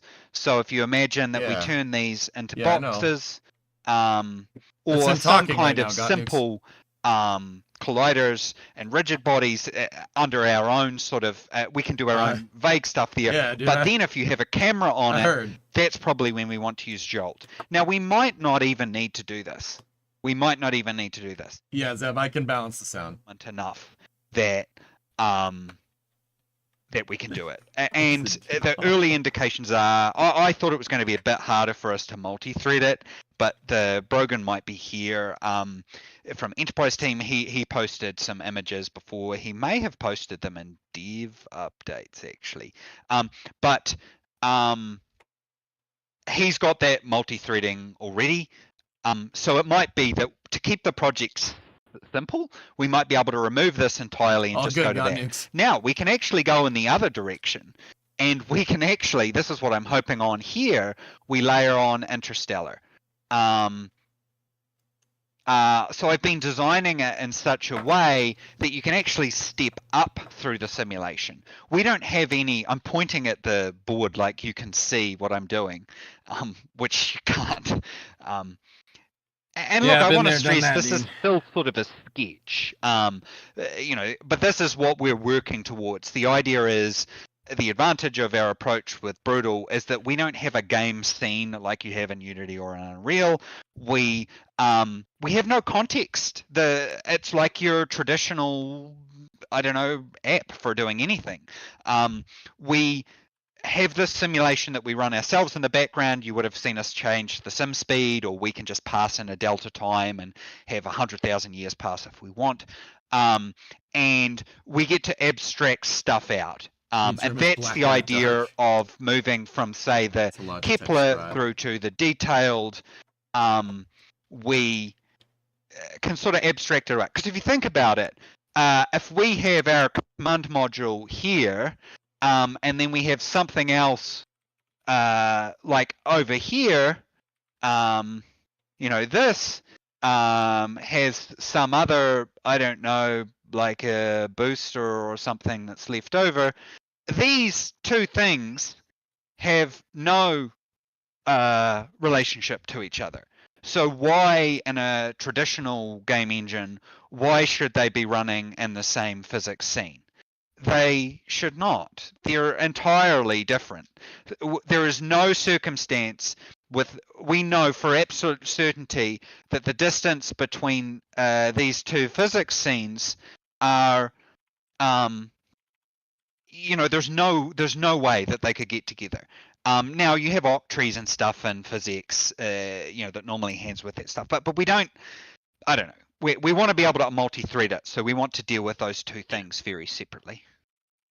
Yeah, that's the key there. Like, to just explain it a bit to others is like, that's the difference there, right there. So like in Unity and whatever, like they're all the same. They won't do you wrong. It's all being simulated at Trust the same me time. on this one.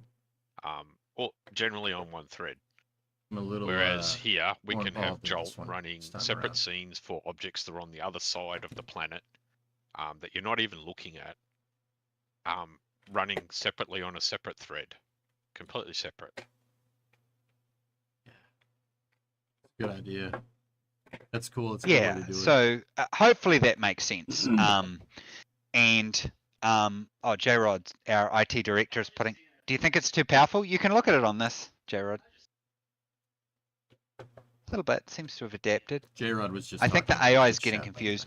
It's partially probably because I have my office with the blinds down. Yeah. I mean, hopefully that just gave a bit of an outline. It's a very good question. It's one we've talked about a lot. They're gonna optimize around high part count tray by doing gives people some confidence multi-render that we've got parts. A reasonably good idea. But this is the kind I'll of talk more reason about why that it's later. really important for us to get early builds out to developers, modders and stuff, because yeah. Oh, can I click change windows here? Oh, I can. That's actually cool. Yeah, so like, this is where we're learning from the mistakes of the past. So, we've got people in the team who've had to deal with these problems before. So making sure we're not making any of those mistakes. I think ultimately you're going to see a much better experience in this game.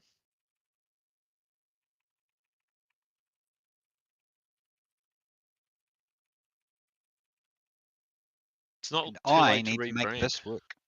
Well, there is no brand yet, right? It's just called KSA for now. Like, who knows what it'll be when eventually it goes. You're pretty hopeless with closed doors, leaks release. abound. Yeah. Yeah, I just didn't want. Again, I think it's about that pragmatism. You've got to Listen. You've got to strike a balance. There's a Discord, Yeah. dude. Look, I'll get I've you the worked in link. the big, in the big studio as well, and like people get, you wouldn't believe how many meetings there are about, like what's it going to look like, and and they get hung up on it for weeks and weeks and weeks, and it just cripples you, wastes a lot of time and resource. It's like it's KSA for now. That's what it is. I vote for Capybara Space Program because that was the April Fool's This is joke it, from man. KSP2. This is some spicy. I work. thought that would be funny. Okay, so what do we That's my reckon vote. radius is? What is this? So this is the bad data. This is the bad, like, we were just hacking it together data. And this is how I need to get it working. I need What's to the integrate it radius in of- here. Well, we have this sort of arbitrary radius. I don't know what this arbitrary radius is. Oh, I don't know.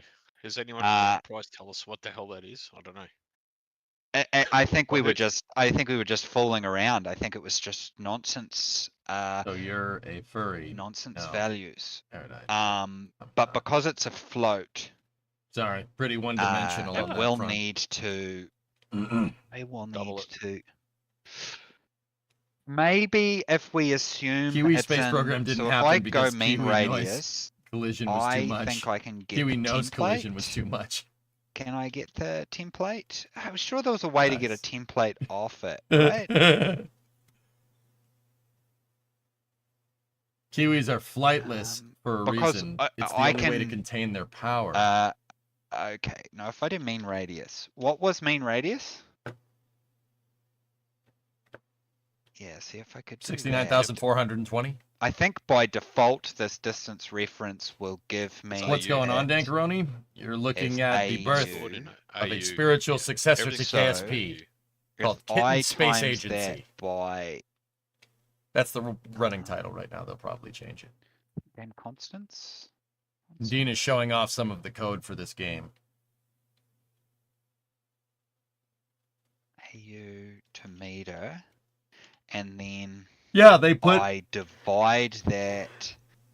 That will. Well, no, actually, they it's put up Asian the kilometers. they asked 95. They asked me for the parameters And then I can for divide 33434 that Scott by- I'm just Manley, doing this so and I they put know it they what put I'm it into their later. simulation, which is pretty funny. I like where you're going, Copilot. Okay, so what I want to get. This is modders from KSP1 and former devs. Yeah, it's a pretty good team of guys. So you hear Dean talking, Trey. That's Dean talking right there. JPL Repo, who was a lead on KSP1 and worked on KSP2, is on this team. They've even worked with Harvester. That's Felipe. Felipe is the guy that invented Kerbal Space Program. He's the guy that coded Kerbal in his basement. So, they're the who's who of like KSP devs have been working on this project, and anybody that's not like actually working on it is contributing, dude. Like myself. When is the official Rocket Lab RocketWorks collab? I don't know. Ask him. Reminds me of what Harvester was doing in the early days of KSP when it was just him with 2 assistants at squad. Yep. So this is a lot. This is a lot of. Yeah. There's a lot of KSP alumni here. Let me put it that way. We probably don't want that. We probably want a public double reference. What Dean is showing off is the work of about 20 devs with support. Yep. You imagine him coding just like this? Yeah, this is not far off, Alpha. That's what he's doing. This is that gives us. we're just all watching Dean code right now. That is exactly what's happening. Pretty much, Pie Guy. Yep. You know, there Because are it's on a GPU. like J-Rod, Hypemare. I don't know if we should drop names other than like the one like Repo's there. Who else is working on this? If Dude? you do Like, I don't know want if you to guys are apply ready to for a do job, I think it's Someone already linked it. Oh, they already linked it. Okay, that's good. Right, Kelly? And they linked it better than you. Wow. Yeah, I'm watching my boss do his job on stream, and I wonder why my mom thinks my job doesn't exist.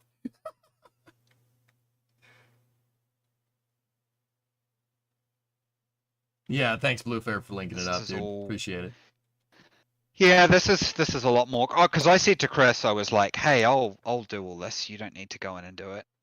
I think I can just grab a lot of this stuff."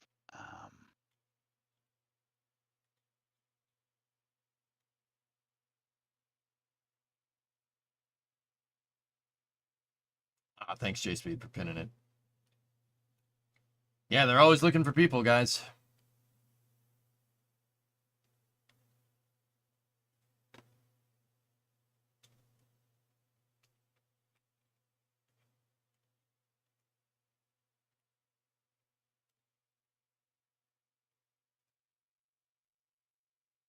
Ooh.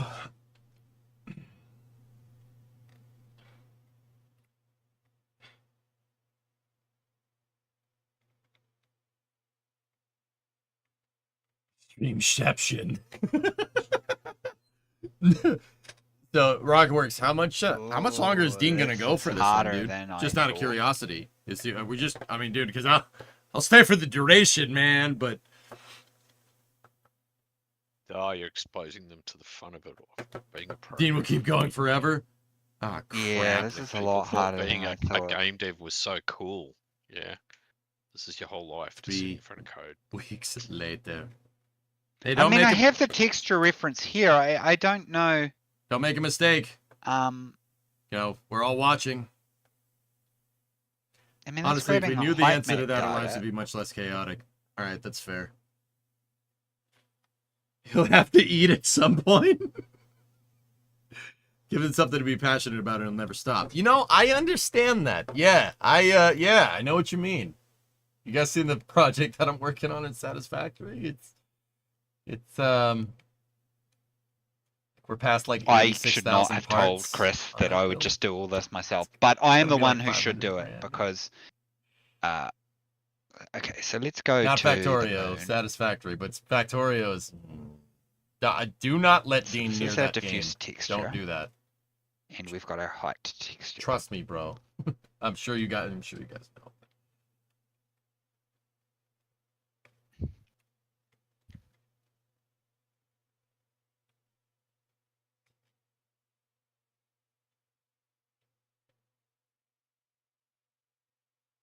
Pretty much Vargon. There's a multiplayer Factorio going on that's already consumed days. Yeah. Yeah. You know, yeah, I could gotcha. probably use this constructor anyway if I wanted to.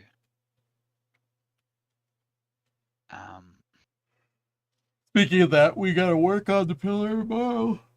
This goes through. I made no progress today, and I'm not happy with that, but this there were grabs all the extenuating textures, circumstances. and then it goes through and actually Extenuating, creates a staging extenuating. pool.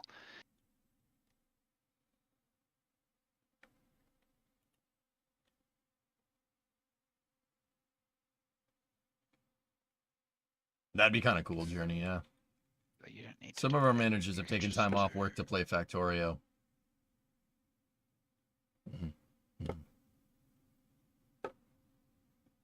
Dean is a machine. Many long, enjoyable days building a town and eco with him. Mason, dude, me and him should play a game together. We should play a game. Like, I should show Dean about the pillar bottom. I kind of want to do one man job on the pillar, but also if I was going to have anybody help, I'd be like, yo, you can help. I'd be like, all right, let's go toe to toe so you can work on this for longer before they pass out. How's Titan doing? He's doing just fine. ATL, thank you for asking. Brimo's home, so he's down in the house. I know, I've been avoiding eco. I think I have to create all these on the Celestial. I think that's what I need to do. I saw Giant Waffle joking that half the German workforce would be out of service for the Factorio release. Dude, Waffle's probably right. He's probably not wrong. We were doing that anyway. I guess we were never using it. I mean, I heard a couple this is people a in chat say file they're taking texture. time off for that game.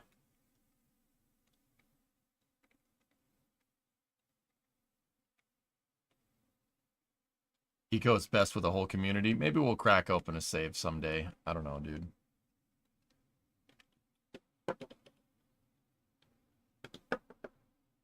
You just took 2 days off for it? Nice. Is Brimo doing okay? Bargon, that's kind of the reason why I asked. Because I probably should go check. I need to play Stationeers again to mess around with the water update. Yeah, dude, Hyde, I want to do that too. Dude, so people were linking it up when you guys released it, and I'm like, oh. This is more for modders. I don't want want to do that. Just people who are just interested in how we're trying to develop it under the hood.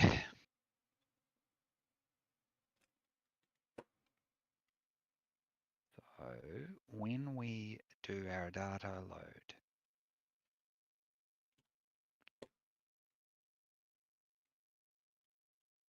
Weather guy, I'm getting kind of tired, man. I've been going since extremely early this morning.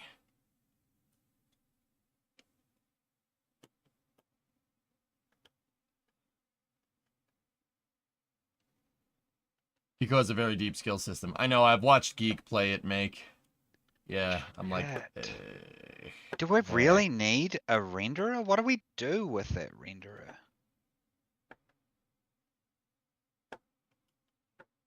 All right. Got it. No, we do need that. That will need to be contextual, so I can't do that in there. Oh, someone's asking, it's like I'm at work pair programming. Well, this is what we do most of our day, right, T? Found the perfect characters for the game. I asked the AI to make a cartoon version of a creature mix between an Ewok and a kitten. Can you link the image? Sure, virtual. I think I just need to reuse this.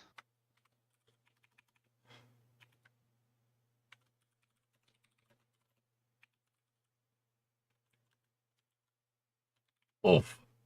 You do have to remind Dean that he needs to eat occasionally. Yeah, that link ain't working. He tends to forget. Have you eaten yet, Dean? No. Get him some sugar and just see where this wild ride takes us. Dylan knows what I'm talking about. I really didn't want to do this. I really didn't want to give access to the template in the Dude, that's the Celestial template class. should just be That's pure happened. template of the Celestial. That's data. happened to me before. I've been into a you game just and I suggesting just you forget gotta to put the eat. I just texture play right data through it. into template? At the end, I'm like, man, why am I so hungry? Oh, I haven't I mean, eaten you could. anything today. I'm like, it's probably not good. I'm just going to do this for now, and we can tidy it up later.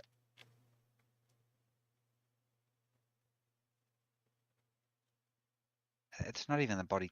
Hold on. This is a problem simply because I'm an idiot. That's why. Yeah, Zen, I gotta get on I that. very stupidly did this.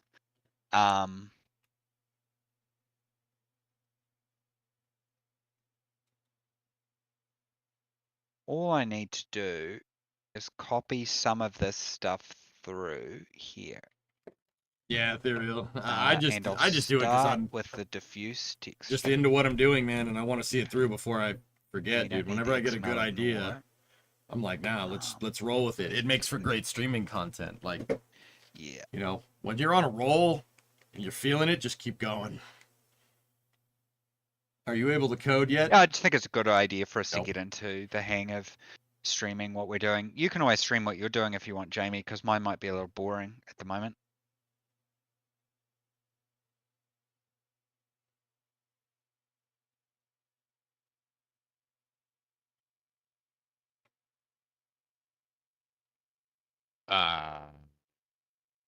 I just created some primitive debug info so I can sort these maneuvers out, which is it's now rendering the sphere of influence for the celestial bodies.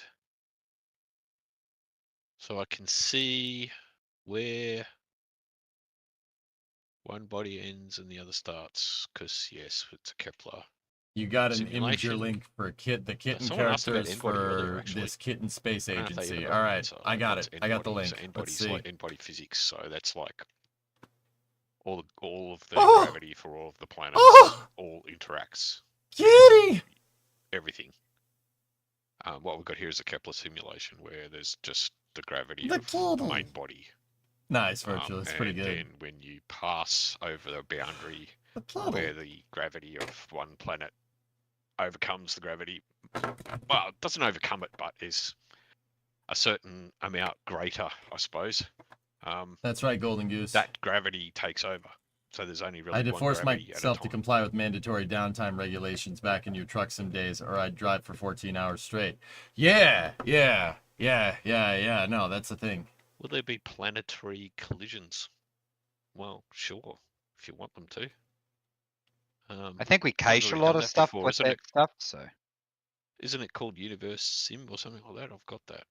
I mean, Yeah, I think we're trying to be relatively focused with yeah, how we approach stuff. I think that, yeah, here's where you go down the rabbit hole is like everyone tries to wants the game to do everything for everyone wants everything in it, but yeah, you got to focus on certain things and other things. Modders can do whatever they want. All right.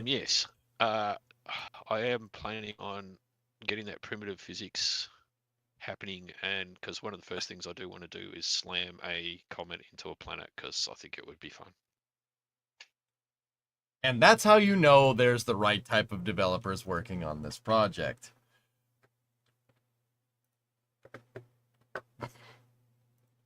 All right. Hey, hi. If you're out there, I'm getting really tired. I didn't really plan on streaming this long today because my wife is sick, and she just came back from overseas on a business trip. So I have to probably go check. Probably go check on her. That'd probably be a good idea. They should name a planet or asteroid after you. That would be cool. Anyway, hey man, sorry for disrupting your scheduled programming. I make time for you guys, dude. I make time for you guys. I very much believe in what you're doing, and I thank you. It honestly, and I'm not saying this just to blow smoke up your tail while you're here. It's a privilege being a part of this. That the crew that is assembled for this project is awesome. There's some real talent behind this, guys. So I hope you enjoy the ride, because this should be a good one. Shut up, 95. But anyway, yard mission in KSA. Yeah. That's a good idea. I was thinking of a different dart for a second. Yeah, Alan Gard, that's right. That's right, dude. Thanks for the awesome broadcast. Height, let's I'm gonna call your crew. You can call your crew. We can rendezvous. No, if you guys want to make this a regular thing, just let me know, dude. You know, we'll do it. We'll do it up. Like, I'm not saying like come out there, but you know, just give me some notice. Give me like a day. Actually, you know, like an hour like this. I don't care. That works. That works just fine. But yeah, this was awesome, dude. This is sweet.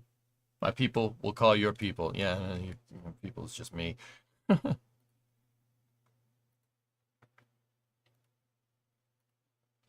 But yeah, hey, like I said, thanks for the privilege of being part of this.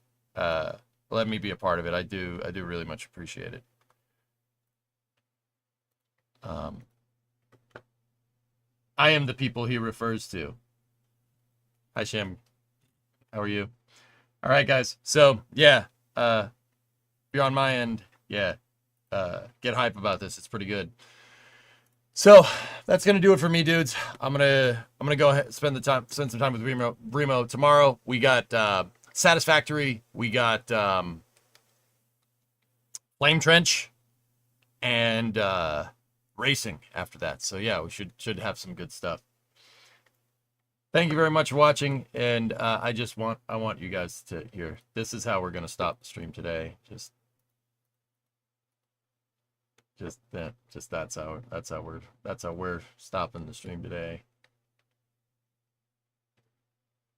Yeah, that's how we stopping the stream today, dude.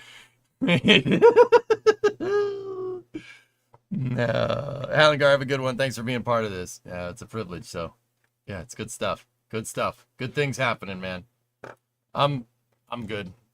Well, there was a little bit more space news, but yeah, it's fine. We'll see what's good. I'll see you guys tomorrow. Hope that was helpful. Repo was great, man. Should do this every week. Not kidding. Should do it every week. It's a good idea.